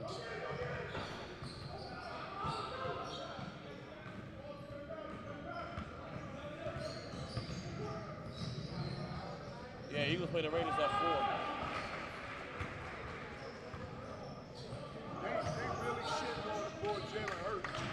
It's amazing, man, how they pick and choose. They just don't want him to be the quarterback. White people don't want him. They hate him. Like, I giving up on him.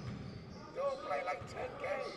No, and he played well, though. He hasn't played bad. He put him decent numbers. Don't want him. They had all those big hopes for Carson Wentz. I'm over here yawning. I'm tired. Man, me and you both. Me and you both.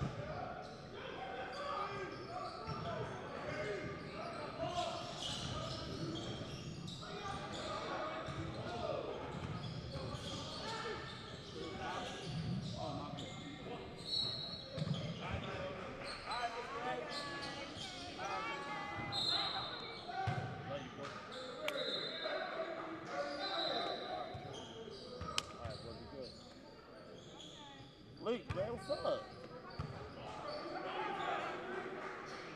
Good, man.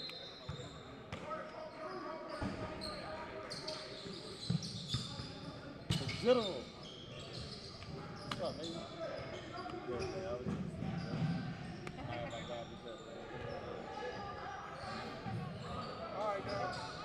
Why?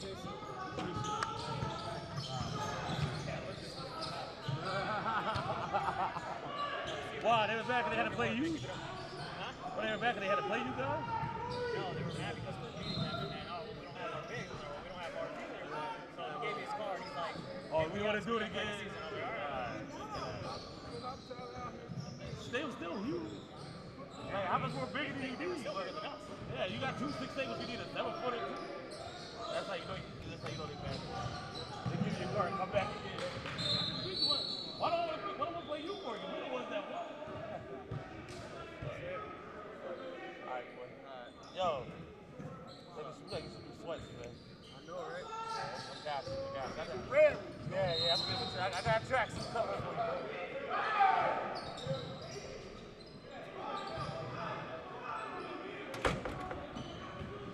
Nah, he playing with us. He going back down there.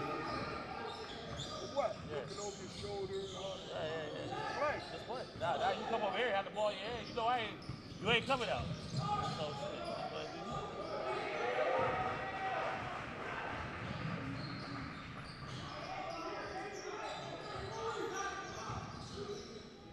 Nigga, my dog going back over there too. Where? Fine. Yeah. No. We still live? We still recording? Oh shit. We talking about it. How you turn these things off? I mean the microphone. The microphone. I'm about to sat down. But yeah. Jeez.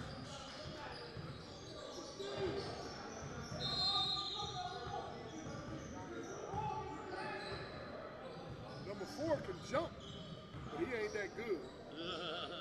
In the warm-up, he was Chris Ings, boy. Chris Ings wasn't Chris Ings in the game. He had Norfolk. I hope he do well.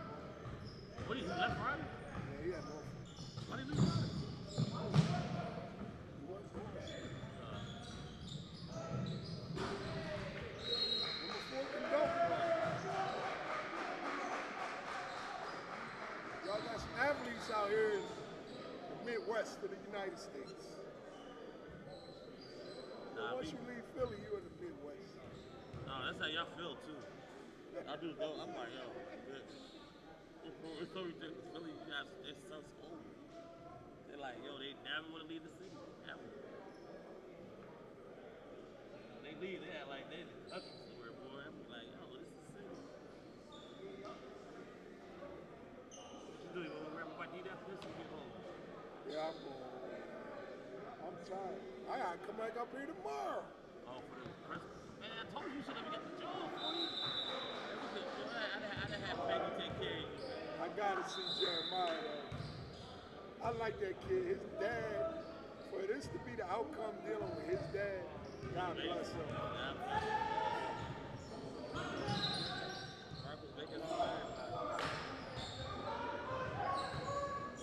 And the way I know guys gonna try to really say some slick shit about him.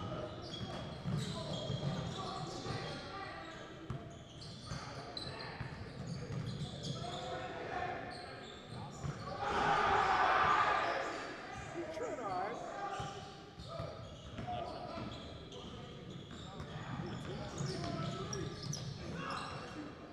He's solid too.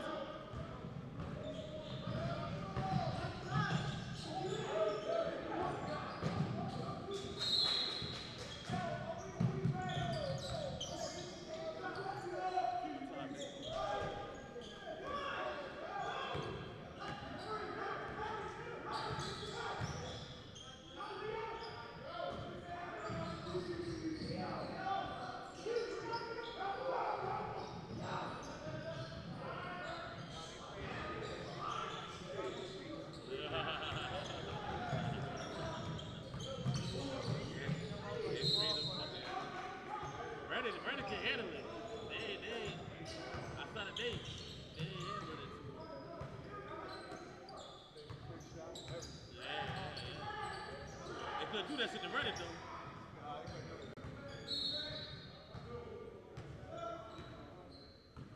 Okay, well, hold on, not there right now.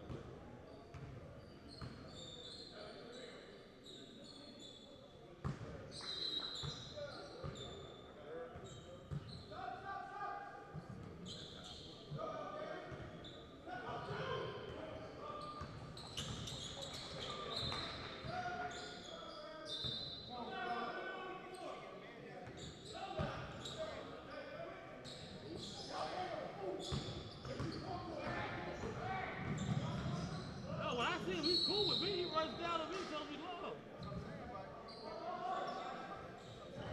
They said they won't play. Huh?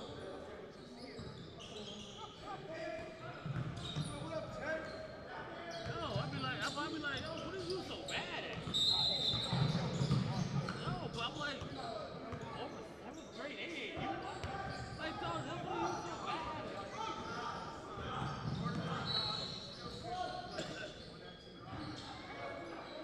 I mean, bro, he might have been, but he was never, I mean, like, he ain't a bad player, but on the 7th grade age, like, what did he, ain't like he went down to 5-0 he was like, what did he do? You know what I mean? Like, that shit's so bad at, like, ain't like he cost him his 17U year and he did some shit. It was 7th grade.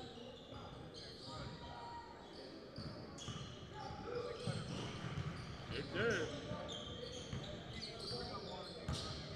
Oh, I see on the post. He was talking like he was smoke. And I was like, yo, I never knew.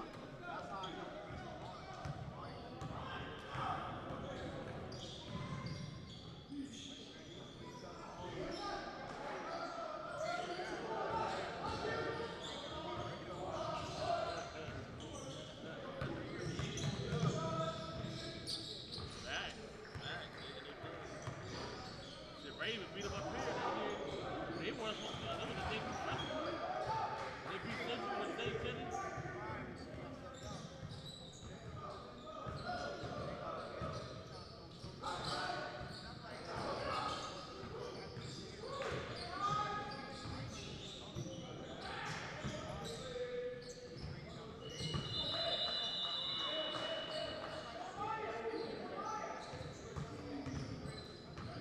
Yeah. I remember you told me that before.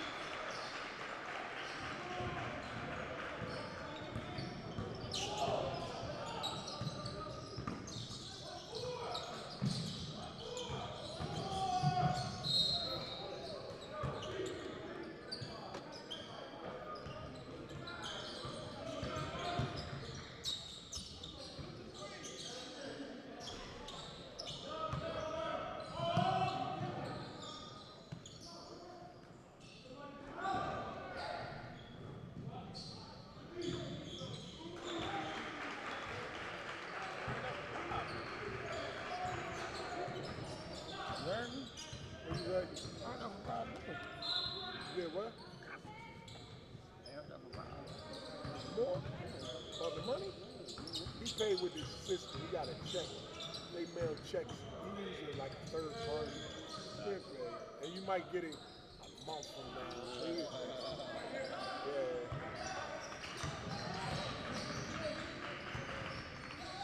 I was trying to wake up.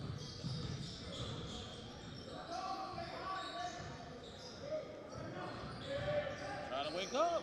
They're trying to wake up. They're trying to.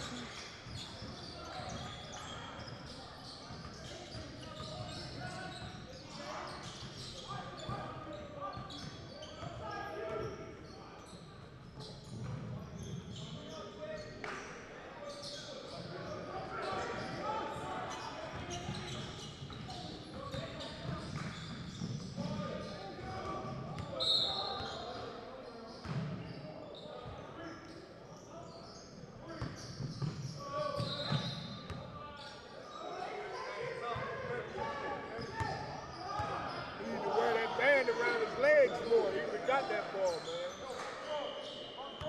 3 more days of the red band around your ankles. And he get that ball, bro. Yo, I can probably tell Marcus he's gonna play out now. I can probably send Marcus. Can't tell me 500 for your team to play one game. Man. He probably send me 1,000. He probably gonna play out now right about now.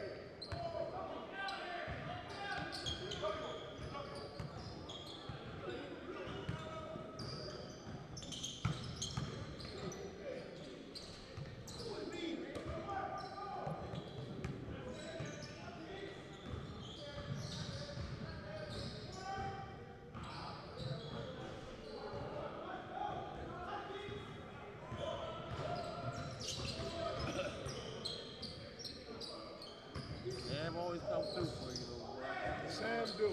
That's no bullshit. I be cutting him a break too, man. I be like, man, just give me 150, you know. Cause he do, you know, he's so flexible, man. Them other dudes. Yeah, no, man. I can only play at certain times. And this, that. Like, man, what do you like? What do you sign up for the job for? You get like, oh, you basketball coach. You think I go to hoop group and tell them like, listen, we can only play Friday night at 8 o'clock. Oh man, listen. Friday night in Pittsburgh, we play at 6 o'clock. Dog, guess what? Then I gotta get up at 10 o'clock and build a roll. I get out there by 3, so we can check in on time. It ain't that hard.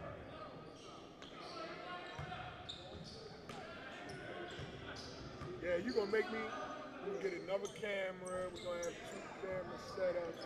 You bringing me back, man. I was leaving this alone. Yeah, man, that's where it's I like this though.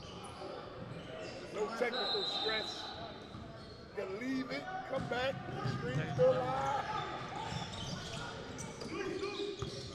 Next year, I'm gonna run it back here again next year.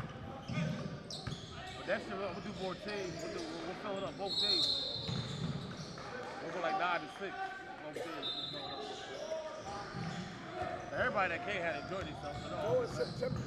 Huh? Go in September. Yeah, I got you. I got COBL. You got the Super 64. Like, that's tough. September's tough. Ain't no free weekends. You was sitting really good. What is Hoop Group doing now? What's that? Some big shit? They said they ain't got no team. They calling me for the team. What up, baby? What's good?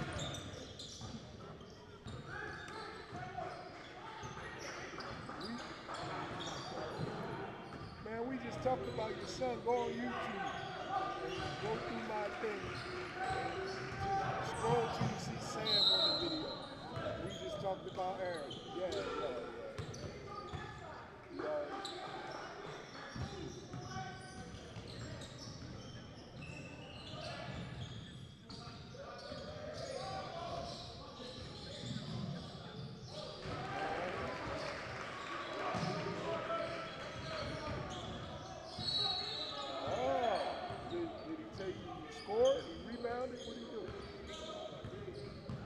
Those played 2 last night, didn't they?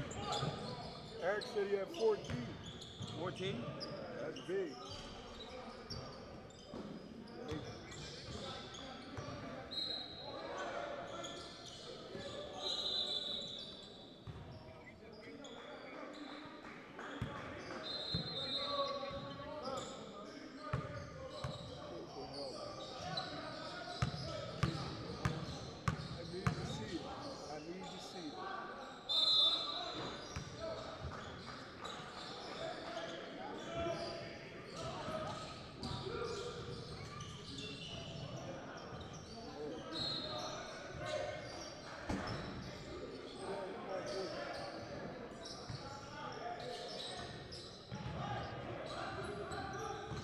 Oh, Duke saying they dominated Villanova? Did they? Is Villanova saying that?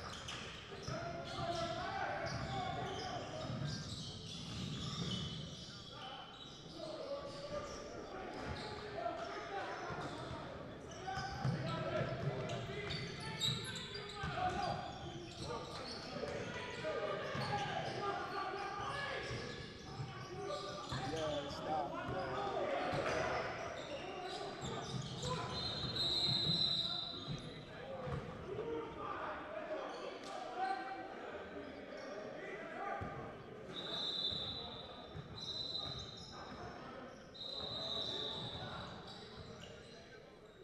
Yeah. They say he's the best freshman in the country.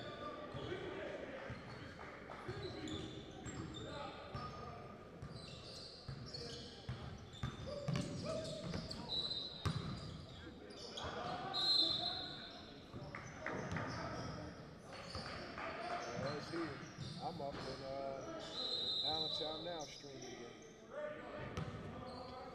Yeah, it's on YouTube. You go to Black People YouTube.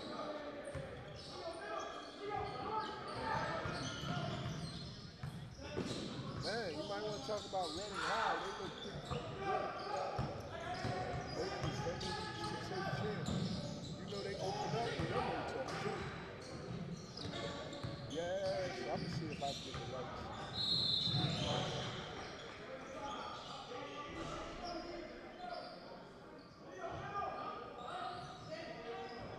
Oh, the game is at Albright, so it ain't his game.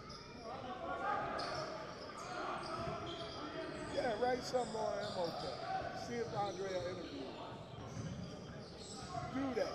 See if Andre will interview you. You might not want to tell, well, everybody know you right. But, you know, Andre's funny. We'll see. Yep. Something you want to write a preview. And under his season, he got guys.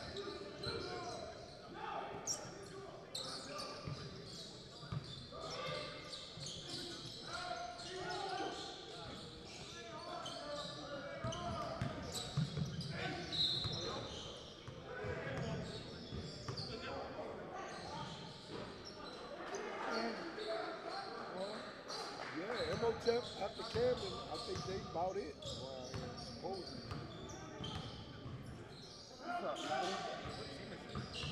Oh, I got Rick's number. I just talked to him a few minutes ago. He'll do whatever.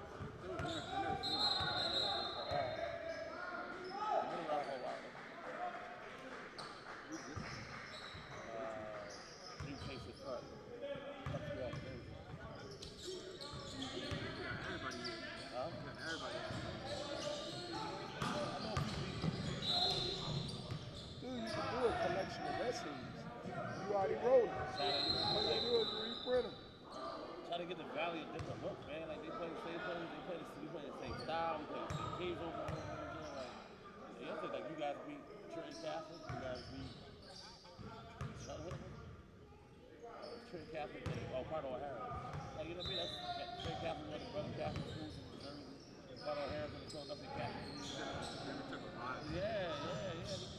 Like, how many times do you beat Liberty in a year? You know what I mean? Like, you ain't getting that. You guys don't get that out.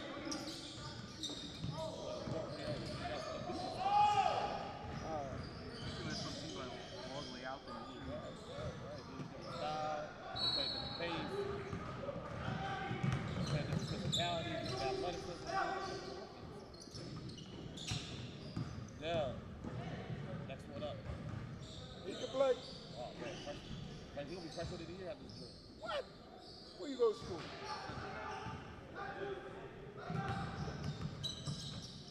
Next up, man. Remember I told you. But 2 years from now, when he's killing, he's like, yo, who is that kid? I would say, Doug, remember that hour that time I told you he was next up? When he playing for the Cardinals in PSA? No. He's a lifer. He ain't going nowhere, man. He's a lifer. He ain't going nowhere.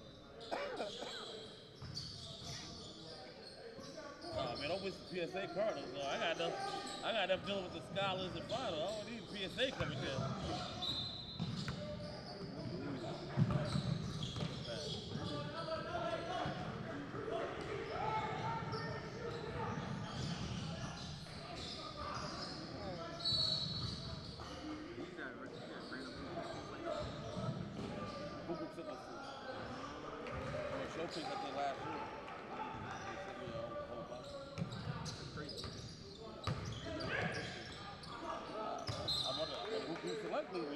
son, they take care of you.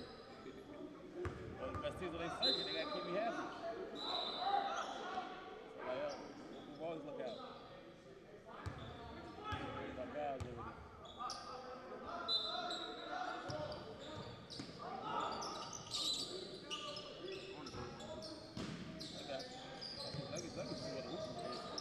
Oh, you can switch over for this year. I'm telling you. At least both of them. Fucking pass, bro. They get fucking passes on something. They get fucking pass, please. Whatever gets you going, yeah, whatever gets you going, whatever gets you going.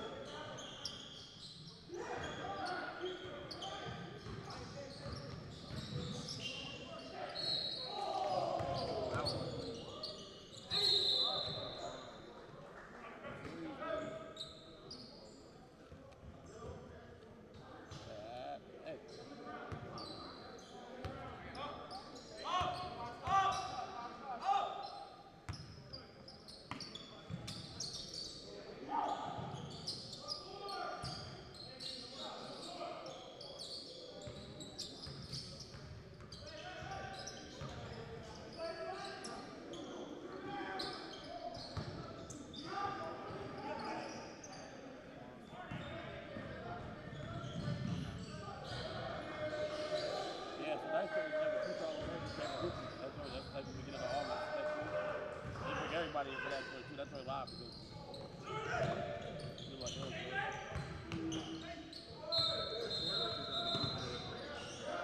Everything. We got the baby scrimmages. We got Big Ten fans. Then we're going to Dallas this year.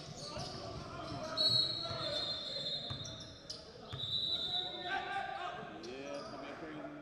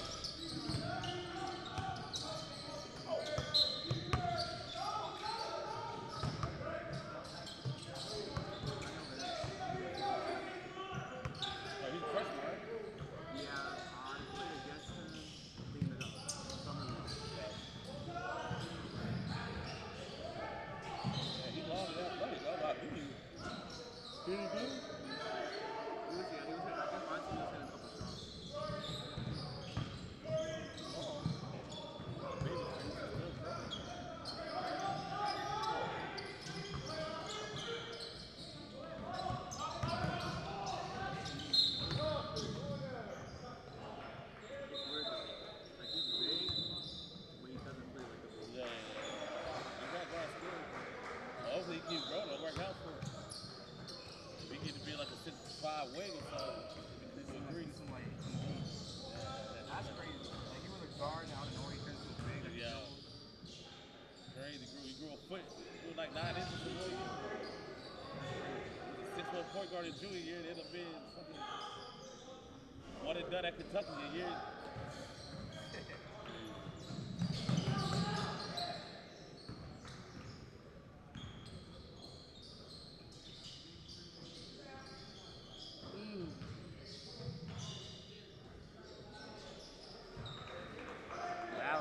Got on too fast, they could never get back. Give Rock Top credit, they never let up on the music. Oh, Sam get on, Del get on that. He's back, baby. Yeah, Del like a little kid in the carry, so he get on that. He full cover kid, even out of bounds. I can see the pimples on the faces, man. Tighten it up.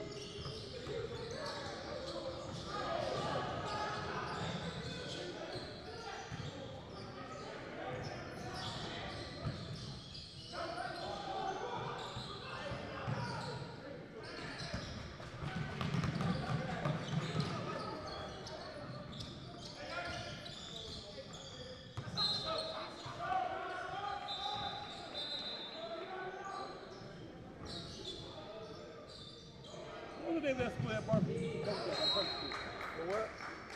What did they let that prep school at Barclays? Prep school? He coached with Sam. No, did he have a prep school? Oh, Marco got his own shit. No, I'm talking about when he was a Jersey though, coaching that time. He had all these one of those dudes. dream chasing. Marco be doing it, man. Be charging them people. No, but he never coached at a high school jersey. Oh, Leap. Charter school. Yeah, the charter school. Leap. What's the name of it? Leap Academy. Leap Academy, yeah. Grand opening, grand closing. Well, for the basketball program. Marco, he went and got some dudes out of state. That was the problem. Yeah. That's what's cool. Like, they can live with in-state. Camden's doing it in-state now. You move. You bring a motherfucker out of it. On the tax, it's a charter school, so they on the tax roll. And people don't like that. Nah. And they was winning. Yeah, Marco played for the state championship. Like his second or third year. Marco don't play no games.